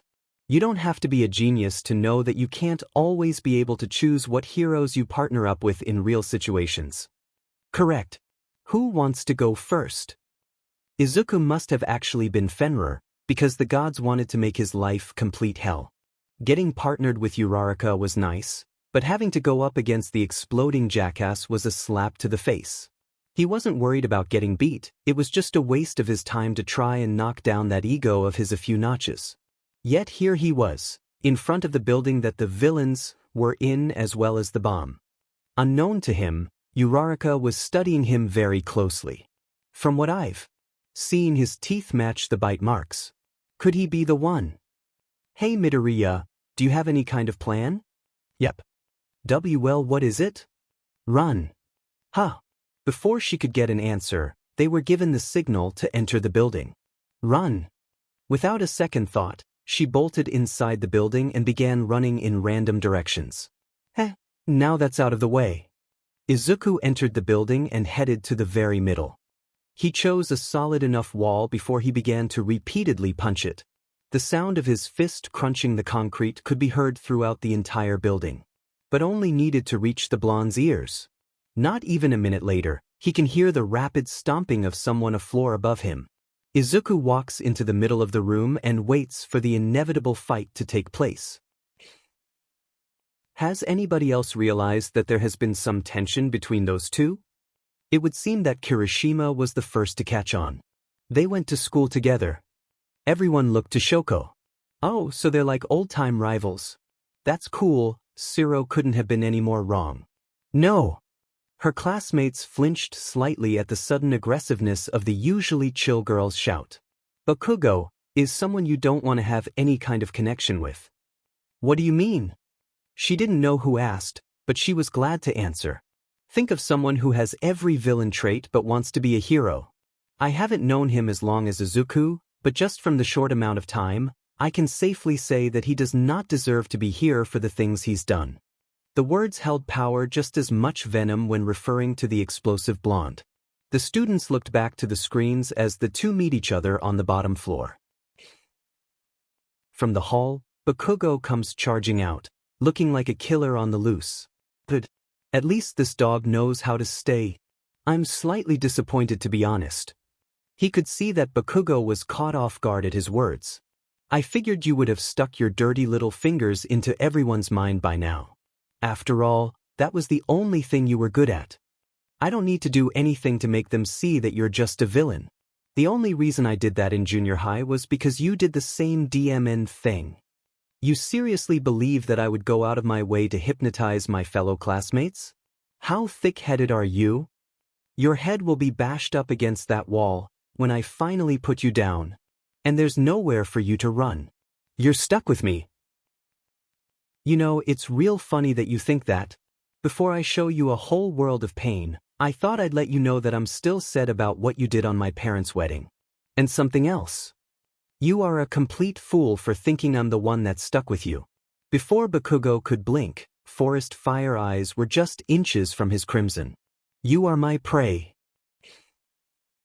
Somehow, Uraraka was able to find the bomb during her blind race around the building. The girl was peeking around the corner of the doorway to sight Ida monologuing next to her objective.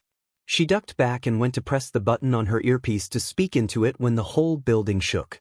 The vibration had caused her and Ida to stumble to the floor. Surely, such extremities would be prohibited from the students to maim one another in simple battle exercises. Uraraka was still trying to process what the boy just said in the other room when the ground beneath them shook once more. What is going on down there? What is your plan, Midoriya? That's impossible. There's no way that you're human.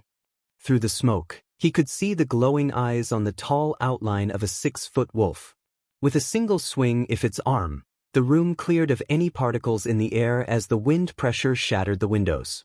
Bakugo was sure that he made 2 direct hits with his gauntlets. When the wolf had rushed him previously, he shot the first grenade out of panic. The second time was from seeing the fucker was still alive. Why? I've trained my whole life. I even have these powerful weapons. How is he this strong? If you think that's all I got, then you're dead wrong. Bakugo was the first to jump this time. Before he could let off an attack, the wolf gave a mighty backhand to his ribs. The force sent him through several walls before a thick concrete pillar stopped him. Although his vision was now blurry, he could see the glowing orange eyes from the hole in the wall. See, I barely felt that. It took everything from the blonde to stand before the beast. His ribs were screaming as he felt blood spill out of his mouth. With enough willpower, he went in for a right hook. The miserable attempt was caught by a large clawed hand. For the first time in a while, Izuku saw fear in his eyes. He crushed the gauntlet in his fingers and nearly Bakugo's wrist. The boy drops to the floor from the pain of nearly having a deformed arm. This is why Izuku never bothered dealing with the BSTRD. Give him the tiniest taste of his own medicine and he breaks down like a coward. The wolf left to follow Uraraka's scent. Izuku was no longer in the best of moods, so when he came upon his partner and the other villain having a standoff, he made an attempt to simply touch the bomb. Ida had tried to intervene but was grabbed by the helmet and held at arm's length. He touched the bomb and was met with all might, pronouncing them the winners. He dropped Ida and went for the exit, leaving behind 2 very confused teens. Shoko knew something was wrong the moment Izuku had come back into the monitory room, which was understandable considering who he was up against. But he didn't stop and instead just kept going as he exited towards the changing rooms. She wanted to go after him but wasn't able to. Shortly after, the other 3 walked in. 2 of them looked slightly confused, while the other just looked plain sad. Newsflash, so was she. Shoko approached the unsuspecting boy, and just as he noticed her, she sent a fist to his jaw. The power of her punch was more than enough to cause him to fall. He looked back up at her with a face that somehow looked more sad than before. That's twice that I've knocked you on your butt. When will you get that thick head of yours to understand what you're doing is awful? Awful? Awful? Did you not see what that fucker did to me? He could have killed me without even trying. I suggest you get that mutt under control or... Katsuki Bakugo. The boom of All Might's voice seemed to carry a hostility to it. The moment you are healed by Recovery Girl, you are to take yourself to the principal's office. Now. You're all idiots. He'll kill you all if you... There's no point now. I've already warned them about you. Shoko was making sure that Bakugo didn't get the chance to twist Izuku's name in his absence just like he did in school. There isn't any. The blonde was silenced as a large hand held firm on his shoulder. He looked up to see the number 1 hero, without a smile. Now. The near whisper of the normally loud hero sent shivers up everyone's spine. This time, he finally listened to All Might's command and stormed out the room. Shoko turned to the hero who was still having a hard time putting on his signature smile. Thank you for that, All Might. There is no need to thank me, young one. I happen to know a portion of Bakugo's past. I was skeptical when I saw that he had managed to get into the same class as Izuku Midoriya. I was sure that there would be complications. His louder voice had managed to come back now. Please tell me that there will be consequences. Yeah, what he did was totally uncalled for. It was nice to see that others agreed as Sato gave his 2 cents. It's hard to see that someone like him was able to get in, when there are plenty of other people who at least act heroic. Monoma especially seemed to be steamed about the situation. Bakugo will be sure to be given punishment for his actions. I assure you. And another thing. All Might grew anxious at seeing some of the hostility from earlier was now directed at him. When Bakugo used those massive explosions, why didn't you stop the exercise? Well, I knew of Midoriya's capabilities. And that he was fireproof, so I believed that he could handle it. He really hoped that the explanation was enough to take the girl's wrath off him. I still think that you should have forbidden him from using those. If Izuku wasn't there to take the full force of those attacks, then the whole building could have collapsed on them. I deeply apologize. Man, Izuku sure does know how to pick them.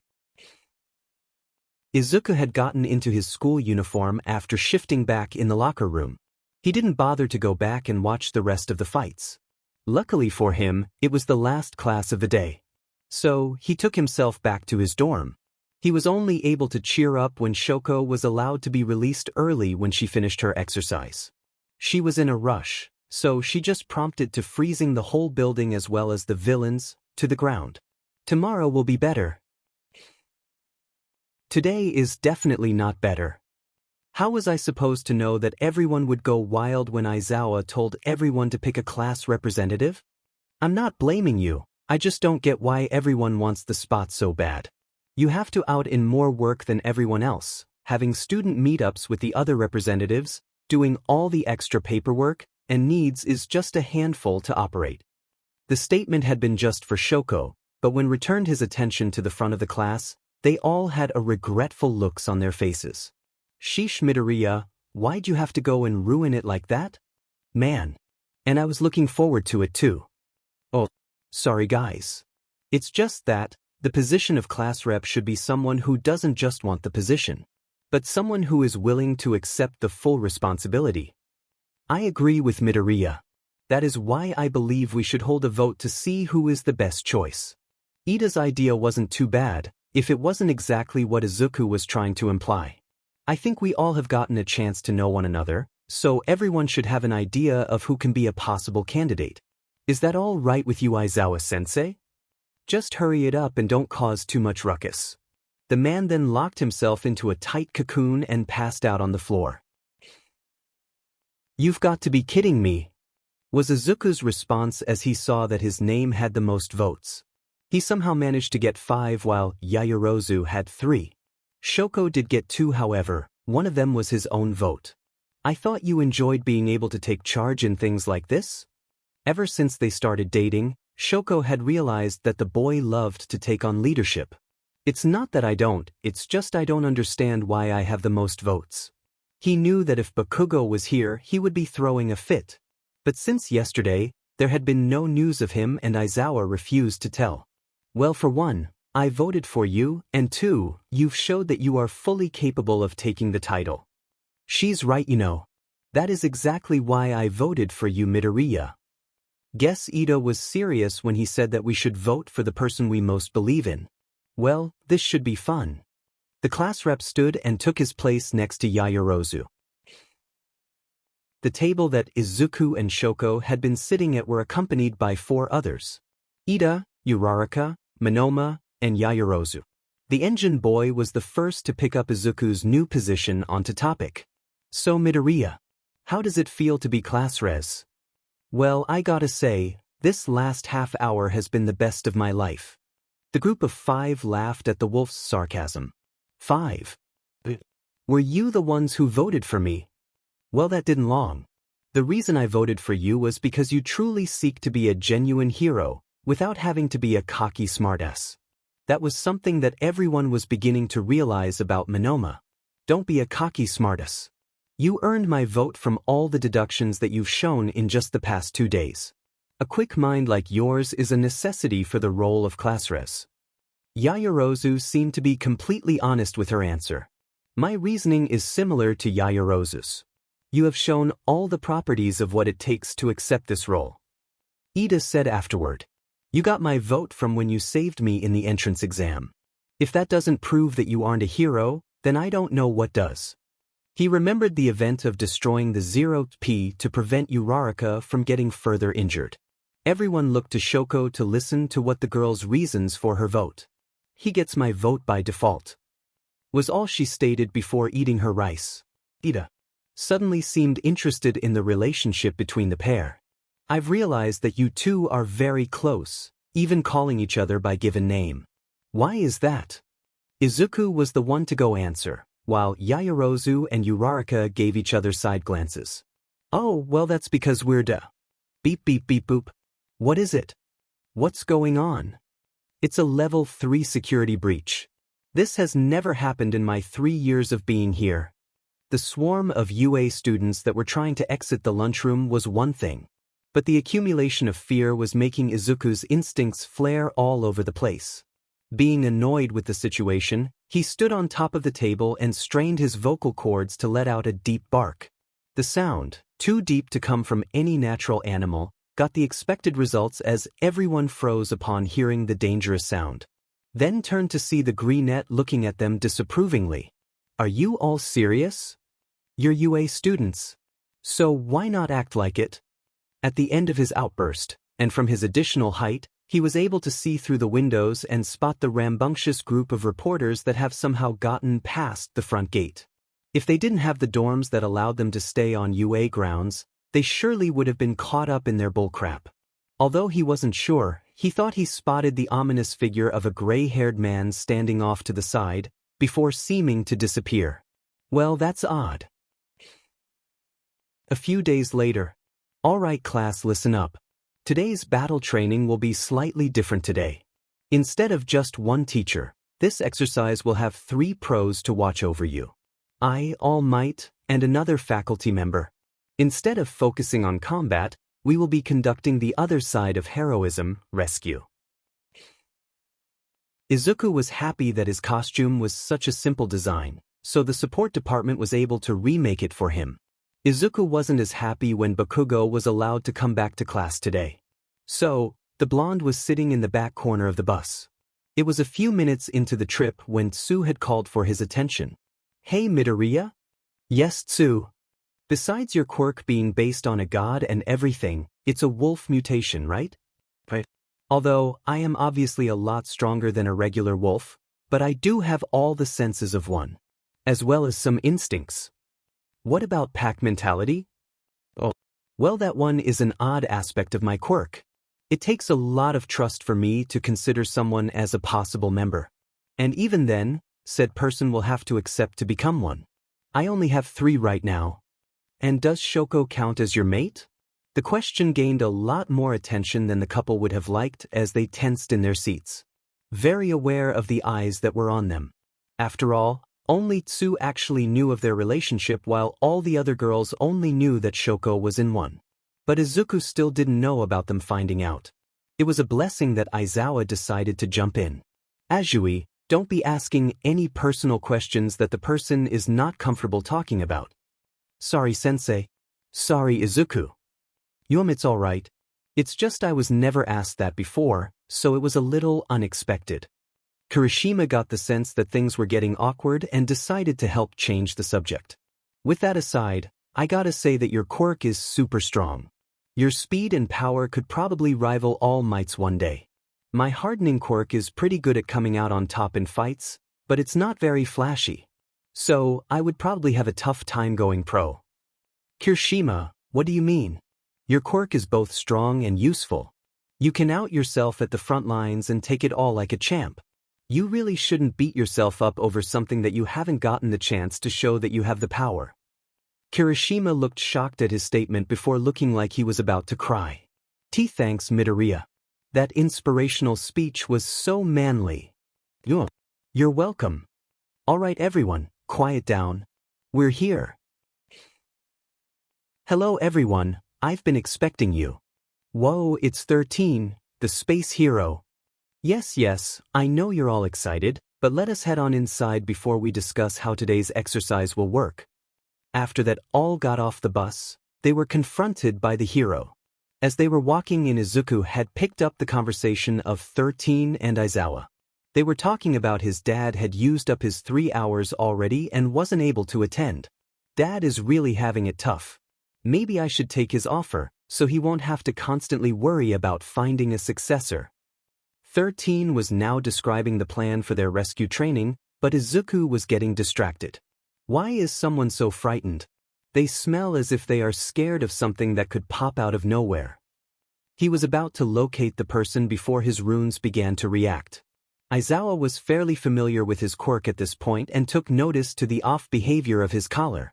With his hearing, he catches the sound of the water fountain changing into an irregular rhythm, like something was interfering with it. Then they watched as a warp gate appeared. One by one, people began to come out of the mist. All of them in different shapes and sizes. Some of which that did not look friendly. Among the last to arrive was a man with light blue hair that had severed hands attached all over his body.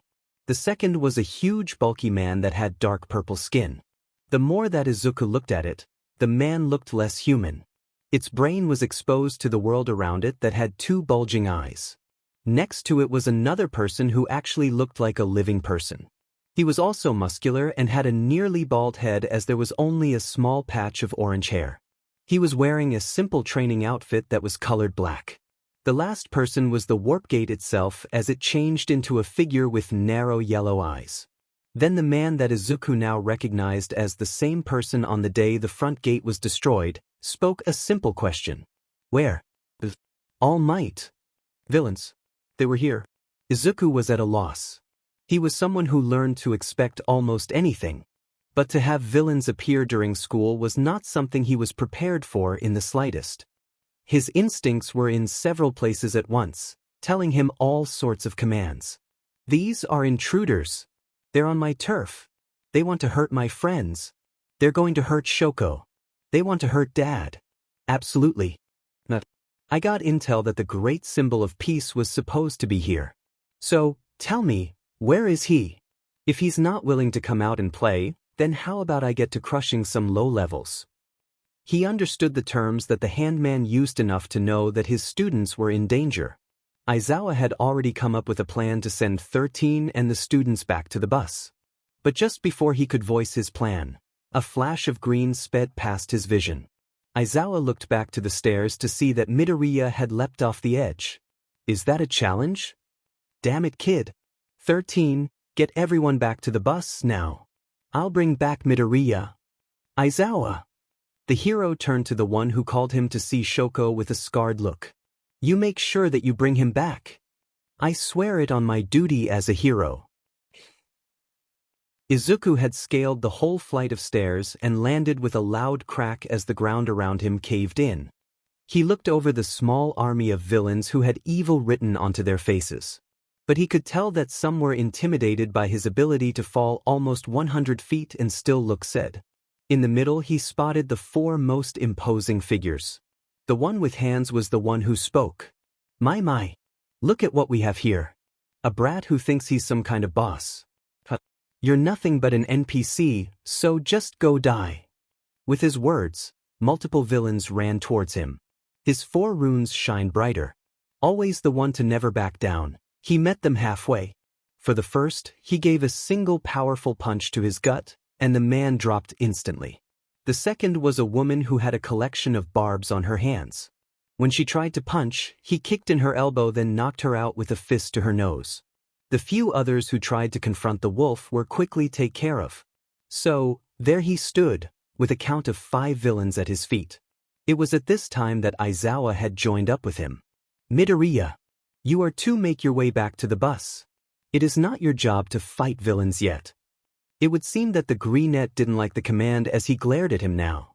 Sir, I have been given a hero license by Principal Nedzu. I'm going to stay as long as these BSs are still kicking. That's a temporary license, Midoriya. You need the permission of a hero to participate in hero business. Then either give me your permission or deal with it. Because I'm not going anywhere. Before Aizawa could try to convince him otherwise, he had charged into the nearest group of villains. You really are a problem child. Shoko watched as the warp villain from before appear in front of the gate, blocking their path to escape the facility. Hello, children. I know that it was rather rude of us to come uninvited. But you see, the urgency of our reason was too great to be left alone any longer. After all, learning of All Might's growing weakness is too good to pass up. Shoko planned to aid 13 as she saw the hero prepare to attack. She was, until Bakugo and Kirishima charged straight at the mist. Bakugo is understandable, but come on, Kirishima. The explosive attack from the blonde sent a cloud of dust in the air. It would seem that the students live up to the name of UA. But all children should know when the adults are talking. The first thing to reappear were his eyes through the dust. Everyone was rationally afraid of the villain, but Bakugo couldn't help but freeze. Even though the mist's eyes were yellow, they still held the same ominous gaze of the wolf's orange. All right, you two, get out of the way. 13 was going in for the attack. Thankfully, Kirishima had tackled the paralyzed boy from the crosshair. But the villain was faster. Now all of you will scatter to be met by your demise. The mist expanded and formed a large sphere all around the class. Before her eyes, some of the students just vanished, before she could feel the atmosphere change around her. The next thing she knows is she's standing on loose rock. What? But how? Shoko observed her surroundings to see that she could see the front gates at the range of her vision. He must have warped me and possibly others to different locations of the USJ. But why? She felt a hand touch her shoulder and spun to confront the unknown person. Only to be met with nothing? I'm sorry, Todoroki. I didn't mean to scare you. I was just trying to stay quiet. For what reason? I think she's talking about us. Shoko turned to voice and saw the several emerging villains from behind large rocks. Why don't you be a good girl and let us give you another scar on your eye? That way, this won't have to be as messy. Oh, this villain was about to get it. All right, who wants to get frostbite? Aizawa had to admit, the problem child was proving that he could hold his own against the swarm of people who all tried to attack at once. Any time that a lucky villain managed to get even a scrape in was immediately pounded into the ground. The two of them had their own groups of bad guys that were trying everything they could to take down the hero and student. But there was still something bothering him. The mist man from before had disappeared about a minute ago and the other 3 were still unmoving. He couldn't tell if the man with hands was enjoying the view or getting more aggravated. The large purple beast hadn't even blinked yet. He was sure that it wasn't even breathing. Then there was the last person. A man whose build matched the number 1 hero's. He had a small patch of light orange hair on his head, and his only clothing was of a training outfit. The best way to get an idea of what he looks like is to think of Rikom from Dragon Ball. Aizawa knew for sure that he was loving the chaos that the wolf was bringing upon the low-rank villains. His body would twitch every few seconds, as if he's holding himself back from charging the boy. He was cautious when he leaned over to speak to the handman. It must have been a question, because when the smaller person moved his mouth underneath the appendage on his face, the bigger villain smiled even more. Then he ran straight for the wolf. Midoriya, look out! The greenette must have heard the approaching footsteps before his warning, because before he could finish, Midoriya had spun to perfectly block the fist. Izuku thought this man was a fool for thinking that he could get the jump on him. He had already taken on multiple others. What made him think that he stood a chance? Although he had doubts that the large Villain could beat him, he is still wary of his unknown abilities. The man swung another fist. Again, he blocked, but this time he was slightly stunned to feel that he slid back a few feet, and that the punch was definitely stronger than the one from before. The villain didn't let off one bit as he came in for another. This time, Izuku dodged to the right of the left hook. This man was fast for someone his size as he twisted into a backhand. He had no choice but to block this one and was surprised when he was launched several meters away. Izuku went to grab the canisters of gasoline on his belt but couldn't complete the action. Still in midair from the punch, he saw that man was next to him. How is he that fast? The punch to his gut was agonizing when the villain struck with a downwards fist. Izuku could actually feel the ground break from his collision. It's as if he's getting stronger by the second. With no time to counter, he was forced to block another punch. Even though he kept the attack from doing the most damage, he felt it in his entire body. The fist was followed by another, and another, and another. Each one was stronger than the last. It was a brutal barrage as his defense was broken, and the full savagery of the fists destroyed his core. They kept coming until each impact created a heavy boom in the ground. Only did it stop when Aizawa erased the man's quirk. He had gotten the chance when himself and the other villains stopped to witness the murder of Midoriya. The man stood straight and looked to erase her head and pointed at him with a sadistic smile. "You're next." Shoko had just got done interrogating the villain after she threatened to freeze the rest of his body. "Hagakure, we need to get back to the front gate as soon as possible and report their plans." "Right." The two traversed the landslide zone and were on their way to the other students. During their journey, they had passed the shipwreck zone. They were about to pass it when Shoko saw the large hand made of water strike the ship. "Guess there are villains there too. Which means that some of my classmates are on the boat." "Hagakure on me. I'm right behind you." The two kept up their pace, even as they neared the waterline. "You Todoroki? What are you doing?" Shoko didn't answer and instead shot a large piece of ice across the water, and all the way to the boat. With the new support of the ice, the boat discontinued its descension into the man-made lake. Midway across, villains were climbing onto the cold land bridge. "If you think that we're just going to sit and let you take all our fun, then you're sadly mistaken." It was a villain with a shark head who thought it was a good idea to get in Shoko's way. "How about you shut that ugly mouth of yours and move it?" With her last words, another wave of ice was cast upon the villains. The chorus of screams and yells for everyone to run was barely heard as glaciers clashed with one another. The villains, now too afraid of the peppermint hair-colored girl, all stayed in the depths of the lake to avoid her wrath. Using ice, Shoko got herself to the edge of the boat before she was just barely able to dodge the two long pink appendages. "Whoa, guys, it's all right. It's me, Todoroki." The two appendages retreated back to the mouths of Tsu and Monoma, who must have copied Tsu's quirk. The former was the first to react. "Sorry about that. Things have been tense for the last few minutes." "That's understandable, but we have to get out of here and to the others." "All right, lead the way." Monoma got up first as Tsu followed just behind the other two girls. The four were closing in on the front of the facility.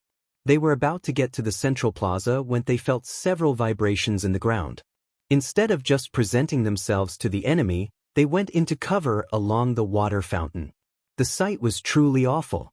Although most of the villains looked to be down for the count, Aizawa was combating with the handman. The villain's hold was on the hero's elbow as it began to decay, pieces of skin falling to the ground and flesh being exposed. But Izuku was nowhere in sight.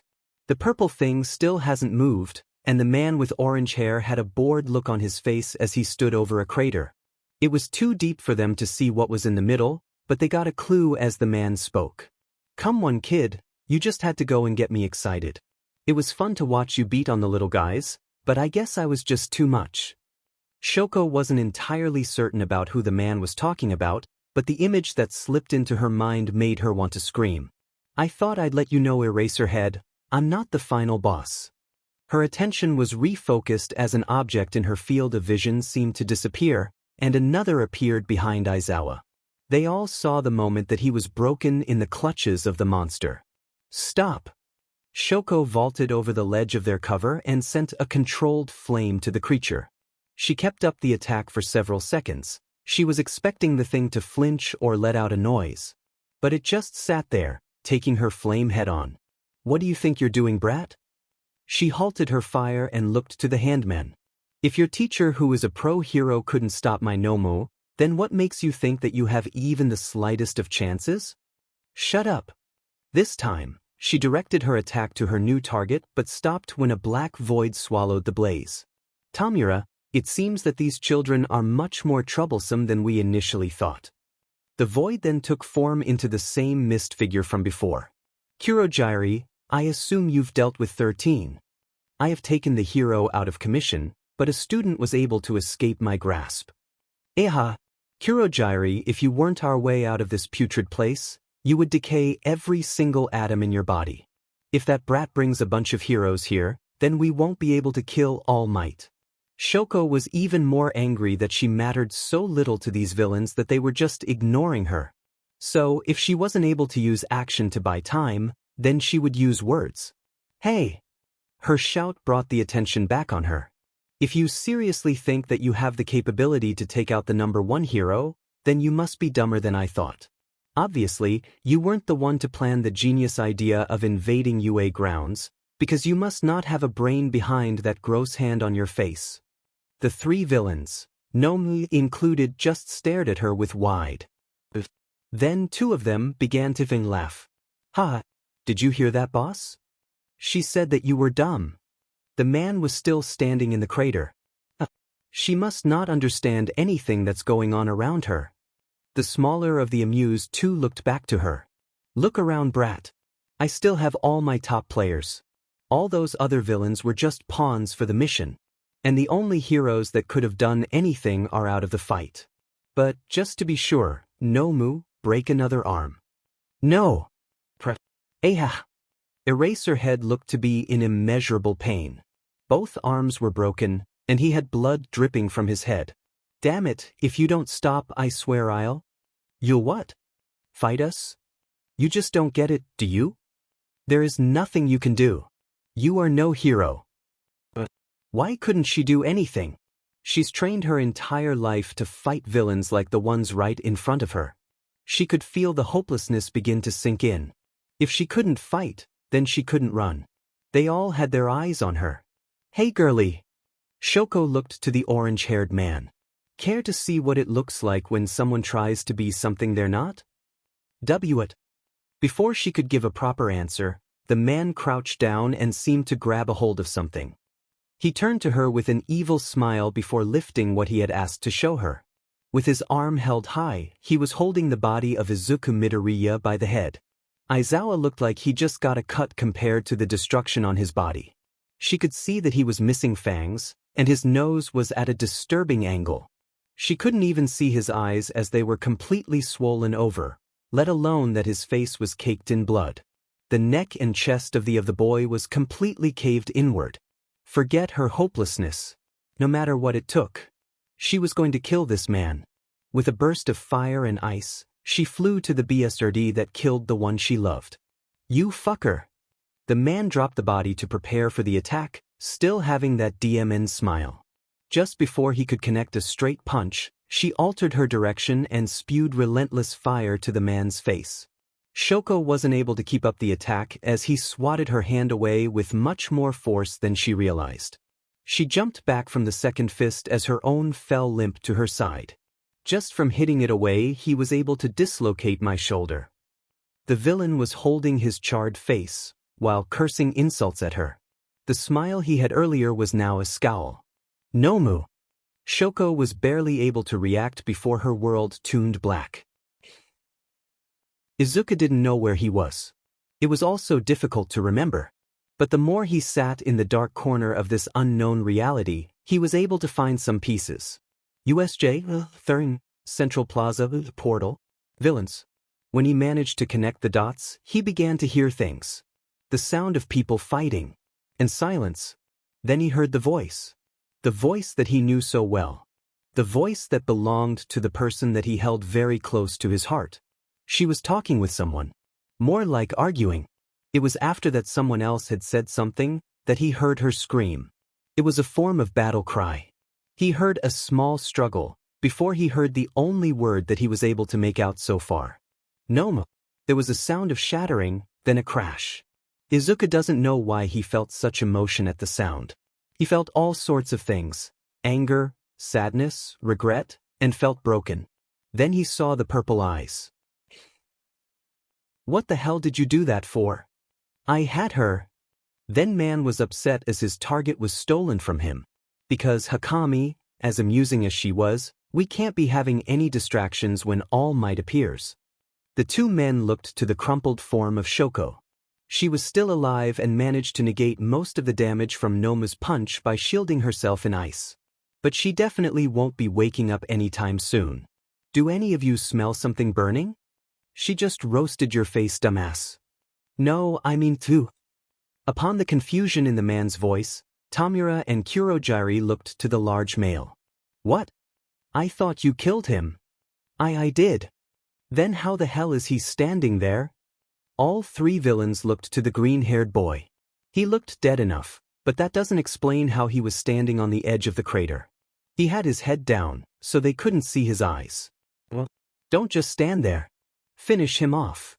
The man knew better than to disobey Tamura, so he slowly approached the boy. He was able to get in close enough to put a hand on him but was still hesitant. Something wasn't right about this. He raised an arm up to grab the student by the head again. Then the boy looked up. The villain could do nothing but stare into the eyes of flaming purple. Hakami was beginning to feel extremely hot as he stood in front of the small child. For the third time in Izuku's life, he blew up in smoke. The force of the impact sent the villain to the ground and land with a grunt. The other two were stunned silent as they observed the transformation. The Nomu was unresponsive without any commands. What the hell is this? What did you do, Hakami? I didn't do nothing, boss. Much like the first transformation, the arm was the first thing to emerge. The open hand smashed down on the ground, right on the villain's legs. Gah, get it off, get it off. All three now stared in terror as the growl came and smoke left.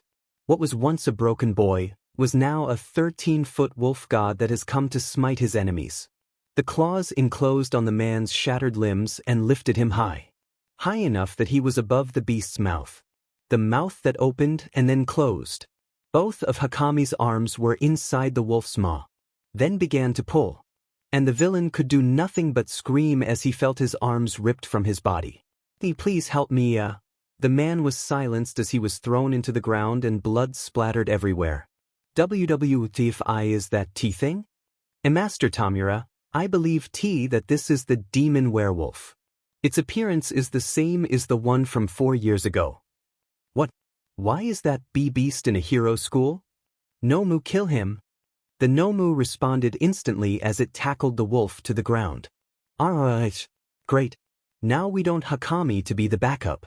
He was to make sure that everything went smoothly. And now that he's dead and that thing is here, we won't get the chance to fight All Might. Master Tamura, I think even with the unplanned casualties, we still have a chance to win this. We will have to wait and see. The conversation was concluded when they looked back to the fight of two beasts. Ragnarok let out a roar as it swung a horizontal swipe. The Nomu dodged by ducking low and then jumped into the wolf's ribs like a cannonball. The response was another sideways strike that connected with the mid-air Nomu, which sent it flying into the bottom of the stairs. The beaked humanoid lifted itself out of the hole and sounded a screeching roar. A roar that was countered by the wolves. The Nomu prepared to launch while Ragnarok eyed his prey. When the jump was released, so was a smoke cannon as it tore apart the target that took the blast at point-blank range. The purple monster was sent back to its original spot on the stairs. The Nomu appeared to have been annihilated before it shot through and was able to punch the wolf to the ground. Before he could get up, the wolf was grabbed by the foot and tossed all the way to the shipwreck zone. The boat that was previously supported by ice was demolished from the landing. But the war rages on. In a single leap, Ragnarok had returned to the battlefield, and the two resumed their destructive battle. Minoma, come on. Now is our chance to get those two out of here. If you're sure about this, then let's hurry. Back at the water fountain, Tsu and Monoma witnessed the whole thing unravel. They had tried to stop Shoko, but it was too late. Instead, they opted to stay hidden until their appearance would prove most effective. They had stayed quiet and out the field of vision of the last two villains who were occupied by the fight. Since Monoma had Tsu's quirk, getting the two up the stairs was fairly easy. Getting around the large hole in the middle proved to be a simpler task than they thought. They were relieved to find that many of their friends were there. Yaoyorozu got to work on patching Aizawa up but couldn't do much else. Thankfully, Shoko come out with only a dislocated arm and a concussion. It was both heroes that looked to be in the worst of conditions. Each had some sort of severe injury that could threaten their lives if they didn't get help. Then help came. Everyone turned to see the form All Might coming through the doors, without his smile. Nomu went with a punch to the snout. Or, it would have if it didn't find that its arm was trapped in sharp teeth. Nomu went to punch with the other arm before it was violently being shaken by the wolf. With a final shake, the arm was dislodged. The one-armed monster screeched again as it regrew the limb as fast as it was taken. The wolf was unimpressed as it slammed the smaller beast into the ground. Alike how Hakami finished Izuku, Ragnarok repeatedly brought its fury onto the Nomu. Unlike Hakami, each strike was enough to be mistaken for an earthquake. The results were a purple splatter in the middle of a crater that dwarfed the villains. He wasn't done, however, as Ragnarok saw the thing reforming. But the predator wasn't having it.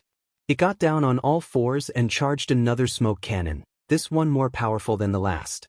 The purple streaks on his body grew brighter and smoke seemed to come off his fur. Just as the Nomu was ready to continue fighting. Izuku! Ragnarok fired. Everyone could have mistaken the following as the actual doomsday in the legends.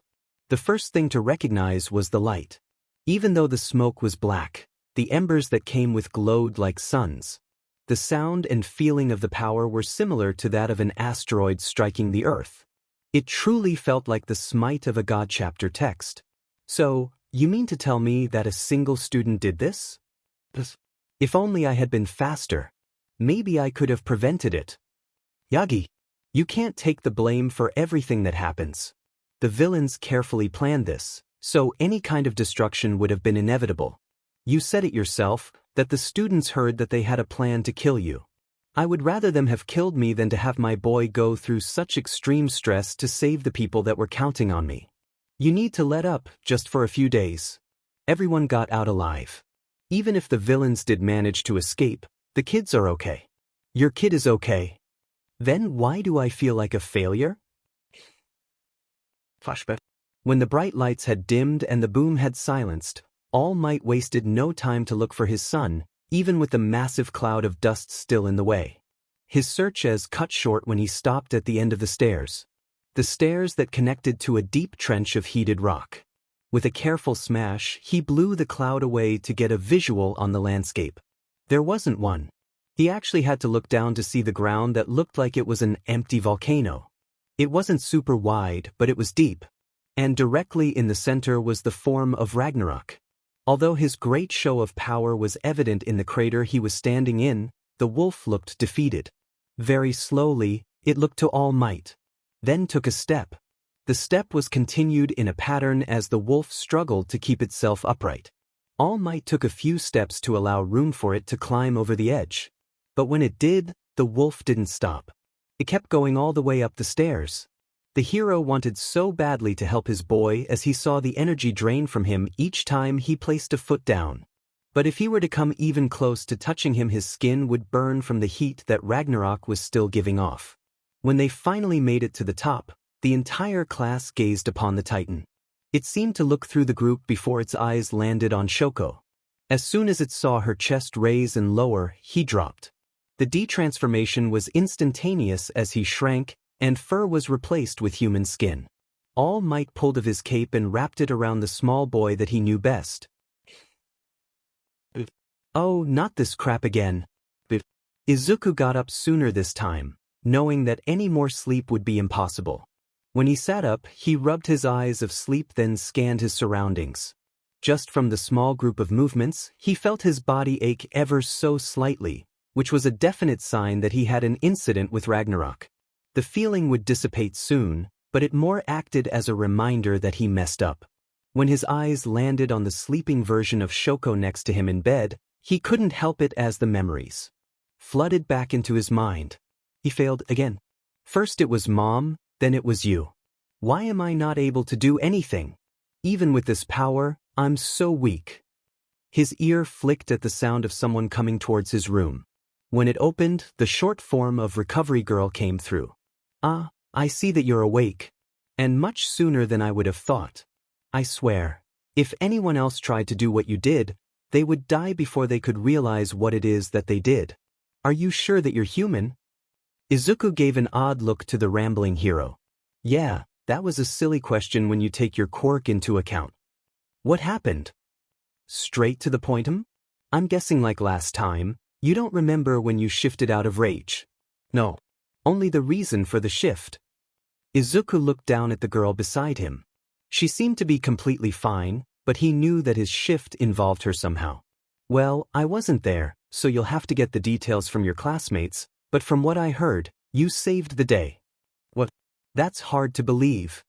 "Well, based on the provided information, if it wasn't for you changing into Ragnarok, there could have been casualties on our side." "What about the villains?" "They seem to have escaped, most of them anyway." "What do you mean?" When he asked the question, a small amount of sadness came upon the hero's face. "Do you remember a large man with orange hair?" Izuku did remember. He remembered how the man had overpowered them and very well could have ended his life. But, for some reason, he could also remember his screams, even though he was sure that he had not even managed to land a hit-in on the guy. Izuku gave a nod for her to continue. His name was Hakami Jakoda. His quirk was called Combo Breaker. Which each consecutive hit he gets stronger in every aspect. A very powerful quirk. He's been wanted for a while now, but recently vanished from the spotlight. Guess he joined the League of Villains. Anyway, he wasn't able to get out. Please tell me that I didn't kill him. The next emotion to show on the woman's face sent a feeling of panic terror within the boy. Izuku, sometimes. In order to save a life. Sometimes you will have to take one. I know this doesn't sound like much, even All Might would give you some advice. What I'm trying to say is that his death was justifiable. If you hadn't done anything, he and the other villains would have moved on to kill your friends. He killed someone. He used his powers to protect them from the very thing he did. Recovery Girl's words made sense, but that didn't change the fact that he was out of control and someone paid the price.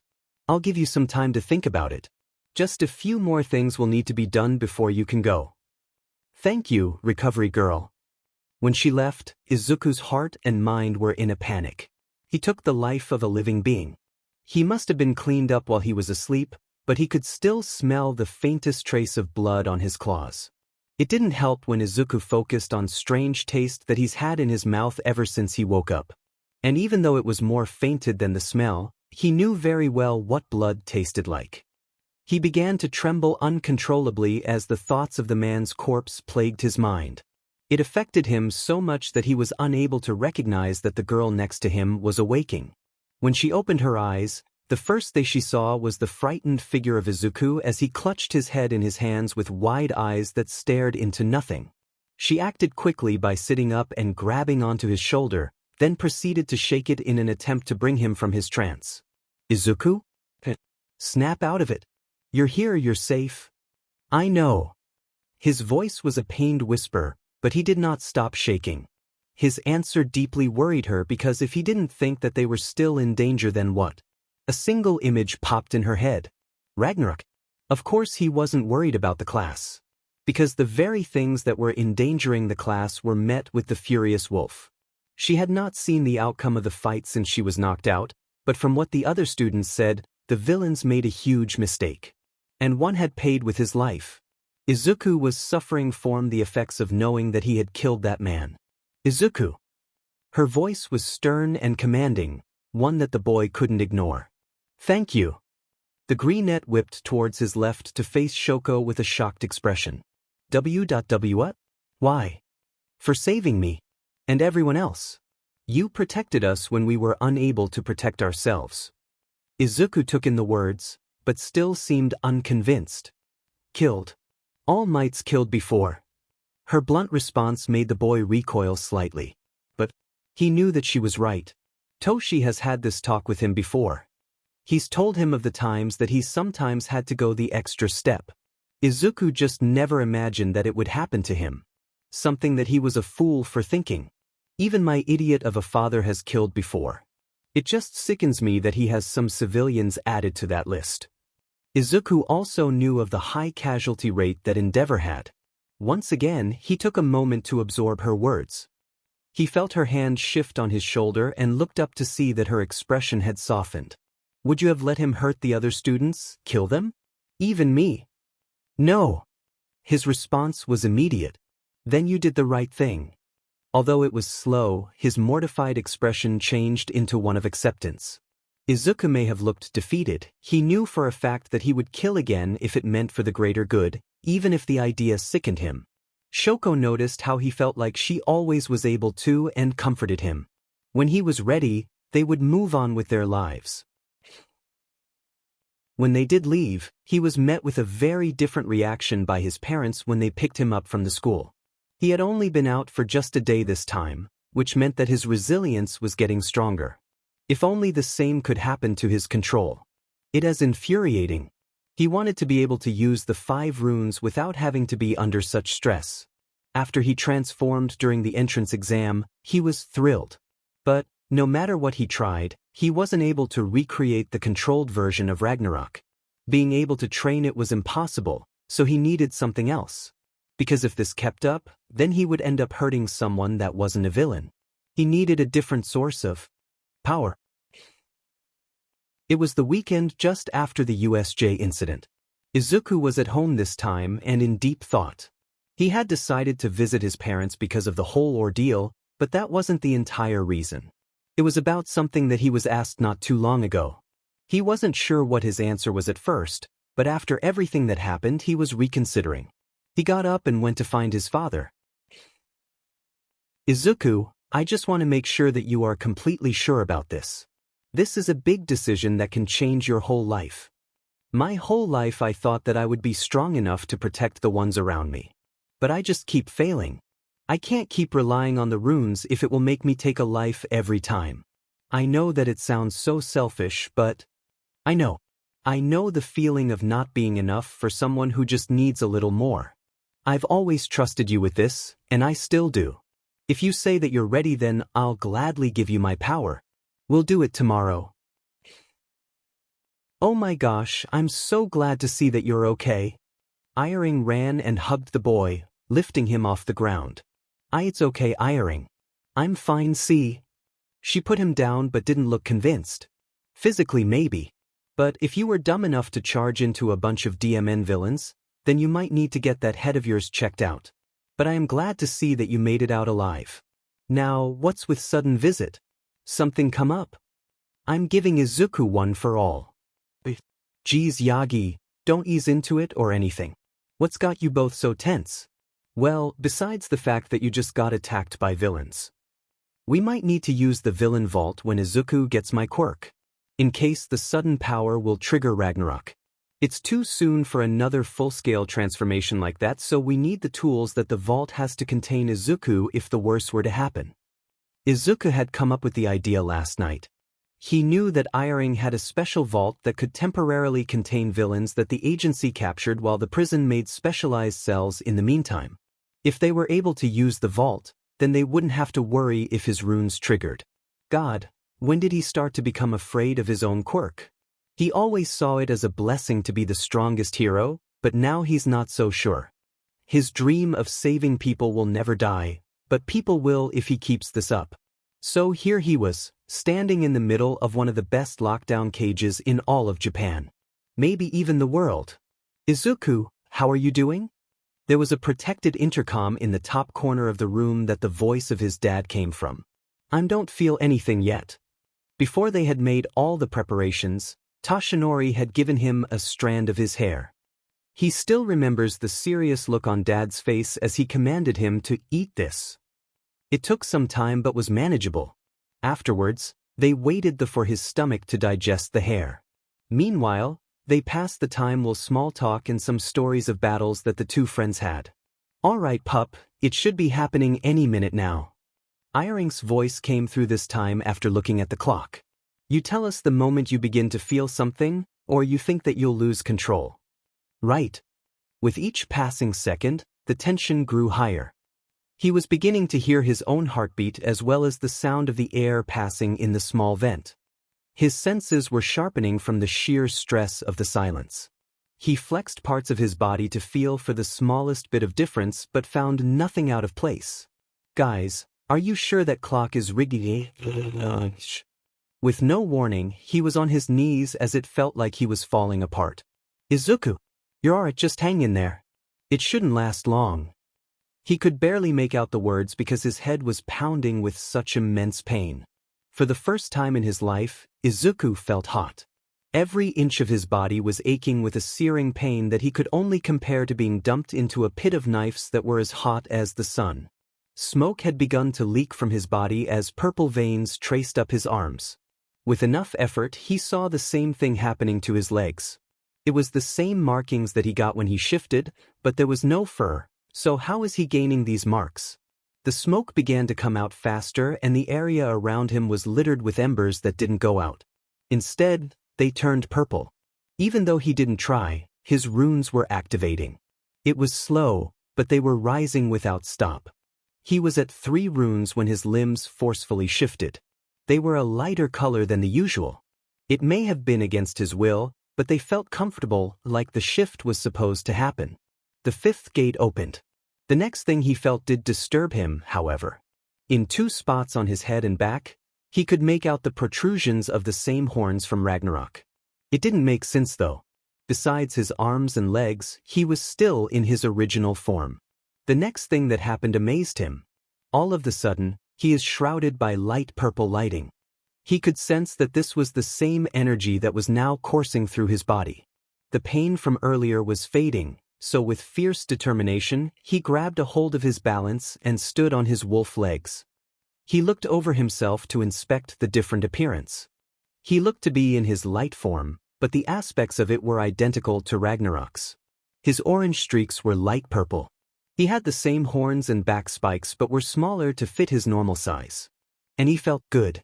His smoke was still the same pitch black color, but his embers had taken a bright lavender hue. The power that he felt in each and every one of them could have put Endeavor to shame. They also had the small sparks of electricity that cloaked him. The entire display looked like we were inside a charged atom. The astonishment that he had was great as he called a handful into his palm and observed as they combined into a small light indigo fire. He could make fire. Both Toshi and Iring watched in wide-eyed amazement as the boy explored his newfound power. They didn't dare to interrupt something that is so important. From the charts on the vault, it was currently over 1,000 degrees Fahrenheit in there. The heat of regular fire is 451 degrees. Toshi was extremely worried at first as he saw his son drop to the floor. But after seeing the look of awe on the boy's face, he knew that he was going to be okay. He also remembered the time that Izuku had told him about the details of his quirk manifestations. It would seem that getting one for all had triggered a similar reaction. "Well, be d'med. Look at that, and that, ooh, that one's pretty." Toshi looked to Iring to see that she was captivated by the small embers. "Huh, guess they look like laser dots." He decided to test the waters. "Izuku, how's it going in there?" The boy looked to the thick glass that they were behind, still with a joyful smile. His irises glowed a magnificent lavender. Neither the orange ring nor the green remained. "I never would have imagined that it would feel like this. I feel at peace. Like keeping up the runes isn't a struggle. They're bending to my will with ease." "That's great to hear, kid, but do you feel like it's too hot in there?" Iring had leaned over to ask the question into the mic. Now that Izuku thought about, the feeling of being engulfed by a volcano had left. Yes, he felt warm, but it was a comforting warm. The same that he had felt within his core his entire life, but now, he could feel it all over his body. "No, I feel almost the same." "Why?" "Well, you see, I'm getting readings saying that it's 1,253 degrees in there. Do you think that you can turn it down a notch?" "Oh, Sorry, I was too distracted to notice. I can try. And as if he flipped a switch, the embers vanished, and the temperature lowered immediately. Good. Now I know you're excited to test this power out, but can you find a way to deform? Izuku gave a nod, before closing his eyes to concentrate. This took a bit longer, but at last, the horns subsided, and his limbs reshaped into human form. When he was done, there was no trace of the transformation, beside the ripped and burned shoes that Izuku wore. After half an hour of being studied, Iring gave him the results to show that he had no negative drawbacks from One for All. Does this mean I can go use it again? Izuku was already making his way to the door when Iring snatched him. I know that you're excited to give this puppy a test drive, and so am I, but you can't be using the vault for your training. We need to keep it unoccupied in case a villain needs to be thrown in there. The caught wolf gave a sheepish smile back to the retired hero. Sorry. You're right, I am just excited. Not only did I control all 5 gates, but I was able to hold Ragnarok in a smaller form. This is incredible. Okay. Slow down, you're going to hurt yourself. Toshi had laid a hand on the boy's head to keep him from bouncing all over the place. Now remember, Izuku, that was just the added power that One for All gave you. You still have yet to actually use it. But fear not, I have the perfect place that we can test these abilities. Next morning. I was actually thinking about this place not too long ago. Father and son stood in front of Dogaba Beach, looking out to the terrain of garbage. I had initially planned for you to train here with me after the sludge villain. As you know, you took up the opportunity to train with Endeavor before I got the chance. Oh, sorry Dad, I didn't mean to leave you out like that. It's quite alright my boy. I think that it did good for you anyway, learning to strengthen your flames as well as better combat experience. Toshi then leaned in to whisper the next part. Not to mention, you got yourself a girlfriend out of it. Dad. Speaking of which, here she comes. Izuku turned around to see that Shoko was heading towards them. He and Toshi had thought it would be a good idea to have someone to combat any flames that Izuku wouldn't be able to control. She still didn't know about OFA nor that the man next to him was All Might. Hi Shoko. The two went in for a hug. Hi Izuku, and good morning Toshinori. It's nice to see that you came. Otherwise this might have been more difficult. How come? Shoko asked. Izuku was the one who answered. Well, after you. Shoko looked slightly saddened, remembering how upset that Izuku was for what happened with Hakami.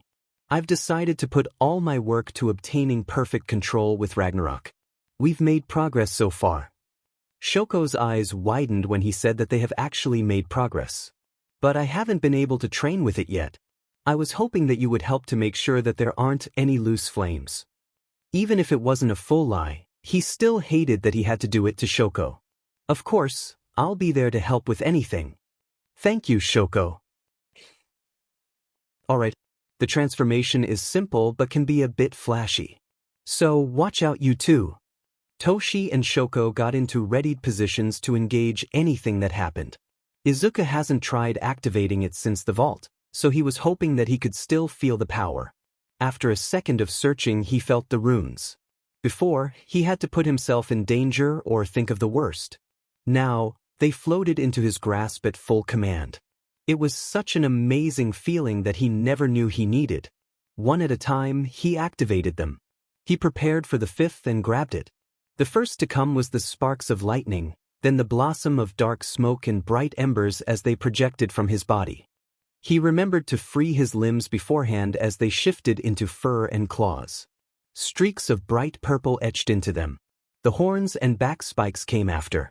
He did forget about those, so the ones on his back ripped through his shirt. During the shift, Izuku focused on the embers and made sure that they didn't get too close to the ones watching after him.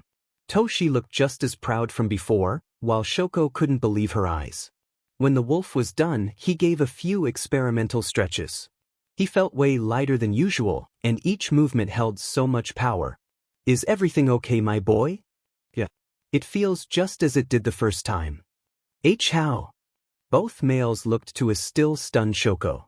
I thought you weren't able to willingly enable your runes like that. let alone use Ragnarok in this kind of state.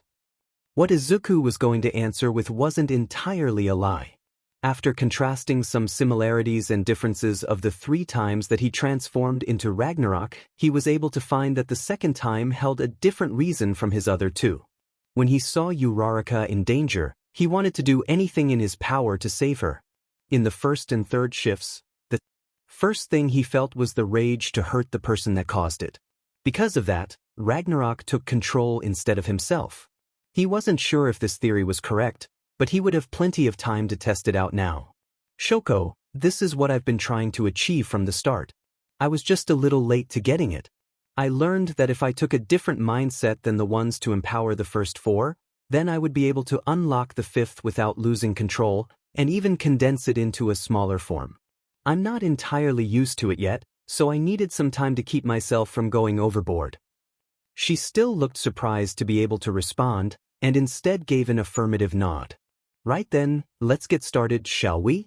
You have most of the entire day to get this new aspect under wraps. Izuku turned to Toshi with a determined grin. Right. One thing was for certain, the fire aspect of his quirk was massively enhanced while in this state. His ember breath was no longer just smoke and ember but had flames of indigo. When he first tried to let out a small puff of it, the blaze curled around his fangs and out his lips. It was such a soothing feeling that he couldn't get enough of. His pyrokinetic abilities also worked on the flame that came out his mouth, which resulted in him having a much faster way of building fire. The next thing they learned was that even though he looked to be in light form, we had access to the full strength of Ragnarok. They were able to test this by having Izuku punch a large refrigerator. It was safe to assume that he had this power when the refrigerator and everything behind it was demolished, leaving a 25-foot hole in the ground. The more he tested, the more he got excited, because he still was of yet to use One for All. During some testing of both these new developments, he learned that he could superheat the veins on his limbs and have them leak the same fire. So basically, it looked like he had awesome flaming armor. A nice detail that he liked was that his runes also turned purple. It didn't mean anything, but it made him feel like he accomplished a lifelong goal. Since he figured out how to superheat himself, he was also able to cool down his body to prevent hurting someone from just standing next to them. Now was the final test. Okay, Izuku. You ready? Toshi had asked behind some cover along with Shoko. Yeah. If I want to have full control, I'll need to be able to transform into Ragnarok. The wolf stood in a small clearing that they had made specifically for this. He lowered into a steady stance. With equally steady breaths, he slowed his heart rate. If he was right, then all he needed to do to fully shift was the same as his Fenrir form. Izuku closed his eyes and pulled. He could sense the changes occur as he focused on the image of the wolf god. His entire body grew fur and in size. It was exactly the same as his non-Ragnarok form when shifting, which made the process easy for him. When he opened his eyes, he could see over the mounds of trash all down the beach. He was caught up in the moment at the entrance exam. He didn't realize how tall he was. Now, he stands at 13 foot on 2 feet in the full glory of Ragnarok. Is everything okay, Izuku? He heard Shoko yell from over her cover that she abandoned. Because he couldn't speak, he voiced a joyful gruff. The noise brought a smile from the two that were marveling at the transformation. And you're sure that nothing feels wrong? Toshi asked from beside Shoko. He got down on all fours to be more eye level and shake of the head. It looked more like a wolf trying to shake off water rather than answer a question, which made the two laugh. Well, I must say that this went better than I hoped. I am very proud of you, my boy. Shoko, your help was very much appreciated. You don't have to thank me for helping you out. This is my favorite stable family after all. But I do hate to say that I still have some work left at home, so I have to go. By Toshi, by Izuku. Congratulations on the success.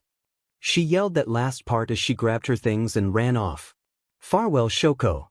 Izuku still couldn't speak and gave a deep bark. To be honest, I was hoping she would leave afterwards. I'm glad that I didn't have to make myself seem rude by asking her to. We still have to work on One for All. If she saw the sparks and the unexplainable boost in strength, she might get suspicious. Toshi turned to initiate the practice with Izuku but saw that he was currently biting an old truck in half. Drop it? The sparks around Izuku's body became more frequent and bigger as he concentrated on the second power that was within him. He was back in his original form, so they could test the pure strength of OFA. The coursing power that was flowing through his body felt denser than Ragnarok's, which almost threw him off balance. He stayed completely still as he charged up his secondary quirk. You're doing great, Izuku. Do you think you can move? The wolf gave a nod and took a careful step forward. Everything seemed to be working, so he took another step, then began walking to the edge of a wall of trash. When he approached the wall, he raised a fist and let it fly. When he did this, as with Ragnarok's power, just a single mound of trash was destroyed. This time, the mound as well as several others ceased to exist as an explosion of sand and debris was erupted on the beach. Holy crap, holy crap. Both Yagis expressed their amazement in the punch. I think that punch was the full 100%. How's your arm? Toshi knew that without the trained vessel, OFA could hurt its user. And if Izuku used a max punch right off the bat, then there might be injuries. My arm's completely fine. I'm able to use 100% without any backlash. If this boy gets any more excitement today, he's gonna blow. Toshi walked over to Izuku and put his hands on the boy's shoulders. Izuku, time and time again, you've showed that you have the means to be the greatest hero that history will ever see. I just can't wait to see you go make that history. Izuku barreled himself into Toshi's chest with a hug. Thank you for everything, Dad. Always. And could you please turn off one for all? You're kind of hurting me. Villains hide out after escaping USJ. God, it burns. Why does it burn? Tamura dropped to the floor after evading death in the form of a smoky nuke. Kurogiri had managed to warp them away. Before any serious injuries could be done. He had burns all over his body, but nothing that was severe. Kurogiri left to get medical supplies while Tamura was able to pull himself onto a bar stool. Tamura, what happened? The screen against the wall on the far side of the room spoke. We failed. We weren't even able to fight All Might before that demon dog got in the way. Dog? The question was laced with curiosity. Yeah. Remember that demon werewolf from 4 years ago? The same one that you said you were interested in. He was there. He ripped Hakami apart and destroyed my Nomu. There was silence on both ends before laughter could be heard from behind the screen. Looks like I finally found you again. Ragnarok. Did you guys see the news last night? We were all on TV. But I can't help but feel disappointed that you couldn't see me very well.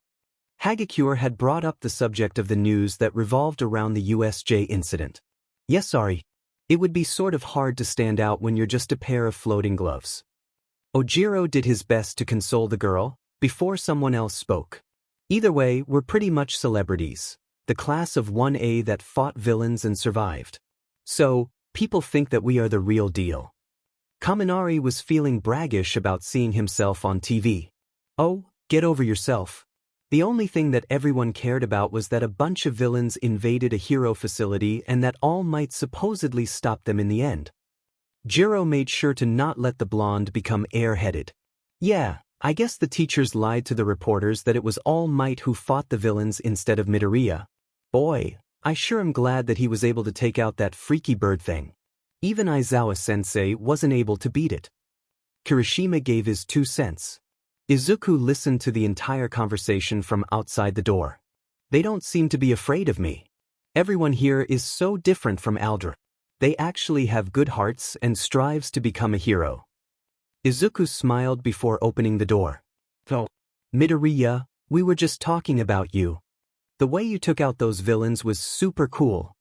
You already looked like a pro when you were fighting alongside Aizawa-sensei. Yeah, good hearts.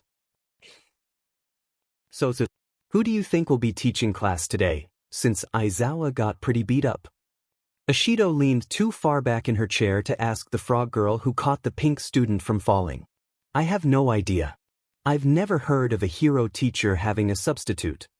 Just then, the door to their room was opened to show a wrapped-up dead person. Or, at least they would be dead, if the voice of their teacher didn't call out from the covered bandages. "Good morning, class. How are you standing?" The question didn't sink. My well-being is irrelevant when it comes to the education to guide you all on the path of becoming heroes. And right now, I am here to guide you through your next fight. Are you saying that there are more villains? The question caused a small panic in the classroom that was stopped when the hero continued. The UA Sports Festival is about to begin. Why if? Kirishima's excited yell was cut short by Kaminari slapping a hand over his mouth. That doesn't sound like a good idea, considering that we were just attacked by a group of villains and all. Ogio's statement caused some worried looks across the room. I wouldn't worry about it too much. The school has made adjustments to beef up security. Plus, the administration believes that this is a way to demotivate villains into thinking that they actually had an impact on the USJ, showing that the threat was handled. Either way, this event is one of the biggest opportunities for students such as yourselves to be recognized by pro heroes. I'm not exaggerating when I say that canceling it could end some of your dreams at becoming a pro. If you do well, then your chances at becoming popular among the hero industry will rise. Because of this, I fully expect each and every one of you to push yourselves past your limits. So, you better not be slacking. Yes, sir. Uraraka, wait. Izuku managed to stop the girl just before she put her hand on the door. The class looked to him with confusion on their faces. Visitors. He thought that it was strange that there was a large group of people outside their door. He figured them to be students, but it was still odd. Uraraka eyed the door before slowly sliding it open. Before her was a crowd of UA students from other classes and departments. What are you all doing at our door?" Uraraka spoke what was on everyone's mind. "Do you all perhaps have some business with our class?" Ida asked his own question. Izuku knew better. As soon as the door opened, he caught the scent of dominance from the kids. They were here to challenge them. It would appear that he wasn't the only one to figure it out. They're scouting out the competition, you damn morons. Ever since their battle exercise, Bakugos was cast out from the others of 1A. A treatment that was returned with harsher insults and more violent threats. Of course, none were in front of the teacher. We went up against a bunch of villains and came out alive. So of course, some are feeling jealous. Bakugos put on his signature grin as he stared down the group of students. At least you DMN extras can finally see what a future pro looks like. Now get out of my demon way before I squash you. I thought that this was a class for aspiring students to become heroes. Not for people who have bigger egos than their IQ. If you're seriously the kind of person that represents 1A, then I'm glad I came to see your face before it gets thrown into the dirt. The boy that instantly got the approval of Izuku and Shoko worked his way through to the front line. He had indigo hair with eyes that matched and came along with bags under them. Sure, there are some people who are just scouting to get an idea, but I'm here for a different reason, to tell you that you better watch yourself. If someone from a lower class does good enough, then they will be transported to 1A. And someone will have to make room. That is exactly what I plan to do, so prepare yourselves, because I'm not the only one. Just then, someone else made an entrance who had funny-looking eyelashes and sharp teeth. Hey you! I'm from the class next door, and we heard that you guys fought some villains. I thought that was super manly, but now, I all see are a bunch of JRKs who think that they are better than everyone else. Well, guess it's time for me to set things straight. Yeah, I do think that I'm better than all you. The blonde was stopped when he felt a strong hand on his shoulder. I'm so sorry about him, everyone. I'm sure you all know what it's like to have that class idiot. I can assure you that we are not like this. Bakugos went to retort but winced when he felt the hand tighten to uncomfortable levels.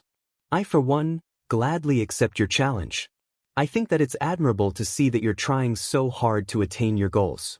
And even if you were put into a lower class, that doesn't mean you all don't have great potential to become heroes.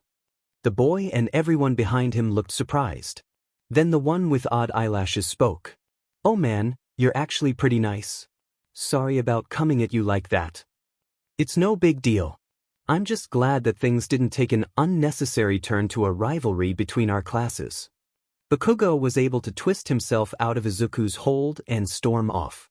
glaring at anyone who turned their gaze towards him. For once, I'm glad that I get the chance to fight you. That way, the public will know who you are. The next 2 weeks went by in a blur.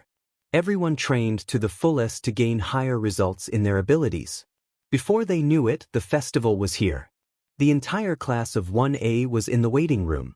Present Mike would be calling them out soon, so everyone was putting on their game faces to show to the world. Izuku was in the middle of his own planning before he smelt the herm of dominance again. Midoriya.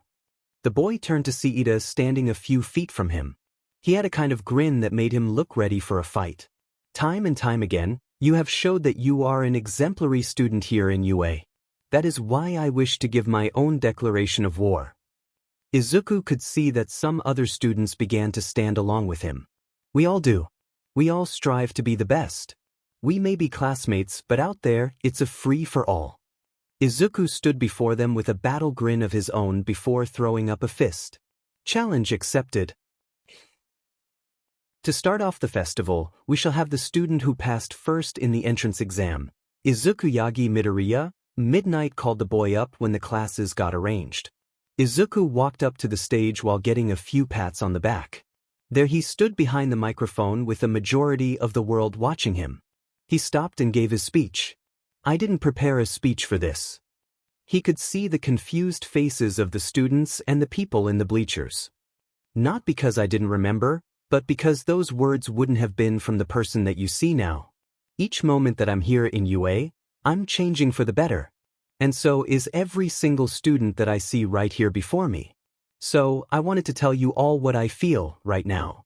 I feel like I'm carrying a lot of responsibility, which is to be expected when you're trying to become a hero. Because a hero is many things. It could be someone who fights villains that are trying to hurt people or steal from others. It could be someone that is trying their hardest to lift the building off of someone that is trapped underneath. It can even be the one who did something as little as helping someone cross the street. Because it doesn't matter the scale of what they've done. What matters is the person they are helping. You don't have to have a license to be called a hero, because a hero could be anyone, and it could mean anything. The kind stranger that helped you get your cat down from a tree, that one friend that stood by your side when things got tough, your mother, your father. All it takes is once generous action, and you could be a hero in someone's eyes. I want to be this kind of hero. The students here that I see all have a goal. A goal that we all share, but not for the same reasons. Our reasons could be anything. I know a person who wants to be a hero to prove they aren't weak. Someone else's goal can be for the sole reason of saving others, or maybe they made a promise. Whatever reason that anyone could have, we are here for one thing: to become a hero. And like any hero, we can't be stopped by limits, because there is no such thing. Here at UA we all go beyond. We go plus ultra. The people in the stands erupted into cheer that lasted for nearly half a minute and showed no signs of slowing before Midnight raised her mic, showing that she was ready to pronounce the first game.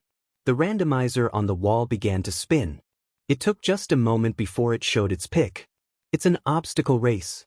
Every student will have to run a treacherous course all the way around the school, which is exactly 4 kilometers long. Take your places, contestants. Izuku was next to Shoko. Both were carefully watching the green lights at the top of the large doorway. The moment the signal was given, all of them would be in a free-for-all. The last light went off. Begin! Izuku leapt into the air and went into light form. He projected the jump to land him on the ceiling of the tunnel. From his spot, he propelled himself back onto the ground, far ahead of the others. When he connected to the ground, he wasted no time to drop on all fours and speed himself to victory. Meanwhile, Shoko had been less nice to the competition as she froze the entire inside of the tunnel and pulled ahead. But she wasn't alone. Almost every student of 1A had evaded the attempt and were not far behind. You better get back here, you icy hot beach. You and that mutt. Unfortunately, Bakugos was one of them. She was able to catch that Monoma had tapped the blonde while he was distracted and was using his copied quirk to speed along. Many others had used some very unique ways of getting past her ice. She focused herself on the path ahead of her to see that Izuku was tearing into some robots from the entrance exam. Guess he couldn't help himself. Shoko thought with a smile before catching up to get some of the fun. And just like that, the two top students of Class 1A take the first obstacle by storm as they appear to be ignoring each other. While the students continued their way, Present Mike was announcing the interesting results from the top booth. Along with Aizawa, who was still bandaged enough to look like a mummy. After Izuku has had his fun, he rushed back to the race.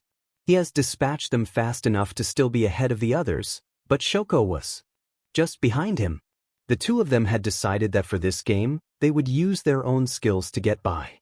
Only 2 minutes in, and we already have someone at the second obstacle. Sheesh, you would think they would make this harder. Izuku was a little disappointed when he approached the next course that looked to be a large pit with randomly placed rock towers within it, all of which had cables that connected them for people to cross between them. Yeah, right. The wolf didn't slow as he bounded from the edge of the pit all the way to the closest tower. Holy crap, everyone. This one isn't slowing down. He just jumped right over. Got anything to say to that eraser head? As long as you stop screaming. Izuku's quirk allows him the mutations of a wolf. Speed, strength, stamina, endurance, and senses. However, not just any ordinary wolf. His quirk is based of the wolf god, Fenrir. So, his abilities are way beyond the average. A lot of the people in the stands now understood his abilities. After all, a lot of them recognized his as the boy from 4 years ago and the wolf from the sludge villain incident. By the time he got halfway, Shoko had started on the second obstacle. Not too far behind her was a collection of most 1A students and kids from other classes. Monoma really seemed to be getting the hang of using the explosions to propel himself by watching the original owner use them, who was cursing insults at everyone. Ida was near the front for obvious reasons, while others who didn't have quirk that helped in mobility were farther back.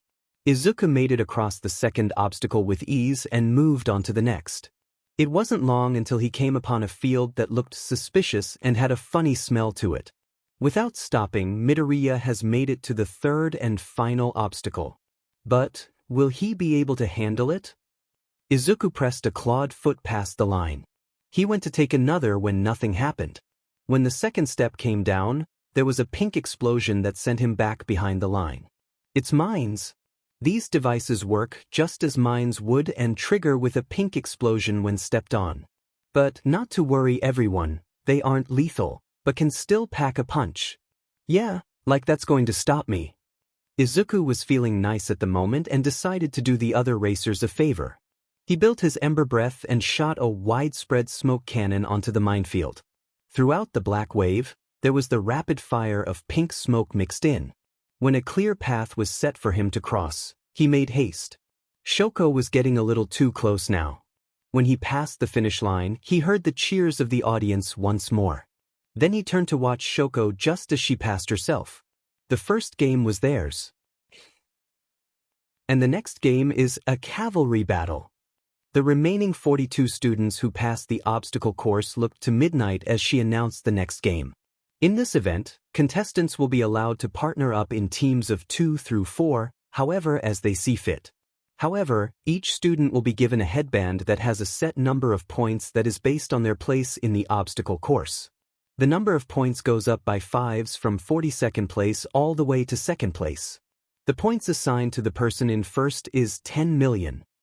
Just then, every class of UA targeted the boy with not so nice intentions. What they didn't expect was the boy to return their stares with an excited grin. Oh, bring on. This is the dream. Since Izuku was in first place, no one wanted to team up with him. He understood. He was just a little surprised that Shoko offered her partnership in this event. An offer that he gladly accepted. So, there they were, Izuku down on all fours in full Fenrir form while Shoko rode on his back. The couple have tried this idea multiple times, but never got the chance to fight anyone with it. So, both were equally excited to give the other contestants even more reason to have those terrified looks on their faces. Izuku's job as the one and only horse of the group was to protect Shoko and her headband. She was perfectly capable of defending herself on his back through some past exercises, but they knew of the capabilities that the other students had here. They needed to take this seriously. Everybody ready? Midnight lifted her whip, and everything was silent. Begin. Right off the bat, multiple teams came straight for them. Izuku gave a specific grunt that signaled for Shoko. She understood the message and covered her face. Izuku faced the ground and let out a giant wave of smoke. With them hidden, the previously chasing teams halted. All of them too wary to enter. Get out of my way. Everyone turned to see Bakugo launch a powerful explosion into the smoke screen. The force of the blast sent enough wind pressure to blow away their cover. Guess Bakugo managed to make a team after all. Shoko was still skeptical how he got himself a team of 4 without threatening to take their lives if they didn't. But soon enough, the blonde's team of Kirishima, Ishido, and Siro came straight for them. Trying to cause some unstabilization in their teamwork, Izuku gave a menacing growl. It was mostly effective on Ishido, but they pushed forward. So, Izuku did something they didn't expect. The wolf began to charge at the enemy team. They all looked surprised but didn't stop. Just when they got close enough, Izuku leapt straight over their heads and twisted midair. The reason for the twist was so Shoko could grab another team's headband while she was upside down. The wolf took off as soon as they landed. Oh crap! She grabbed my headband. Shoko smiled as she tied the piece of cloth around her neck. They kept going until they got to the other side of the area. If the people wanted their headband that badly, then they would have to run all the way across. Too bad for them that Izuku has more stamina than he knows what to do with. On this side, someone else decided to take on the pair. It was Shoji. He had his arms spread out across him back in an odd way. Too bad Izuku could smell both Tsu and Monoma hiding underneath. Trying to surprise them, they both shot out their tongues in hopes of catching them off guard. Shoko was the first to react this time as she sent a small wave of fire to intercept the attack. She kept it from hurting the two, but made it intimidate enough to get the group to back off. In that moment, Shoko was so focused on the match and was so comfortable. Fighting along Izuku, she realized that she used her fire. It wouldn't have been a big deal if Endeavor wasn't watching from the stands. He never knew until now that she had begun to use her fire. She spared a glance to where the number 2 flaming trashcan stood and saw that he was transitioning from a stunned look to one of joy. Guess there's no going back now. Suddenly, Izuku feels his claws sinking into the ground. He looks to see that ground around him has become a kind of quicksand. Connected to the trail of sand is another rapidly advancing team. The rider is that same weird eyelash boy while his front horse used his quirk to change the concrete. You didn't think that just because you were super nice meant that you were safe, did ya? They took a few steps just before they had to dodge a spear of ice. Ha, you missed. It was meant to distract you. Wait, what? They had no time to dodge the second attack as they were frozen to the ground. Shoko had a trail of ice going off Izuku's tail and surrounded the enemy team. And I'm not even breaking any rules since you're still able to continue. Damn it. Izuku was able to break free after sending more heat and smoke from his limbs that caused the sand to push away. He leapt out of the pit but was immediately faced with another team. Midoriya. Izuku and Shoko looked on to the team in front of them. Ida was the front runner and had Uraraka and girl with pink curly hair that had all sorts of gadgets at the sides. As for the runner, Tokoyami had his dark shadow at the ready. I told you that I declared war on you, and so did they. In order for us to become stronger, we must face you here and now. Izuku didn't like Ida at first when arriving at UA. But after getting to know him a little better, he wasn't half bad. But there was something that shined about the engine boy. He stuck true to his goals. The wolf gave a battle roar as the two teams charged. Shoko created a large spear and hurled it to the advancing dark shadow. It was able to dodge and go in for a strike. It lifted a claw and aimed for the headband on her head. Shoko ignored the attack and looked for any weak spots, because she knew that the wolf had it handled. Just before the dark hand could connect, it was stopped by a clamped jaw in the wrist. Izuku shot embers onto its limb before it pulled away in pain. It was a good thing that she saw it when she did, because suddenly Ida is zooming at speeds faster than before. The enemy group made another attempt for her headband. Tokoyami was getting dangerously close to her points. But it wasn't the couple that were in danger, it was the other team. Uraraka didn't know what the smile on Shoko's face meant, but she knew it wasn't good. Izuku's fireproof. Are you? The team couldn't react before the pair were engulfed in flames.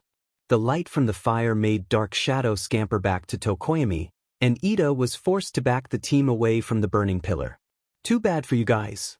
At least you have enough points to move on to the next round. Time's up. The festival was put on break while everyone was at lunch. Although it was quiet, Izuku could smell the fear from everyone who was still in the tournament. They were all tense and anticipating who their matchups could be. Every year, the last event of the sports festival was some sort of 1v1 match. The details of the match would be given after they got back on the field. Midoriya, Todoroki. The two that were addressed looked up so see Ida, who was sitting across from them. I must say, your teamwork during the cavalry battle was extraordinary. You two fight together like you do this regularly. Why is that? I feel like he's asked something like this before. Well, that's because we have. Me and Shoko have known each other for 10 months. Wait, you're saying that you've known each other before school? Uraraka seemed to be interested in their conversation. Yeah. We got to know each other when my father offered to train him. You were trained by Endeavor? This time, everyone at the table looked shocked. It's kind of a long story. It's almost time for the next event to begin. But we need to prepare ourselves for the trials to come. The first matches were set up. After Ojiro and a kid from another class dropped themselves from the tournament for odd reasons, the final fights were shown on the board. He was up against the same person that declared war on his class. You're Izuku Midoriya, correct? The wolf met the gaze of dark indigo eyes. But he did not answer. He heard the secret meaning behind the words. He didn't just ask a question, he laid a trap. Instead, he just eyed the boy before giving a curt nod. HMP. What's wrong? Cat got your tongue? Ojiro was just behind Izuku, getting ready to use his tail to keep him from talking when he moved. Izuku got closer to him, stopping just short of 2 feet away. He opened his mouth and let a puff of smoke hit the other in the face. Cough cough, the hell? Shinso walked away with an annoyed look. Izuku thought that he would be a bit nicer for apologizing to them for how Bakugo treated them, but that didn't seem to be the case. He was challenged and he accepted. First up is the wolf who's managed to get first in all the previous games. Izuku Midoriya versus the silent but effective type, Hitoshi Shinso. Since he's been getting work done in secret, we have no idea what he might be planning. Let's get this show on the road. Both competitors came out of the tunnels and took their places on the stage. Oh, this sure is exciting. Are y'all ready? So, you're the famous demon werewolf? The one from 4 years ago. Is he seriously going to try and use that against me? Ojiro already warned me about you, so it's not going to work. Start. The way that you blew up in smoke and came out as a giant wolf. Like you came straight from hell. Izuku began to run towards the boy. He was going to end this quickly. You looked so monstrous, especially when you threw the #1 hero across the DMN place.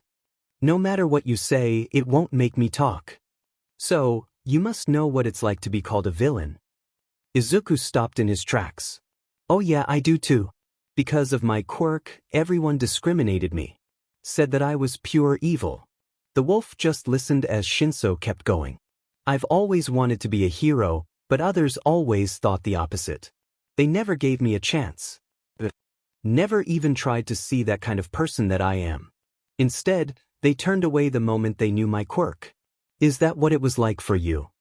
Izuku almost answered verbally, but was able to catch himself and gave a friendlier nod. Then do me a favor, why don't you? Win this for me, alright? He wasn't able to move his head before Shinso turned around and walked out of bounds. Shinso is out of bounds. Izuku Midoriya advances into the tournament. Midnight sounded just as confused as the audience. But Izuku knew that he had to win. Sheesh, now I feel bad for blowing smoke in his face. It was Shoko's match now. She was on her way to the stage to face Zero. Guess what BSRD was waiting for her? How long? How long has it been since you've finally accepted what you were made for? Just because I took the wheel, doesn't mean I'm going where you told me to. That was all she said before walking away. Endeavor said something else, but she feels she's made her point. She was just about to exit the tunnel when she felt his large hand grasp onto her shoulder. Her left shoulder. Shoko's immediate response was to blast a ball of fire behind her as she swung her arm to face the man's face. He let out a surprised grunt as he was flashed with bright flames that swirled around his face and upper chest. She didn't even check to see if she actually burned him before she turned back and walked out the rest of the way. As you would expect, Shoko simply froze her target. The moment that battle started, Siro attempted to throw her out of bounds. The girl grabbed the tape and pulled Siro towards her before launching a chunk of ice to his gut. Shoko must have hit him harder than she meant to, because Siro surrendered right after. She felt kind of bad afterwards. The following matches were Kaminari getting showed up by Shizuki using her vines, and Ida getting used like a prized possession as Mei showed off her babies. The first real fight of the festival so far was Ishido versus Aoyama. The pink girl able to dodge and maneuver herself through the lasers with impressive agility.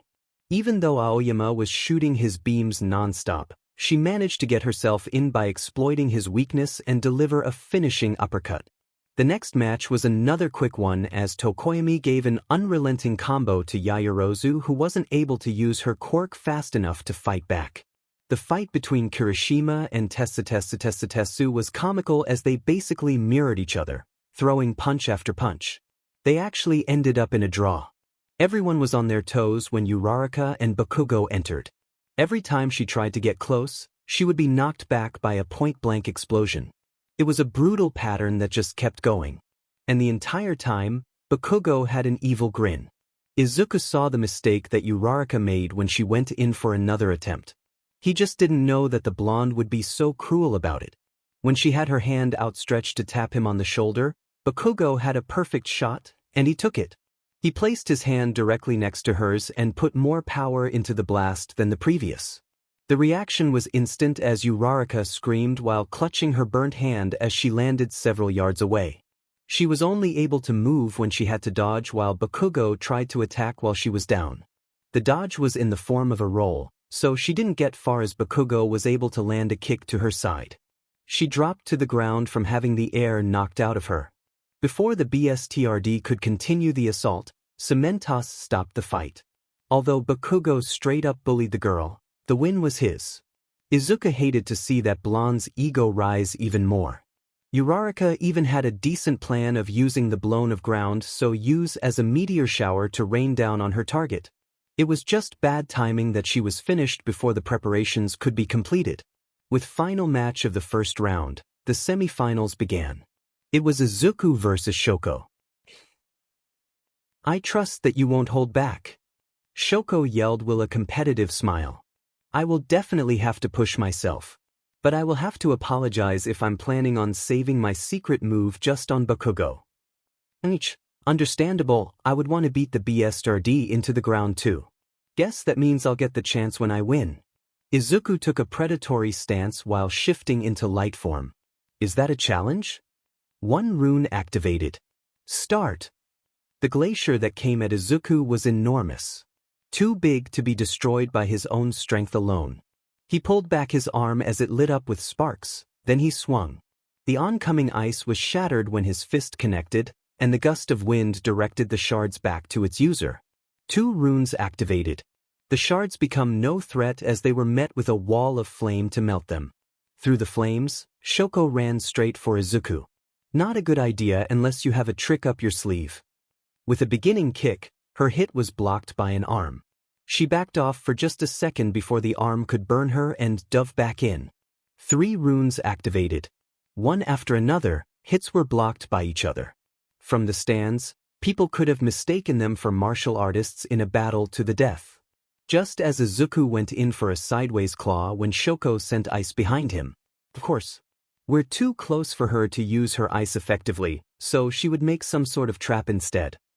The moment he was distracted by the frost wall, he was kicked directly in the chest, straight to the wall. As soon as he made contact, Shoko developed the ice further, making it encase Izuku in the middle of an ice prison. It would appear that Midoriya has been frozen and cannot move. Midnight may have not known better, but Shoko did. Without warning, the ice blew up in a blast of black smoke. Izuku was starting to get excited now, as smoke left his mouth in an intimidating way.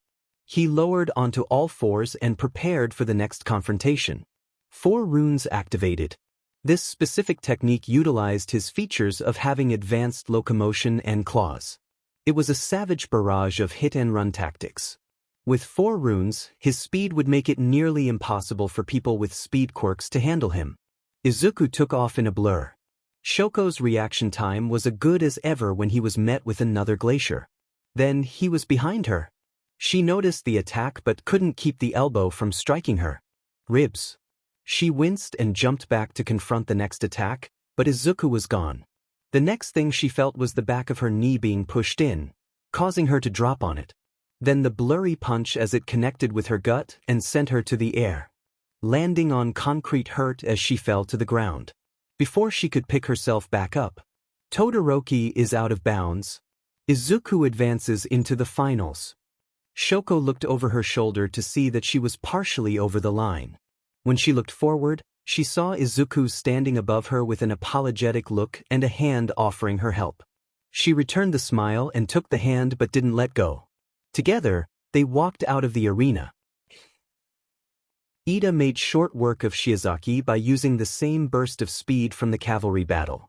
Ashido never really stood a chance against Tokoyami's Dark Shadow.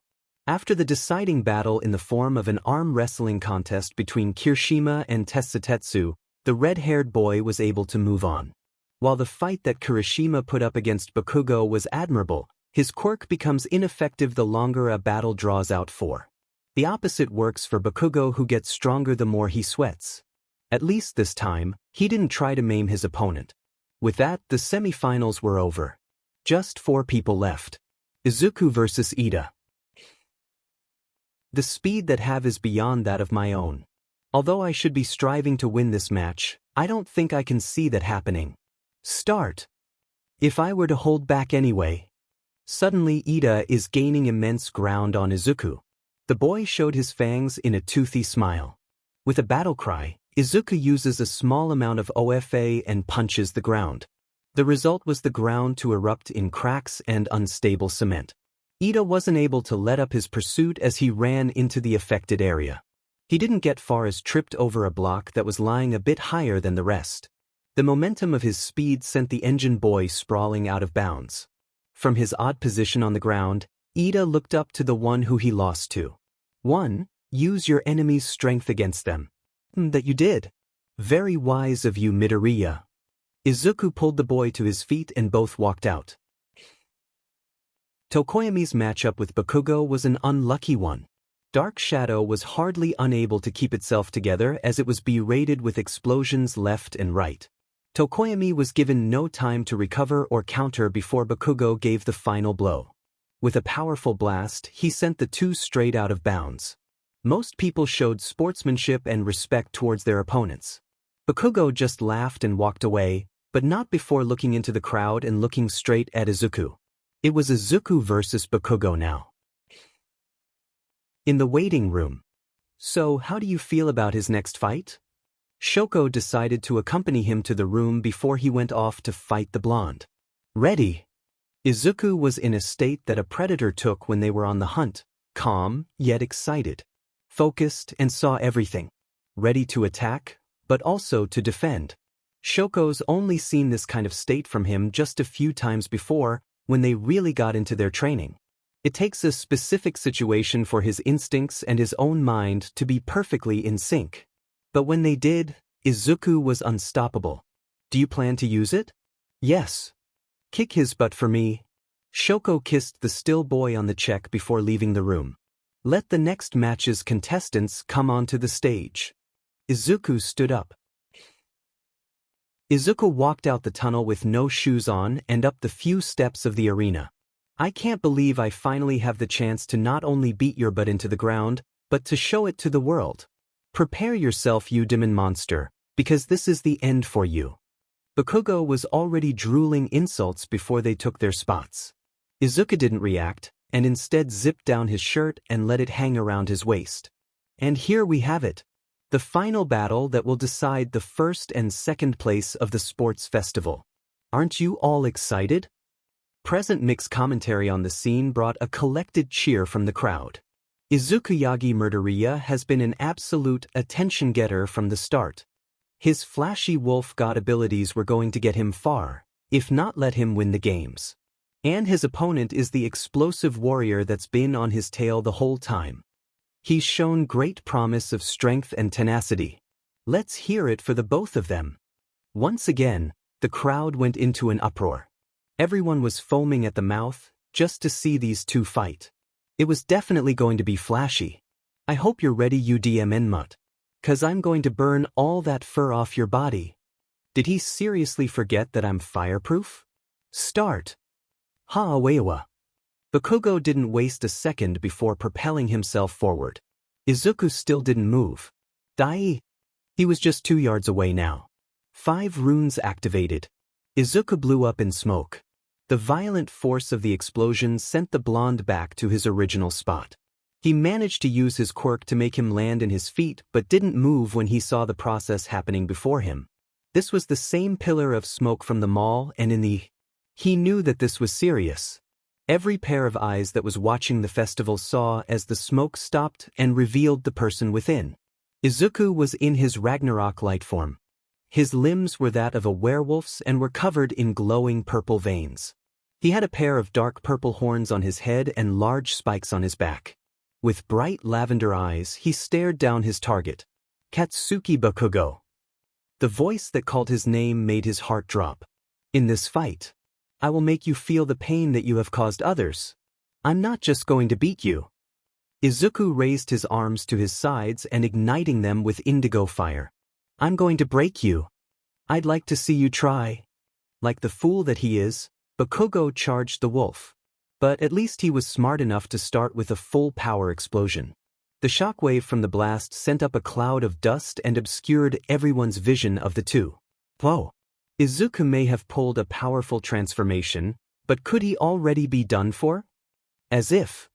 Bakugo couldn't see, but he knew that the voice came from behind him. Before he could do anything, he feels a powerful impact on his lower back.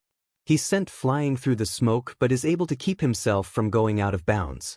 With some precise explosions, the dust cloud is dispersed with a similar swing of Izuku's arm, much like the same move he used during their fight in the combat exercise. But Bakugo wasn't the only one to feel the pressure as the audience shielded themselves from the wind. I'm glad that you're slightly heat-resistant, Bakugo. That way I don't have to hold back as much when I scorch you.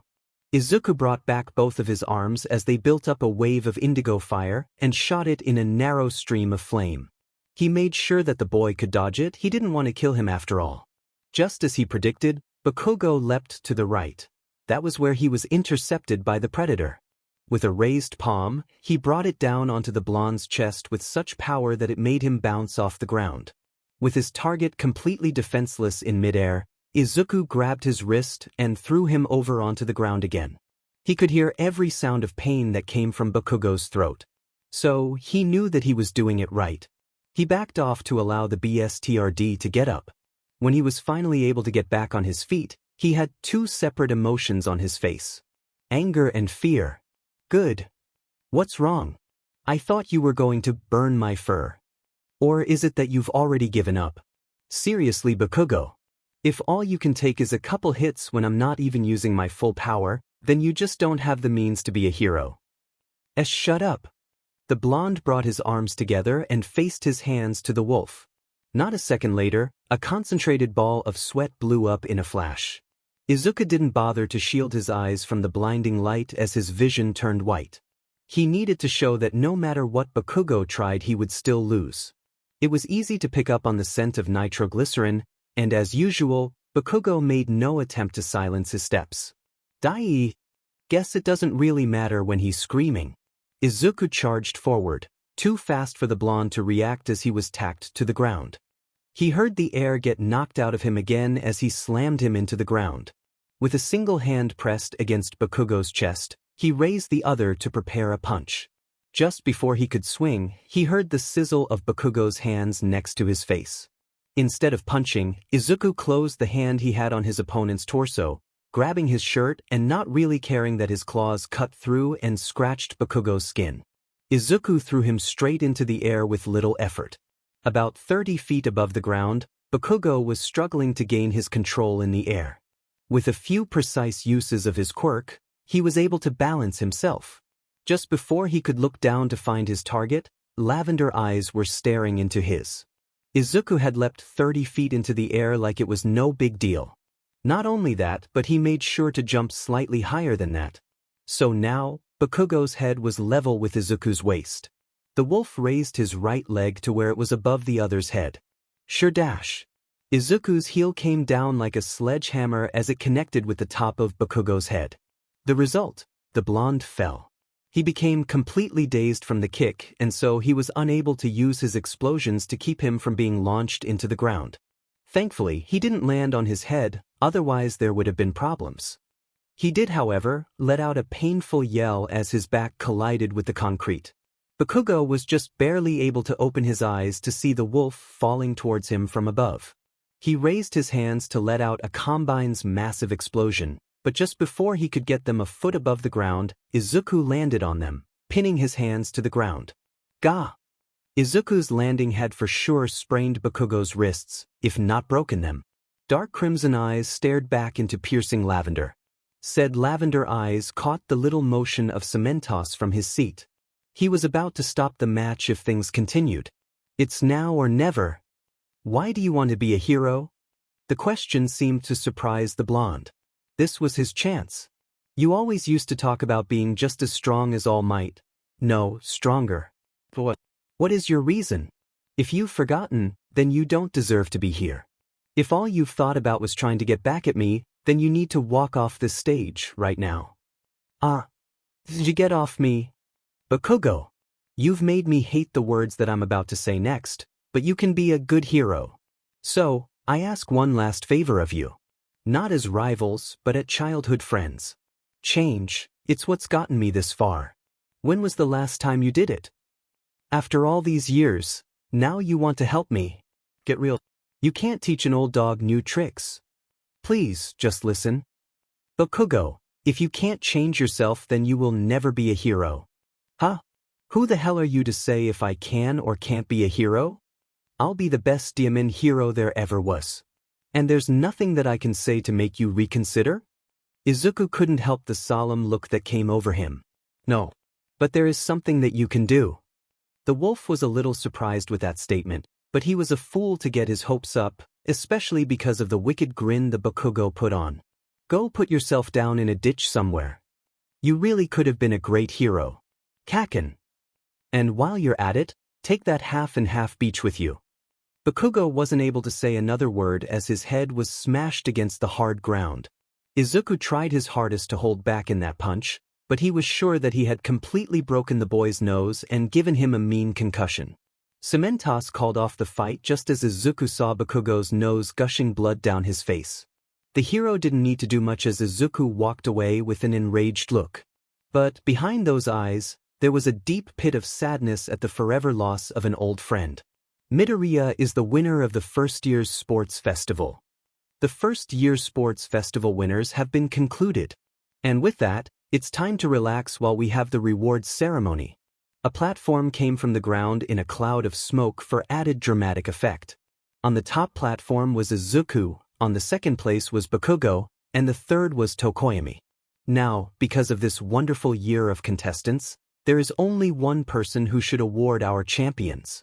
All the way on top of the stadium, All Might appeared to look over the edge. I am here. The crowd went wild when the great symbol of peace entered the stadium with a mighty leap down to the podiums. He stood proud for a second to allow the cameraman to get some good shots before taking the medals from midnight. Congratulations, young Tokoyami. You showed excellent power in the events. However, you must learn to expand your skills. You cannot expect to win every fight with your quirk alone. Thank you, sir. The two pulled into a hug before All Might went to Bakugo. Young Bakugo. You have talent and skill, but that attitude needs to change if you want the people that you're protecting to accept you. Bakugos said nothing as All Might placed the medal around his neck and awkwardly hugged the boy. Then it was Izuku's turn. Midoriya. You did excellently today. Not just in independence, but also in teamwork. You will make a great hero with those traits. He placed the medal around his neck and went for the hug. When he did, he quietly talked into Izuku's ear. This is probably starting to sound old already, but I am proud. It never does. Izuku tightened the hug before the two pulled away. Here you have it, the winners of this year's sports festival. Congratulations, all of you. You proved that there is a reason that you are here. And because of everyone's hard work, there will be a 2-day break. Another thing, I'm sure that there will be pro heroes who want to recruit you, so we'll look over the results when you return. Use these 2 days wisely, you still have a lot of training to do when you get back. Yes, sir. Oh, Izuku, my little pup. I'm so proud of you. Thanks, Mom. It's always nice to have you cheering me on. Since Izuku had 2 free days, he decided to visit home. The Yagi family were holding a short celebration for him getting first place in the festival. The reason for it coming to quick end was the boy had somewhere else to be. Alright, I'm off. I'll see you two later tonight. Bye. Bye, dear. So long, my boy. After said boy left, Toshi looked to his wife. So, now that I'm home, what shall? Take me. He was more than obliged but had to stop when they heard the yelling from down the street. I can still hear you. So, what was the reason for suddenly wanting to see her?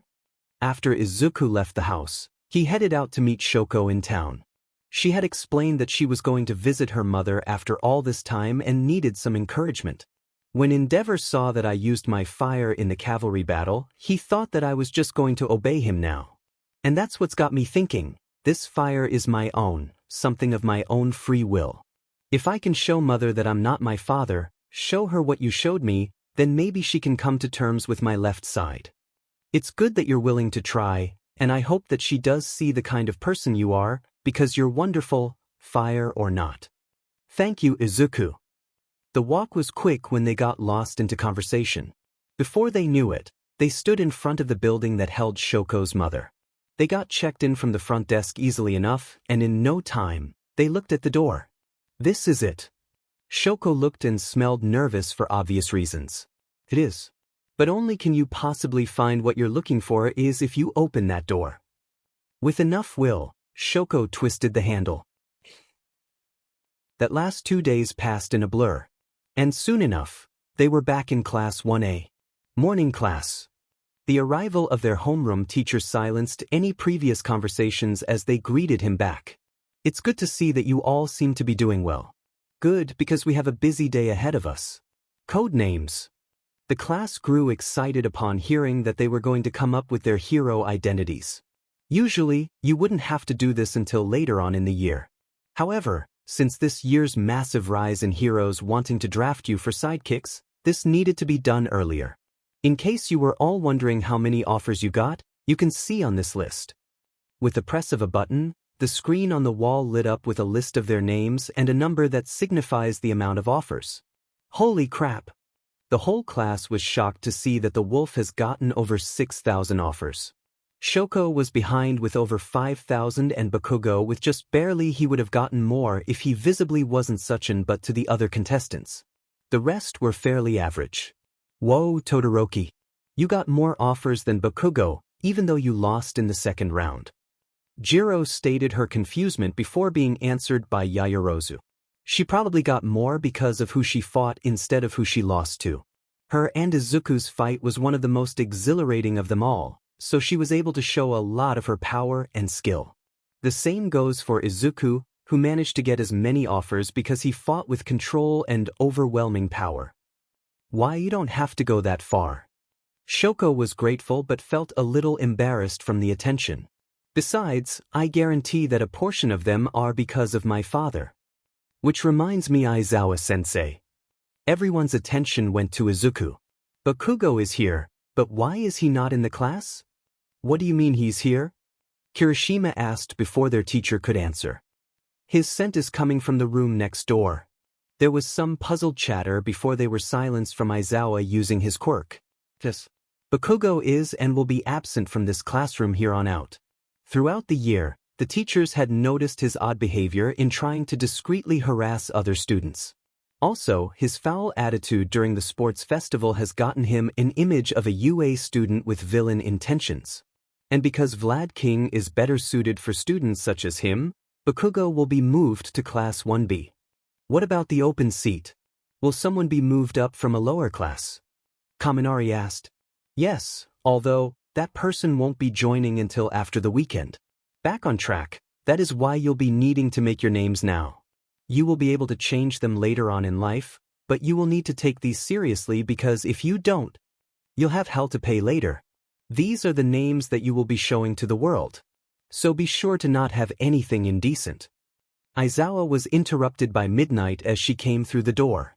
What she says is true. That is why she will be the one to approve of your names, since it's not exactly my forte. And with that, everyone got to making their names. Shoko had come up with her name while she and Izuku designed their costumes together. She walked to the front of the class and showed the name that she wanted to show the world. The element hero, Frostburn. It was so hard for me to come up with a name for her. This was literally the best I could come up with. Oh, sounds powerful.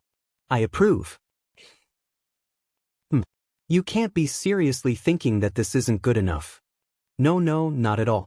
It's just I don't think I've ever heard of a hero with the title of God in it. It fits, doesn't it? My quirk is based on a god after all. Of course. And I approve. Izuku was thrilled to hear that his lifelong hero name was going to be the one that people across the world could feel hope Indiana. He looked back to his board to indulge. The Norse God hero, Fenrir. Turned out that Izuku wasn't the only one to have God in their hero title.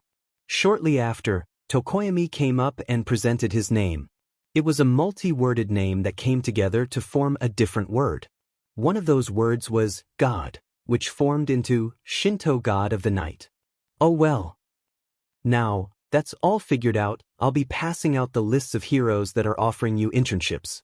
Be sure to put a lot of thought into these, and I also suggest that you get working on them now.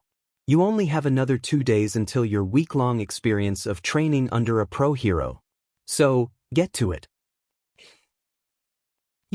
Have any of you guys figured out what hero agency to pick? Ashido was still visibly upset about getting far in the tournament but somehow got no offers. Yeah, I did actually. Some people looked surprised to hear that Uraraka had already made her choice. I'm going to the hero agency that the battle hero, Gunhead runs. But I thought you were more interested in rescue. Ribbit. Sue had heard how she admired 13 in their rescue work. I am, but after the tournament I realized that my combat is pretty weak. So, I need to learn to get better in all different kinds of hero work. The first sentence was said with a slight defeated look in her face as she looked to her hand but was able to brighten up at the end.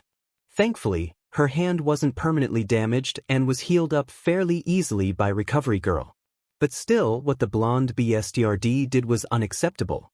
Izuku was watching the class go on about their decided hero agencies. He was going to talk to his father about it first, since he is a hero after all. That was when his eyes landed back on Ida. He's been quiet today, way too quiet for someone like him. He remembered that Ida had told them about what happened to his brother during the festival and had to leave in a hurry. Hopefully it's nothing serious. Hey Todoroki Midoriya, mind if I walk with you too? Uraraka had come up to them at the end of class just before they got to the door. Actually, I was just about to part ways. I feel like I'm going to be needed in the next few seconds. Izuku gave his answer as he opened the door. I am here, in a bizarre position. All Might slid out from seemingly nowhere in a strange bow form. I can see that. Mind explaining? Izuku had a pretty good idea, but he couldn't talk about it in front of the others. Yes, would you please come with me for AC? Shoko and Uraraka watched as the boy followed All Might into the hall. Anyway, you can still walk with me if you want. Oh, Thanks Todoroki. Shoko. Uraraka looked back to the other girl with a confused look. Call me Shoko. The brunette smiled. Then I'm Ochako. The pair nodded to each other before leaving the room together. I got another offer? Must be from someone important if you're telling me this yourself. Why yes. The hero is named Grand Torino. He taught here at UA for only a year. In fact, he was my homeroom teacher. But that's not all. He also knows about One for All. Whoa, really? This guy sounds like the real deal. It is. He worked alongside my predecessor and we're good friends. It's been a while since he's retired. And my guess is, he has become interested in YU after I told him that I chose you as my successor. Are you okay? You're shaking like crazy and I've never seen you give off this much fear before. Izuku was beginning to get a little worried midway of Toshi's explanation.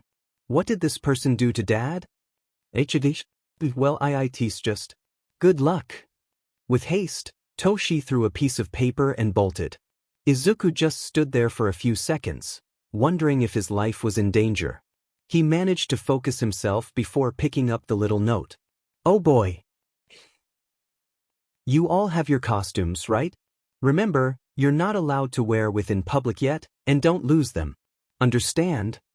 Gotcha. Ashido, mind your manners. You're trying to impress pro-heroes. It's, yes sir. Yes sir. Ashido whimpered before meeting her teacher's demands. Now, go make UA proud. Yes sir. The whole class joined in this time. After that, everyone went their separate ways. But, Izuku was at a loss. Something about Ito was unsettling. His scent was familiar, and not in a good way. It was the same scent that a predator gave when they were on the hunt. I should go talk to him. Just before he could take the first step. Izuku, your train will leave without you. Get going. Oh, sorry sensei. So, this retired hero is someone who trained the #1 hero. Said hero is completely terrified of him, and has even taught at UA for a year. Izuku hummed his laughter from his seat in the train that was taking him to his destination. I accept the challenge. This is disappointing. He made sure to follow the address correctly. He even followed the scent of the piece of paper. This was definitely it. He expected a somewhat fancy home, fitting of a hero who was friends with the 7th holder of OFA. But the structure in front of him just looked sketchy. Well, I won't get anything done just by standing here. Izuku walked up the steps and to the front door. He knocked, even though he knew the person just behind the door was aware of the greenette. He heard the slight sound of breathing turn into a small snicker before the breathing became still. Isn't this something? Grand Torino is a jokester. He opened the door so take in the view of a small man in a hero costume laying face down on the floor. Was shattered ceramic pieces around the floor and had an unusual amount of ketchup all over him. Two can play that game. Well, isn't that a bummer? Although, I am pretty hungry. A wolf's gotta eat. Maybe just a nibble. I'm alive. Izuku burst into laughter when the frightened man jumped up with his hands out to protect himself. The elder looked confused at first before realizing that he was gullible enough to believe that a UA student was about to eat his corpse. Ha! You should see the look on your face. You actually thought I was going to eat you. Yeah, joke's over kid. Get your costume on. The demand was able to pull Izuku out of his fit and looked to the elder in confusion. Wait, why? I'm testing you, right here right now. I saw how you used One for All during the festival. I got to admit, you're honing its power better than I thought, but you're still using it incorrectly. What are you waiting for? Put it on. Izuku got to it when he realized that the man was serious now. The change was quick and easy due to the simplicity of his costume. This was the second time that it's been fully repaired since he destroyed it in his transformation at the USJ. Although, he did add some extra details. Along his ribs and shoulder he had a set of 3 white metal strips that resembled claws that looked like they were wrapping around his sides and shoulders. Alright, I'm ready. He barely finished the sentence before Torino blasted off. He was using every surface in the room to jump to another. He was fast. To the normal human eye, he was just a blur, but Izuku has far surpassed a normal human. In the real world, you aren't given the chance to get ready. Next time, I won't give you as long. Grand Torino was aiming for the right time to strike, but there was something wrong. The boy hasn't moved since he began. If he's that cocky, then I'll just kick some sense into him. He went for the kick. It was aimed for the left side of his head. Masked eyes met forest fire. Grand Torino was shocked to have his foot be caught by a powerful wolf hand. The boy's arm was transformed and shrouded in orange and green sparks. His collar was lit up with 4 strange symbols. If you're telling me that I can get even stronger, then please teach me. This kid. You said that I was using one for all incorrectly. What do you mean specifically? After the short fight, the two sat down to discuss. I watched you use that power in the festival. From what I can tell, your body is fully capable of handling the backlash, even though your technique is improper. You've basically already said that. I can't teach you the very details of how to use it. It's different for every user. For All Might, it comes in a kind of transformation, while for Nana, was a state. Nana? What? Did that buffoon not tell you about the 7th holder? No, sir. Great. Well, if he hasn't told you about it yet, then he's probably got something planned. So, I'll leave that to him. Anyway, the power of one for all usually comes in those 2 forms. If you can figure out which of those 2, then you're basically there, kid. It also enhances the quirk of the user. Did anything change after he gave it you? Yes, actually. I'm assuming you saw that transformation I took in the last round. He was answered with a nod. It appeared after I obtained one for all, if that's what you mean. If I'm correct, it looks like a smaller version of the form you took 4 years ago. It is. Until then, I was unable to perfectly control that form. Somehow, it gave me complete access to the features of my quirk without restrictions. Izuku noted that Torino has seen the mall incident. That sounds about right. Toshinori was quirkless, so we don't have a good example to go off of. Izuku was slightly surprised that he knew about his father being quirkless before receiving OFA. Then he wasn't when he remembered that the elder taught Toshi. You seem to be very close to Dad, besides being student and mentor. Dad? What? Didn't he tell you that he married my mom? Married?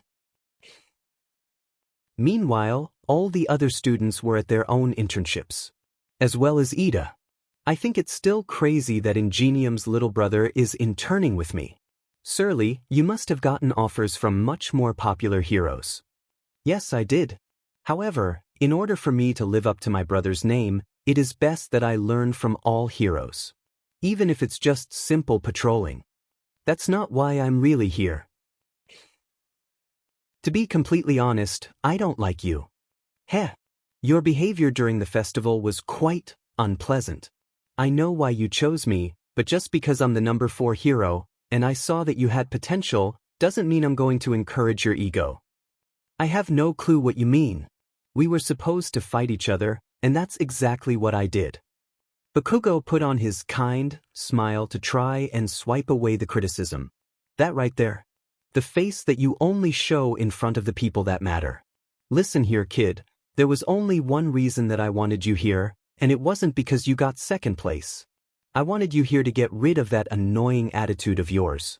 I'm going to teach you to be aware of your appearance, the way you speak, how to control your emotions. Within the span of this single week, I will stitch these into the fiber of your being. I'm surprised you took up my offer. Why would you be? I may be the number 12 hero, but most people aren't too fond of me because of my appearance. Then they're fools to judge someone based on something that can't be helped. That's a good trait to have if you want to become a hero, kid. So, shall we get started, Monoma? It's good to see that you're finally taking the path of the mighty. I will not follow any path that you lay down for me. I will take my own. HMP, is that so? Either way, you should go get ready. We're heading out, Shoko. So, you're the ones that attacked Yue. And you want to recruit me? Yeah. You all know how this goes down. I guess getting old really does make you sleep more. He went straight to bed after coming back from the store. Flashback. You mean to tell me that JRK got married and didn't even invite me? Oh, I'll kick his butt the next time I see him. Yeah, I thought it was strange that I didn't see you there after learning about your relationship with him. Stay here. I need to go get some sweets to calm myself. With that, the retired hero left. That was something. Flashback and the night is still young, and I'm nocturnal for a reason. Time to try this out. The boy stealthily left the building through the front door and moved to the neighboring alley. It was full of trash bags that could cushion his exercises. Yeah, this could work. Grand Torino said that one for all comes in a transformation or a state. Since I have lots of experience in both of these, I think I have a good chance in figuring this out. For 5 minutes, Izuku stood completely still, but his mind was racing. He was coming with tons of different techniques of applying OFA to mimic the feeling of shifting into Fenrir. That's it. In my light form I only have access to part of my power. But, in full form, I'm at my maximum. If I were share this technique with OFA Izuku pulled on the secondary source of power within him. But, unlike the past times where he only used it on a single part of his body, he cloaked himself in the feeling of raw strength. He saw the physical results as veins that were similar to Fenrir's, spread across his entire body. Once they covered him completely, he glowed slightly as green sparks danced around him. This feels amazing. It's similar to when I first used Ragnarok's light form on the beach. That didn't take you long. Izuku spun to see Grand Torino standing at the end of the alley. He must have been too distracted with his discovery to notice him. Since you're able to use one for all's full power, you could take on Toshinori right now if you wanted to. But that's going to have to wait, because first thing in the morning, we're having a rematch. Why did he have to tease me like that? He said, first thing in the morning. So why is he having me make him breakfast? Torino, sir, we will be sparring after this, right? Of course. Can't fight on an empty stomach. Yeah, I guess you're right. I'm just a little excited is all. Why is that? You managed to stop me yesterday without using one for all like you did last night. The boy stopped what he was doing and turned back to the elder. Said elder shivered at the sight of a predatory smile on the boy's face. It's not the same when your prey doesn't get serious. I know I said this already, but this kid. Grand Torino made sure to eat his pastry slowly, just to tease the greenette further. Watching the boy fidget in his chair was like watching a puppy looking for attention. It almost made him lose his cool a few times. The moment he swallowed the last bite, their eyes connected similarly to yesterday. Both were absolutely still, waiting for the other to make the first move. A single spark of electricity next to the wolf's shoulder, and they were gone. The previously peaceful room turned into a blurry war zone. One blur had a stream of propelled air, while the other left behind green sparks. You're already able to adjust the amount of power you put into each movement. You're adapting far faster than I expected. The voice could be heard, but not seen where it came from. My quirk and one for all work in similar ways, so it was easy to figure it out. Torino was bounding from wall to floor to ceiling. There was no way any ordinary person could keep up with him. But every time he looked back, the boy was right on him, baring his teeth into a grin and with his claws outstretched to grab him. It worried the elder that he was still in his original form and only had 3 runes activated. He cursed to himself when he saw the 4th lit up and the boy vanished again.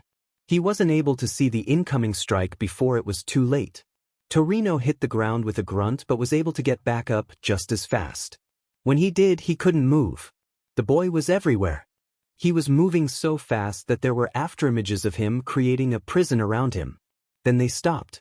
And so did Torino's breathing as the claw was merely a centimeter away from his throat. The wolf pulled away with a triumphant smile. So, does this mean I win? That DMN hero killer. He thinks that he's so noble it disgusts me. He dares to call my goals childish while he's doing the same thing. What an idiot.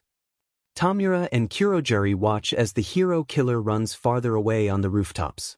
It is simply a matter of reasons, Master Tamura. Not all agree with others and you can't force them to. I don't have to force him to do anything. After all, a dead person doesn't have reasons. Bring the Nomus. Torino decided to bring the boy to a nearby slums. Getting the experience in fighting separate types of villains would expand his flexibility.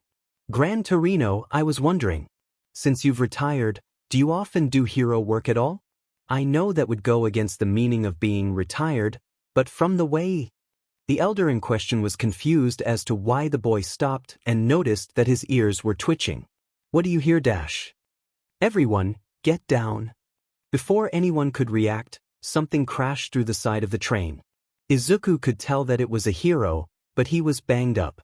Izuku also noticed that he had a similar canine mutation, so when he saw the hand of a Nomu slam his head into the ground, he felt driven to attack. Stay back, kid. But I can He couldn't say any more as Torino sent a flying kick to the Nomu's jaw, then tackled it out of the hole it came. Izuku went to the downed hero to check on him. When he did, he got a good look of what was happening on the outside. In the distance, everything was on fire. He could hear the screams and smell the smoke.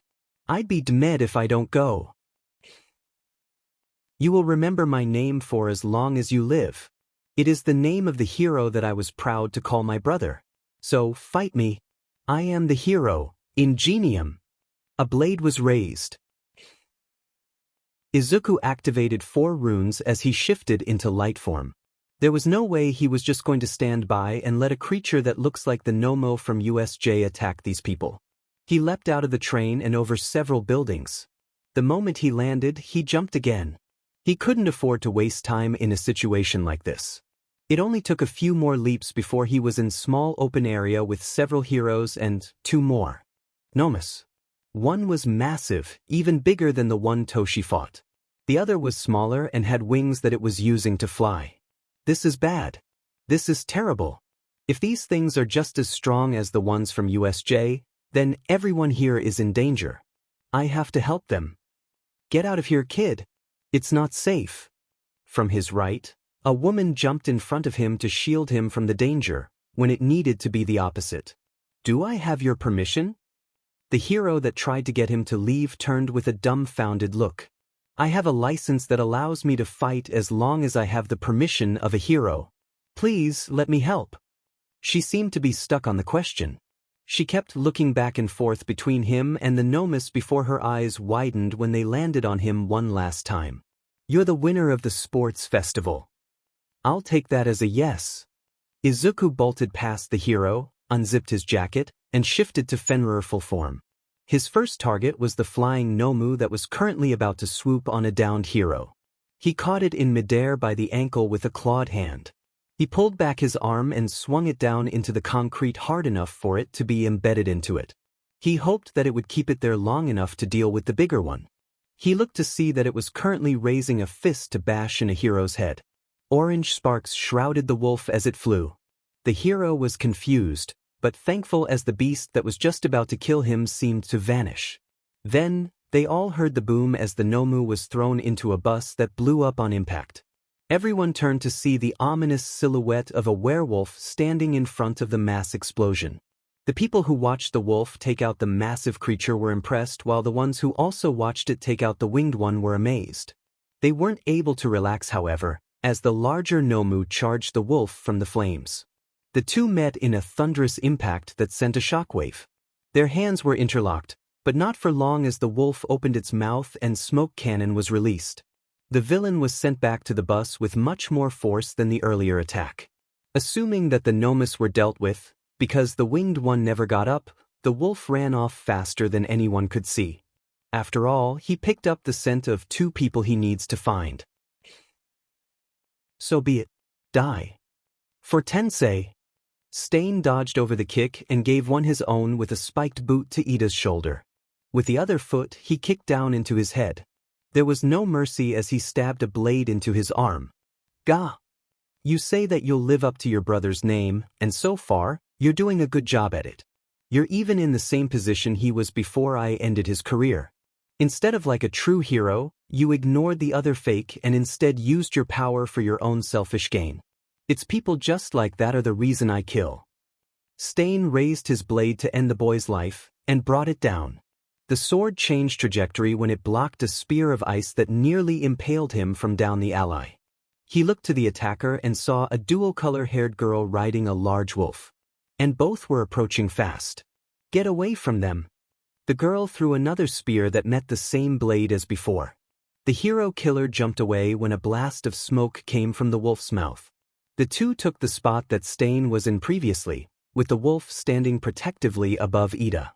The girl hopped off the side and took a stance. Great, just what I needed, more reinforcements. I don't know who you two are, but it would be best if we didn't take the time to figure that out. Leave. Midoriya, Todoroki. What are you doing? Get out of here. This is my fight. Ida was going to continue but was hushed by a growl. The wolf that gave the growl begun to shift into another boy. Shoko, take Ida and the other hero and get out of here.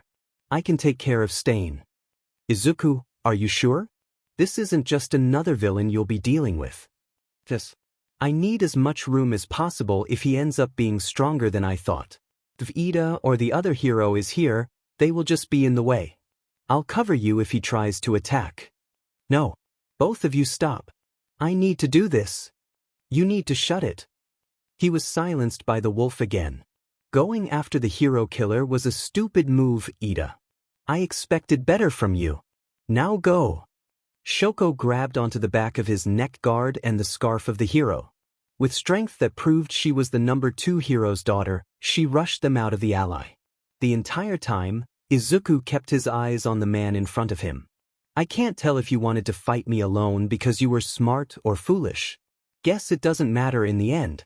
As soon as I kill you, I'll track down the girl and kill the forest fire eyes bore just inches away from Crimson.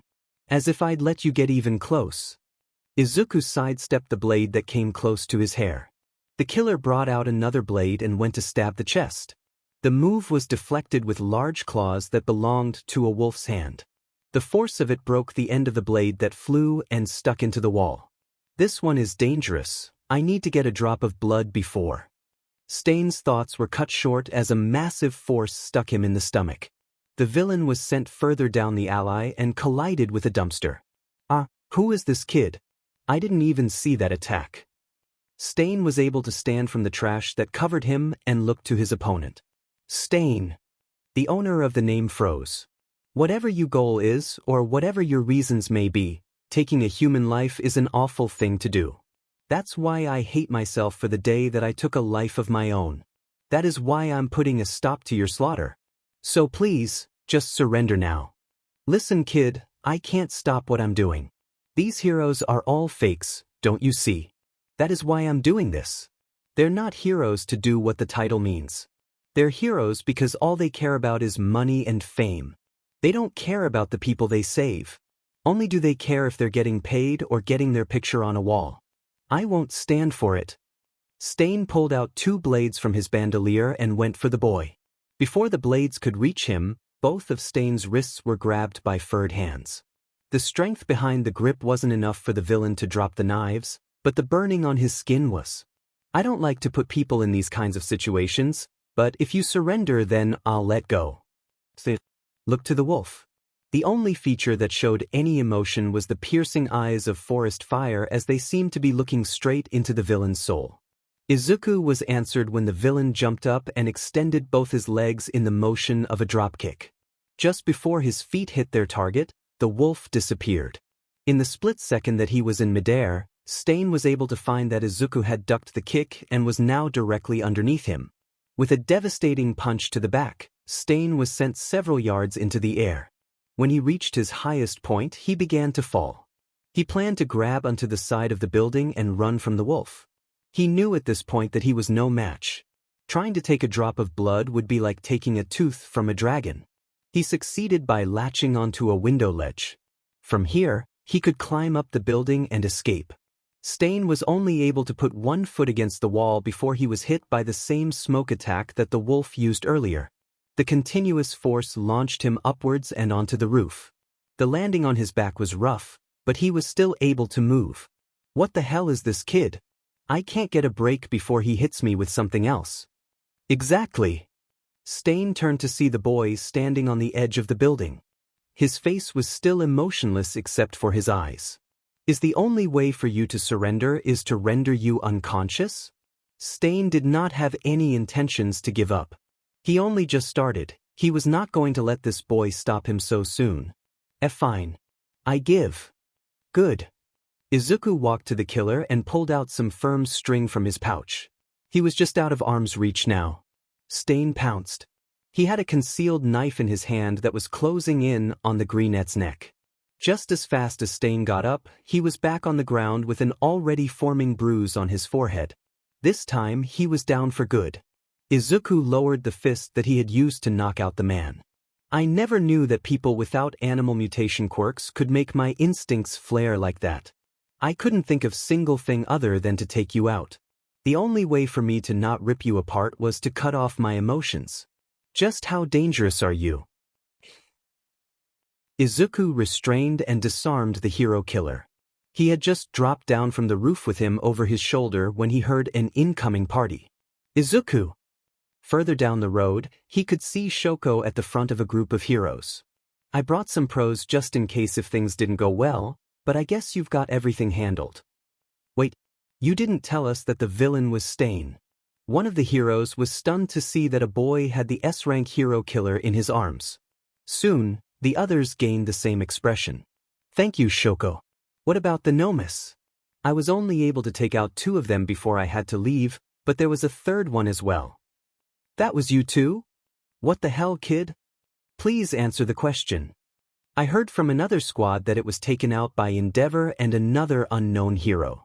But the last I saw, the other 2 were detained. Someone from the group gave Izuku the news before another hero spoke.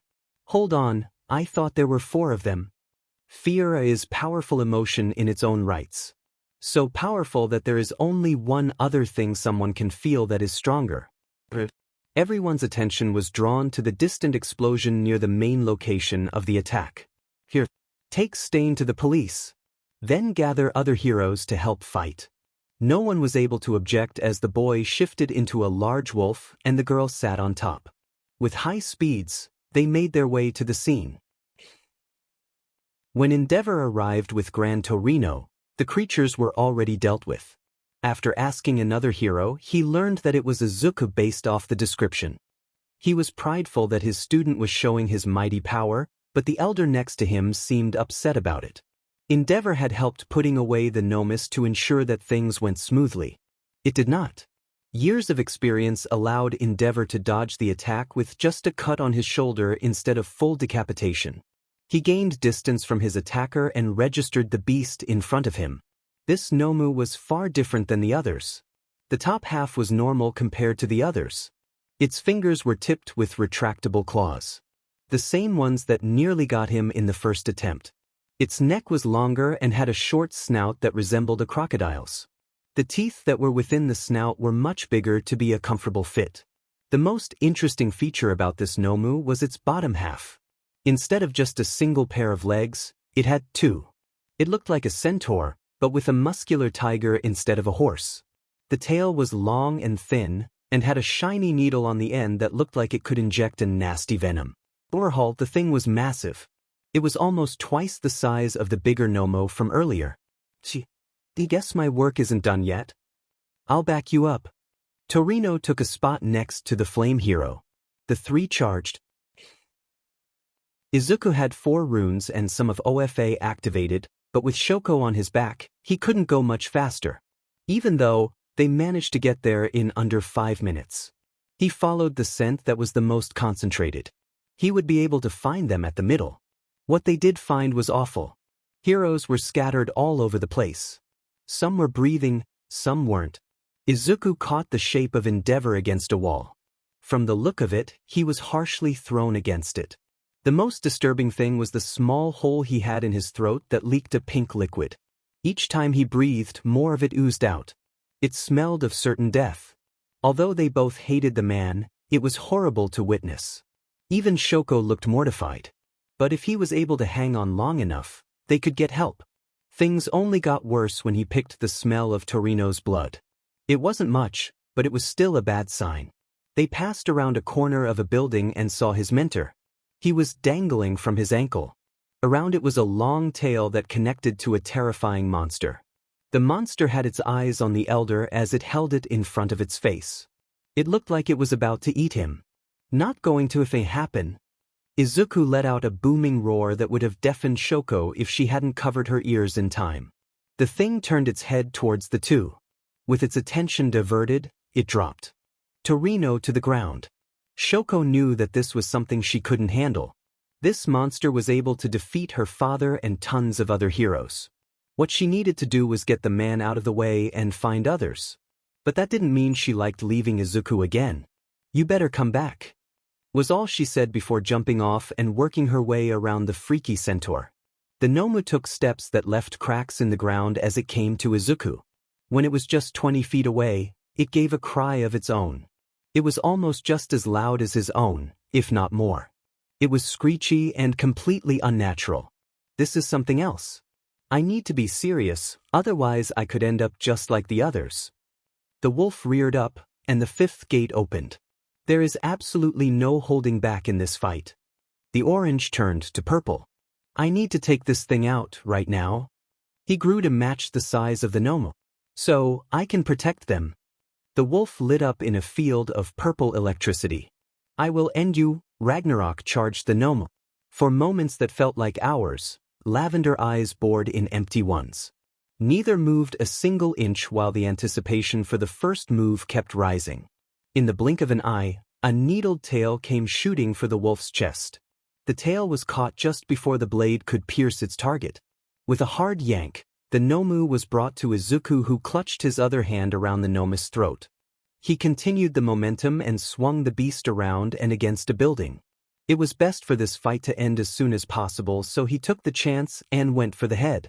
The wolf was met with a hard kick from the front legs of the Nomu that sent him to the buildings on the opposite side of the street.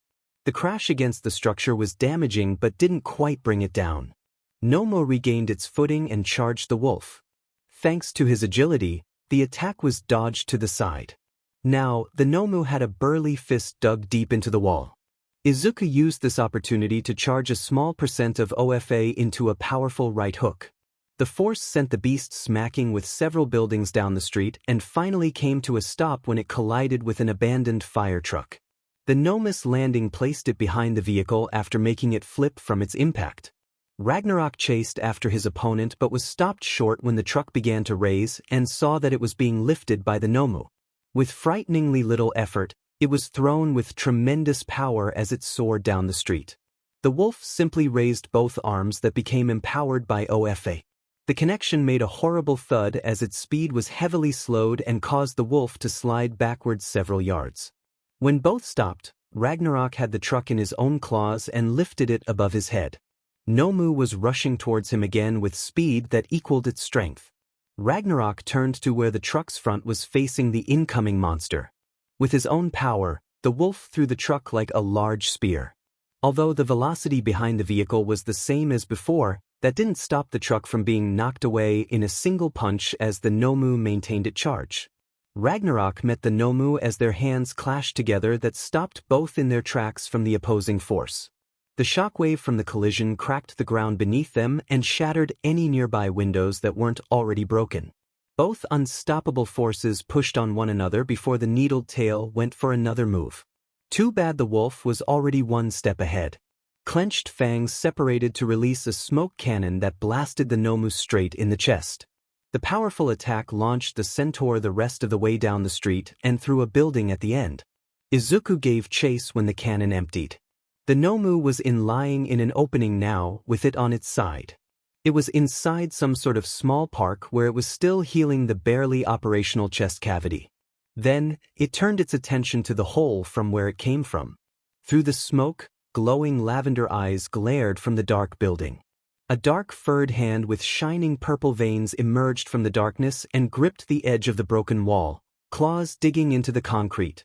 Although the Nomu couldn't feel fear, the scene would have made anyone else reevaluate their life decisions, hero or villain. The rest of the wolf emerged just as the Nomu's chest was regenerated. Ready to fight once more, the monster dashed to its target. It didn't get far before Ragnarok opened its mouth again and the Nomu was encased in a tomb of indigo flame. It screeched horrible sounds that no man should have to experience to listen as its body was being scorched by mercilessness fire. The Nomu dropped to the ground and was still screeching, but it was getting weaker.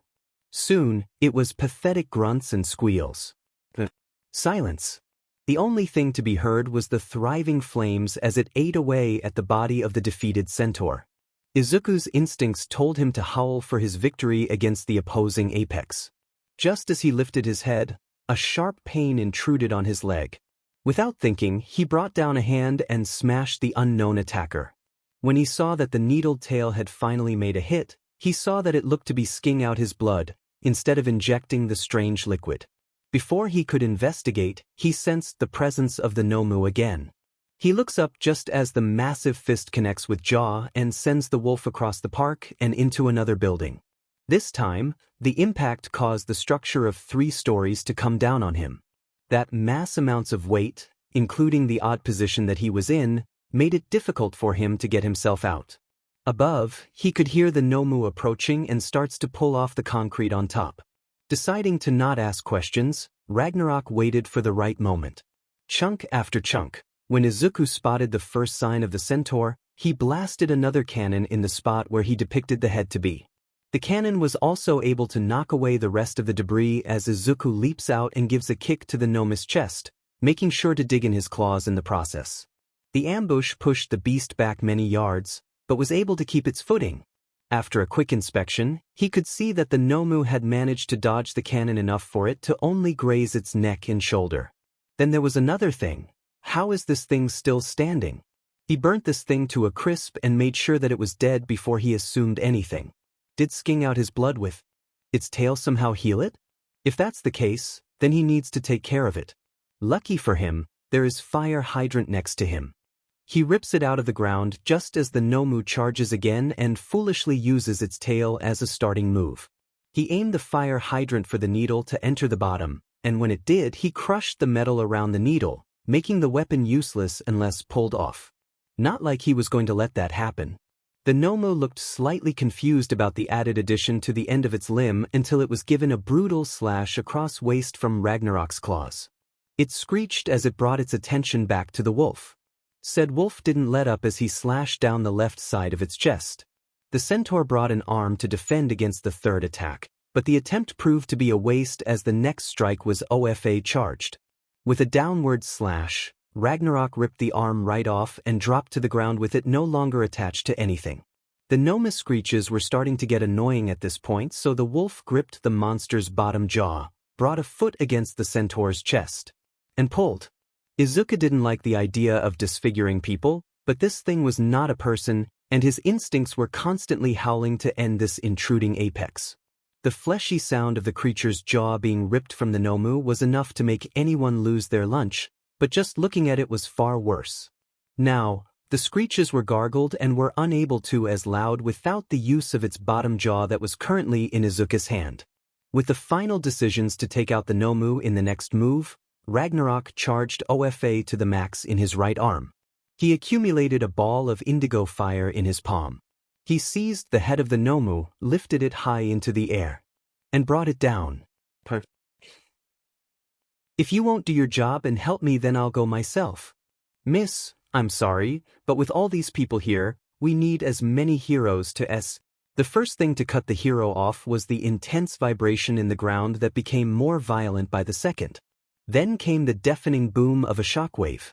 After everyone was able to regain their bearings, Shoko and everyone else there turned to see small plume of a dark cloud of smoke. Just above the buildings, she could see the wave of raging indigo flame. Without hesitation, Shoko took off in the direction of the explosion, ignoring the yells from the heroes behind her. Along the way, she could see the entirety of the destruction that the Nomus caused to the city. Fire was still spreading, the smell of blood lingered in the air, buildings were either damaged or just completely destroyed. Shoko hated seeing the few heroes who weren't able to survive that were lying in a pool of their own blood. She made her way back to the original spot where they confronted the seven-limbed Nomu. It was easy to follow the trail that presented their battle. It also helped that the plume of smoke hadn't dissipated yet. She found herself at the entrance of a large hole going through a building that was somehow still standing. The glow of indigo seeped through the dust and smoke. With caution, she entered. The first thing to notice was the heat, which was obvious. Then, the ground slightly dropped downwards after the exit of the building. The opening that used to be a park was now a small cavity of demolished earth. In the very center, very little smoke still remained. But even then, she could see the glowing outline of Ragnarok. He just stands there with his head looking down as both don't move. Finally, Shoko makes her presence known. Izuku. The voice was just above a whisper but held a sternness behind them. The smoke finally gave way as the wolf turned its gaze to the girl. He looked too unharmed but was breathing heavily. She knew of that effects that using Ragnarok had on him. Since he was only able to recently control it, using it took too much stamina out of him. And if this Nomu was strong enough to take on as many heroes as it did, then it was surely strong enough to push Izuku to his limits. And if that last attack was able to see from how far she was, then it must have taken a toll. The large wolf slowly made its way to Shoko while simultaneously shrinking down. The horns sunk back inside his body, the fur was replaced by skin, limbs returned back to human shape, and his snout shifted back to that of a boy. By the time he approached Shoko, he was back in his original form.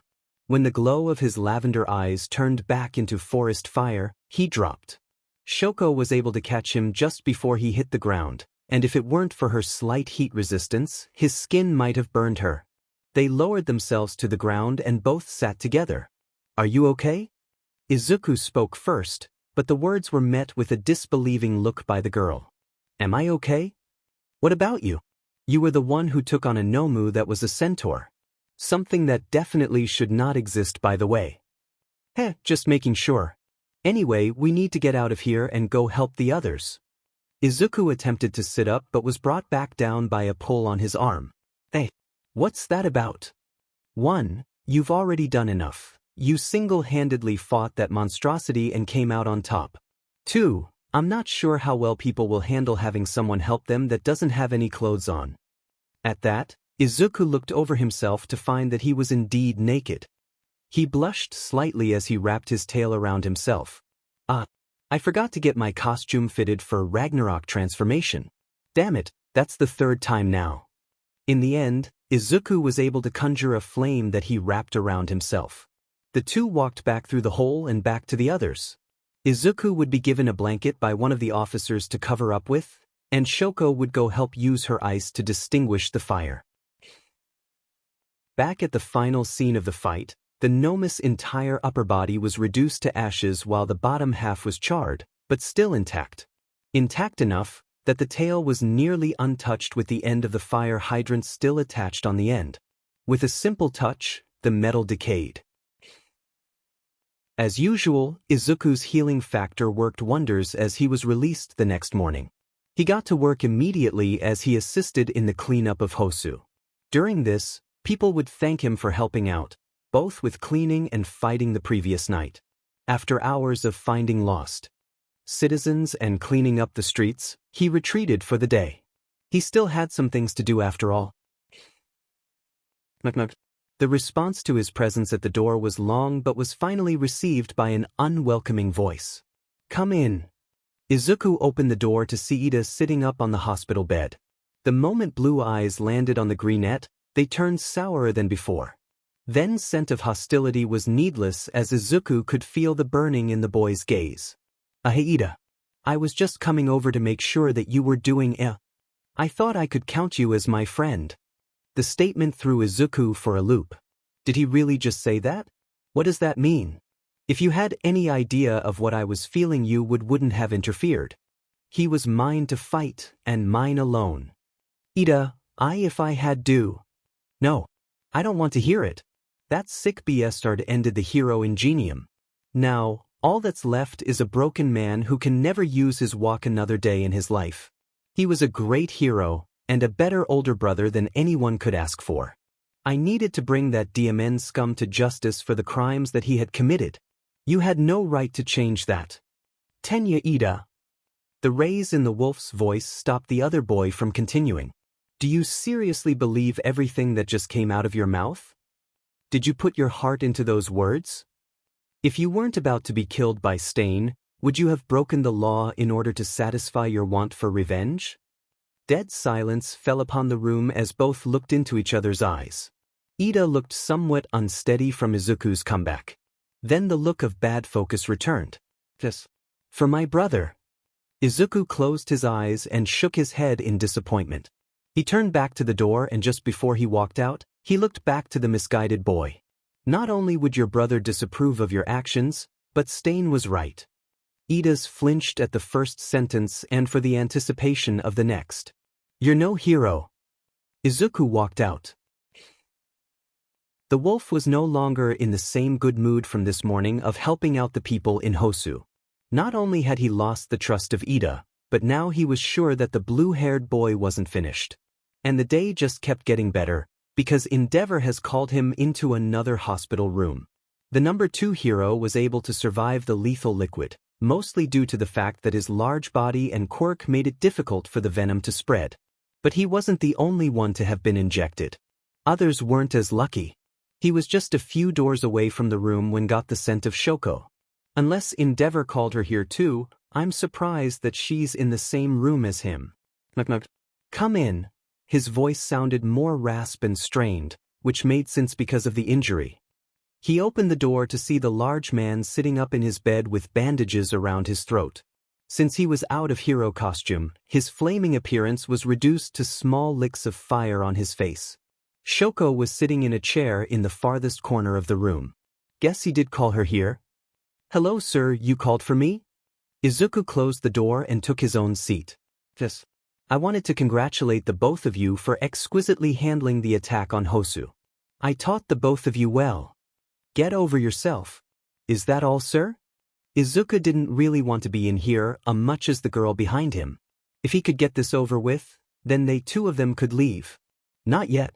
The two of you are going to be interviewed. As it is right now, a pair of UA students acted like pros in the face of true danger. Endeavor looked to Shoko.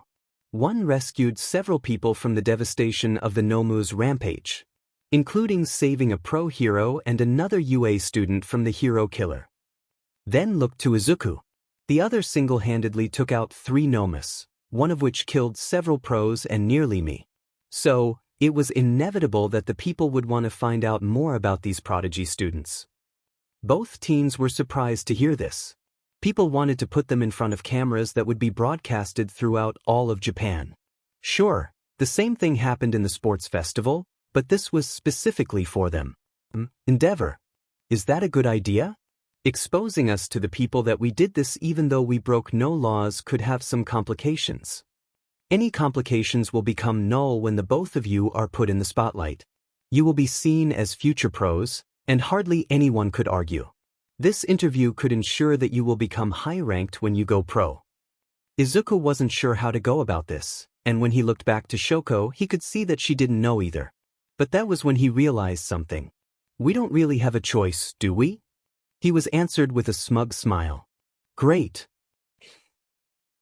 The couple left the hospital after Endeavor basically forced them to agree that they would go for the interview. They didn't make it 10 feet before Izuku had to spin around and catch the incoming foot. Damn it, kid. I told you to stay on the diamond train. I know you're Toshinori's boy, but that doesn't mean you can just go around fighting villains. Grand Torino didn't waste any time to verbally attack the boy when his physical one didn't work. With a nervous laugh, Izuku went to respond. Well, it's good to see that you're recovering quite well. As if that monster could seriously hurt me. You were groaning the entire time I carried you. Shoko caught the retired hero in the lie. Torino's reaction of a betrayed look made Izuku burst into laughter. Both of you zip it? You're lucky that neither of you broke any laws, otherwise you really would be in trouble. After his fit of giggling, Izuku spoke again. We're truly sorry, sir, but I will say that I would gladly do it again anytime. People were in serious danger, we couldn't have just sat back and done nothing. I hate to agree with you on something like this. But, if you hadn't jumped in when you did, there would have been too many casualties to call this a victory. Now, be sure to stop by my place to pick up your stuff. After that, you're free to head back to UA. What about you, Torino? Izuku asked with curiosity of what the hero planned next. I need to go pay a friend of mine an overdue visit. With that, he turned and walked away. After a few seconds of Izuku watching the man leave with an afraid expression, Shoko stated her confusion. Why do you look like you know what he's talking about? He's talking about Dad. Oh, indeed. I can't believe that he's making us do this. Izuku couldn't help but agree with Shoko.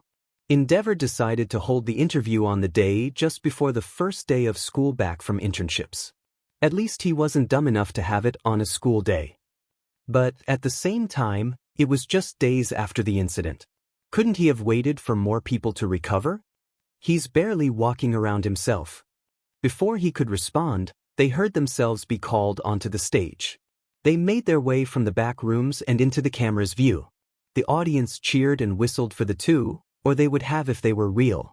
The voices were just recordings. They took their seats across from the man that would be speaking with them about what happened in Hosu. His name was Matsuda Terezo.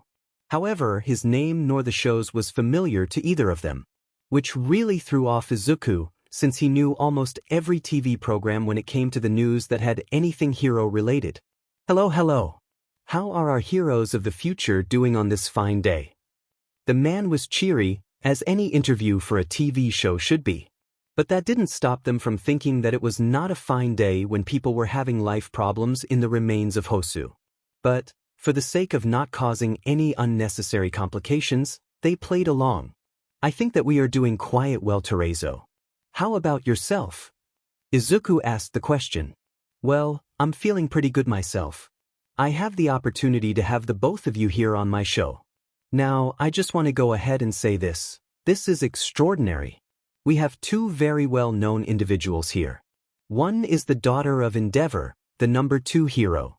And the other is well known for a few different occurrences. The first is from 4 years ago, actually in a nearby mall. Midoriya, can you explain that? Great. Of course, he would bring that up. Although, this could be a good opportunity to change some people's views on me. Yes, I can actually. If you're able to connect me with an older 4-year-old video, then you must know the story behind it, right? From what I have been able to figure out, it was a sort of hostage situation that had your mother at gunpoint, correct? Izuku didn't like to bring up the memory, but he didn't have a choice now. That is correct. While my mother and I were shopping, she was secretly held at gunpoint by a villain from behind. I was able to attack the villain before his demands could be met. However, things didn't go exactly as planned, and my mother ended up getting hurt.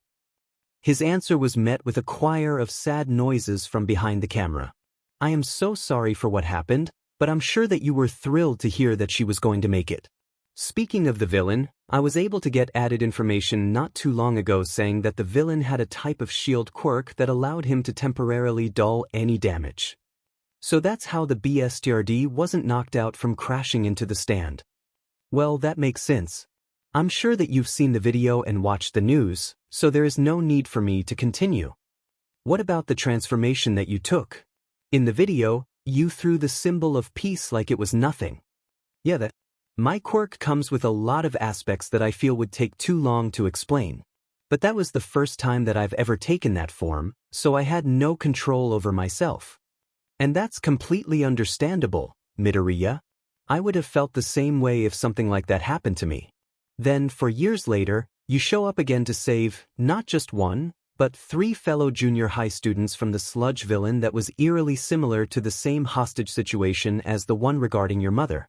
I think we can all agree that you did a remarkable job in taking out the bad guy, despite that the heroes who were supposed to be doing that sat back and did nothing. Sure are throwing those heroes under the bus. Bakugo, I really hope you're watching this next part. It was a frightening moment to say the least, especially since one of them used to be a great friend of mine. I was hoping that after the incident we could become friends again, but he thought otherwise. He could see Shoko give him a confused look from the side but didn't acknowledge it. So, it was personal again, I see. Even then, you fought with such skill that it looked like that you were a very experienced pro. But that would make sense if you're trained by a pro hero for 4 years. Okay, there's definitely something up. Iring never announced that she has taken someone under her guidance. Yeah, it was a huge help to expand my skills. It was mainly due to control my quirk. But there was plenty of time to include basic hero training. Very helpful indeed. Anyway, back to the present. For a while now, the both of you have been making names for yourselves in the school UA. You two were able to wipe the floor with the robots within the entrance exam and archive the highest scores in years. Not only that, but be the only ones to take out the 0th PS in decades. How does he know that? Any information regarding the entrance exam is kept hidden in the school. Shoko took care of this question. I'm not sure how you were able to obtain that information, but yes, that is correct. The reasoning behind our actions were to save the other contestants from having their chances being tarnished. And that you did, Todoroki. It's the essence of a hero to put others before themselves. It's an honorable and noble act that people need to look up to. He said, seemingly ignoring the first part of Shoko's answer. Now, what about the USJ? Todoroki saves the multiple lives of her classmates while Midoriya defended them from a Nomu, much like the ones from yesterday. Have anything to say about that? How? He couldn't have gotten that information from other news because even they didn't know. Izuku managed with this one. Yes. They had devised a plan to somehow infiltrate USJ. They had done so with precise actions and knowledge. But, after the security changes following the attack, it will not happen again. They needed to choose their words carefully. Something's not right here. A very scary situation indeed. But those villains sure didn't know what hit them, eh? They tried to attack a class of powerful students that attend the #1 hero school. Not sure what they were thinking. But now I'm sure it's, oh man, we sure did make a mistake here, oh. The joke was awful as Terrazzo imitated a villain's act with goofy movements. But, despite everything that you two have done so far, I think your greatest accomplishment was the horrible battle of the Nomu invasion that took place in Hosu late last night. The heroes were dropping left and right. Everything was being obliterated, no one was safe. And then you showed up. The two of you grabbed this threat by the butt and told it to back off. Much like the USJ incident, Todoroki saved lives. But not just a few classmates, but dozens of strangers. A feat that is hard for pros with double the years on the job. Todoroki, do you have anything to say to the people who are watching that you may have saved? Shoko was caught off guard with the question but was able to deliver. With a small smile and a wave, she turned to the camera. Hello everyone, I hope that you're all doing okay, and that I managed to help you in any way I could. That was very lovely, Todoroki, very lovely. Now, the same goes for you, Midoriya. You took on 3 of the 4 Nomus that appeared last night. That is incredible. Based on the results from the USJ, these Nomu are very powerful and just as dangerous. Then the most astounding thing is you fought and won against the infamous hero killer, Stain. How did you do it? Actually, besides the centaur, they were rather weak compared to the first Nomu that attacked USJ. But that doesn't mean that they weren't capable of causing mass destruction, which is apparent in the current state that Hosu is in. Fighting Stain was a different story. I had suspected that he needed to cut someone in order to use his quirk. So, all I had to do was keep that from happening, and it was basically fighting someone quirkless. Either way, it was the many years of training that we did. Without it, the outcome would have been far worse. Ah yes, the centaur. Evil thing, wasn't it? The combination of its massive power with a size that matches. It must have been troublesome dealing with that tail, heh? Izuku couldn't answer. He felt it. The way he said it was just like the time he spoke with Shinso at the sports festival. He could sense the small amount of fear come from Shoko. She knew something was wrong as well. This was a trap. They needed to get out. But how? Just then, Izuku felt his phone vibrate in his pocket. He fished it out and saw that Toshi had texted him. He looked back to Terrazzo and gave an apologetic look before quickly reading it. Dad, do not answer that. He shouldn't know S&Y of this. Make Yautselg look panicked and 5 and excise saying that there was ZN accident at home. Gai Yauto D there. The message from Toshi was barely legible, which only added to the effect that they were in danger. The panicked look he adapted wasn't entirely fake, as he feared for his and Shoko's lives. He looked back up to Terezo before giving the excuse. Sorry sir. But I just got some news that something's happened at home. I'm terribly sorry. No, that's okay. Family is important. We will just continue on with Todoroki here. Said girl looked extremely tense, to the trained eye anyway. No. Both looked to the boy. Shoko looked hopeful while the man had a foreign expression. It was requested that she should join me. Private matters. The so-called interviewer said nothing and looked Izuku straight in the eye for several moments. The air felt heavier than before and the tension showed no signs of stopping. Until it did. Oh, well, that's a real shame. Too bad this meetup had to be cut short, but it was fun while it lasted. So long you two, and good luck on your paths to becoming great heroes. Neither wasted a second as Izuku took Shoko's hand and both quickly walked off the stage. They maneuvered through the rooms until they found the exit. Without thinking twice, Izuku kicked open the door and shifted into Fenrir, his clothes bedimmed. He knew that it was odd that he was only able to send just a few other people within that building, and that it was just the two of them, but this was something else. Shoko hopped on his back and both sped away from the potential danger towards UA. It took a lot for Izuku to feel genuine fear, but the feeling of being watched from the building behind him made him shiver to his core. That night the building was searched, but nothing was found. It was as if they never existed, or that they even had the interview just hours ago. Izuku's parents were watching the show when he told them about it. Although Toshi showed slight suspension the moment the man asked the first question. When things seemed to be taking a dark turn, he quickly typed and sent a message that he was forever thankful when he saw his son look at it on the screen in front of them. But it was almost replaced with fear as the man looked ready to attack his son right then and there. Their emotions were a constant roller coaster as the man finally let them go and both teens walked off the stage. Anticipation came once more when the man looked back to the camera for several exhausting seconds. Then, he filled a handful of people, including Toshi, with dread as the next sentence came out his mouth. All for one lives. The channel died. Things were definitely different on the first of school back from internships. Although, it was the sight of Bakugos' combed hair from further down the hall that got Shiro and Kirishima laughing. Shut up, you DMN extras. Otherwise, I'm coming over there. That only made everyone laugh more. Ah, dude, you look like a fancy Pomeranian. Haha. Kirishima and Shiro were having the best time making fun of the boy's hair. Didn't you hear me? I said shut it. This time, Bakugos' hair puffed back out to its original state, which just kept the laughter coming. This finally tempted the blonde to charge the two, but just before he could reach them, they closed the door to 1A on his face. The two boys enjoyed hearing the sound of Bakugos' nose smashing against wood. For a few minutes, everyone talked about their experiences within the 1 week that they were under the guidance of pro heroes. Some even got to do some hero work like Tsu and Jiro. Meanwhile, Uraraka was scaring some of the nearby classmates with her intense concentration. What about you, Monoma? How did yours go? Ojiro stated his curiosity to the boy, who interned with Gang Orca. I'll just say that I was fully reminded why he is the number 12 hero. We didn't do any hero work that I was involved in, but he taught me many things. It didn't take long before everyone's attention was set Ida, who was sitting silently in his seat. Hey Ida. I heard that you got caught up in Hosu. You alright, man? Kaminari was the first to address the boy. Ida did not move, but the expression on his face seemed to darken. Just, I am perfectly fine. Now, if you'll excuse me, I would like to be alone.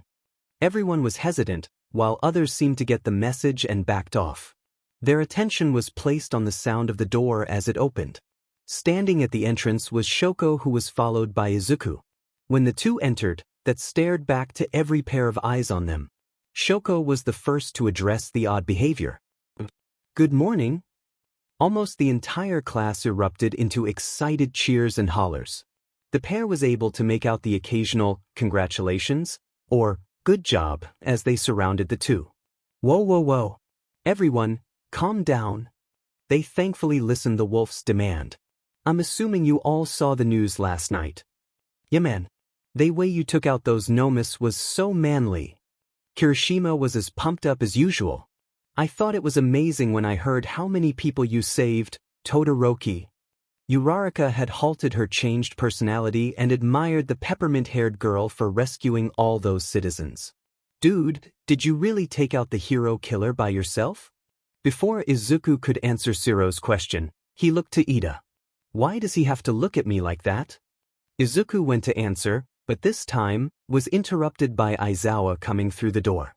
Take your seats everyone. We finally got someone exchanged from Class 1B, so she will be introducing herself shortly.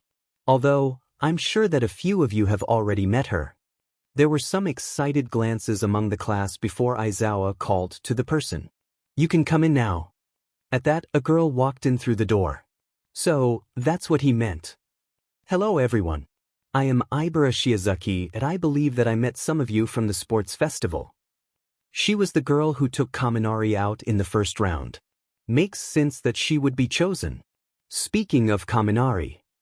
Oh yeah, I remember you. You know, even after what happened, my offer for a date still stands. Oh good lord. The day passed on like any regular day until it was time for hero basic training. Welcome back everyone. It feels like it's been too long since I've seen all your faces. Well, it's time to put on your game faces, because today we are having a race. The goal of this race is to rescue the person that is placed in the middle of this intricate labyrinth that you see before you. The reason I say race is because you will competing in groups of 5s. The first to reach me wins. Alright, let's begin. The first 5 to go were Ojiro, Siro, Ida, Ashido, and Izuku. All 5 went to their spots and took positions. Izuku wasn't as lucky as he was the first time when getting his costume back as quickly as before. So, he was back to using his gym uniform. Not that it mattered. So, who do you guys think will win? Kaminari looked the majority of the class who looked back. Did the internship make you dumber? Jiro was always the one to put the electric user down. I thinks it pretty obvious that Midoriya has this in the bag. He destroyed all the agility-based tests in the quirk assessment test, so I'm sure he'll be the one to win. Kirishima spoke for everyone there as they watched the countdown hit 0. By now, Izuku has already shifted into Fenrir full form, but didn't move when the signal was given. Wait, what is he doing? Sato was just as confused as everyone else. Just watch. Everyone turned to Shoko then back to the screen to see that the wolf was now crouching low. For a second, nothing happened. Then, the entire class except Shoko jumped slightly as Izuku burst with orange sparks. With a single movement, the wolf was gone. And in its place was a shockwave that dented the metal of where he once stood. It took them several seconds to find the boy until Shoji pointed him out on the screen. Holy crap! Are you kidding me? Kaminari was just as shocked as everyone else to see that Izuku had to be at least 100 feet in the air and was already halfway to their destination. How the hell is he going to land? Watch. They were silenced again by Shoko, who just had a smile on her face. Izuku was now falling and closing in on All Might. Said hero looked to have no idea of the incoming furry missile until he felt the whole tower he was standing on shake violently as he heard a loud bang. What the? Who, where, what? Before he could continue with his confusion, he heard a second noise of something piercing metal. He turned to see 2 sets of clawed fingers on the edge of the tower. Not a moment later, a wolf head peeped over, giving a wolfish grin. Or at least trying to anyway. You saved me? How did you know where to land? And how to land? When Group 1 got back from the exercise, everyone was eager to ask how Izuku was able to pull off the stunt. I memorized the path that I took from the starting point. Plus, I had the All Might scent, so that made it easier. Everyone accepted the answer, and thankfully, no one caught his near slip-up. The next group to go had Azui, Shoji, Tokoyami, Minoma, and the new girl, Shizuki. Izuku took notice to the near-hidden movements of Minoma making secret contact with Siro, Shoko, Tsu, and Ida when their backs were turned. Because of the uniqueness of his quirk, Izuku had asked Minoma about it. Turns out, He's able to copy up to 3 quirks at a time and hold them for 5 minutes. However, he can only use one at a time. What didn't make sense was Monoma touched 4 people. Well, this is going to be interesting. Interesting it was. From the start, Monoma used Shoko's ice to create a massive ramp that shot across several buildings. Then he must have used Ida's speed to zoom across the smooth glacier. He didn't stop, even when the edge came closer. And to everyone's surprise, he jumped. The moment he took his last step, Izuku saw the sudden change in his appearance that resembled Azui's frog quirk. Using the momentum of his previous speed and the powerful jump, Monoma rocketed off the ramp. He flew for several seconds before the frog properties disappeared and his elbows began to morph. Just as he suspected, the blonde shot tape from them and swung throughout the city. He would repeat the process. Whenever he wasn't able to land on the surface of a building, he would activate Su's frog quirk again and scale back to the top. Izuku was very impressed with the quick thinking of his strategy and utility of using each quirk to their full advantage. He's used Su's quirk multiple times to be more than familiar with it. There were plenty of times that he saw firsthand how Shoko's and Siro's quirks work. And Ida's speed was simple enough to learn. Very interesting indeed. But why didn't he try to copy my quirk? It was a no-sweat that Shoko easily took first place by launching herself over buildings with pillars of ice. Her competitors didn't exactly have the best mobility quirks. Uraraka did decent using her zero-gravity quirk. But Kaminari and Kirishima had no way of using their quirks to their advantage in this race. Aoyama had tried to use his laser a majority of the way but seemed to quickly drop the idea when he looked like he was about to hurl. The exercise was over now, and everyone was packing their things to head back to the dorms. All except Izuku, who was pulled aside by Toshi. He had said that he wanted to speak to Izuku about important matters that regarded OFA. So, here he was, in the empty teacher's lounge with Toshi sitting across of him. Izuku, after some encouragement, dashed a flashback to Grand Torino bursting through his front door. Use your imagination however you like. I have decided that it is time that I told you about the origin of One for All. The origin? You said something like it being a sacred torch, right? Truth be told, it's not as sacred as you may think, for One for All has a dark birthplace. What do you mean? Izuku, do you remember what the man said after you and Shoko left the stage? I'm sure that you were able to hear it. Izuku frowned at the mention of yesterday's events. The whole thing was stunk of ulterior motives. Turned out, the channel was much more secluded than he realized, so hardly anyone was able to see what went down. But yes, he did hear. All for one lives. Izuku repeated the exact words that he heard the man say as they fled the building. He also saw the man in front of him shiver at the words. Dad, it disturbs me that whoever this is has such a similar name to One for All. Is that why you called me here? Yes. Let me tell you the story of 2 brothers. The rising of All for One and One for All. Izuku lay in his bed, thinking about the bomb of information that Toshi had told him. It was a tragic and impactful story that hasn't left his mind ever since it made itself at home. That night, he dreamt about All for One as an evil entity. Someone who wanted, and probably could annihilate everything in his path. He dreamt about having to kill the man, or he would wreak chaos upon the world. Then everyone would blame him for being too weak for not being able to defeat the evil with that quirk that was cultivated to do just that.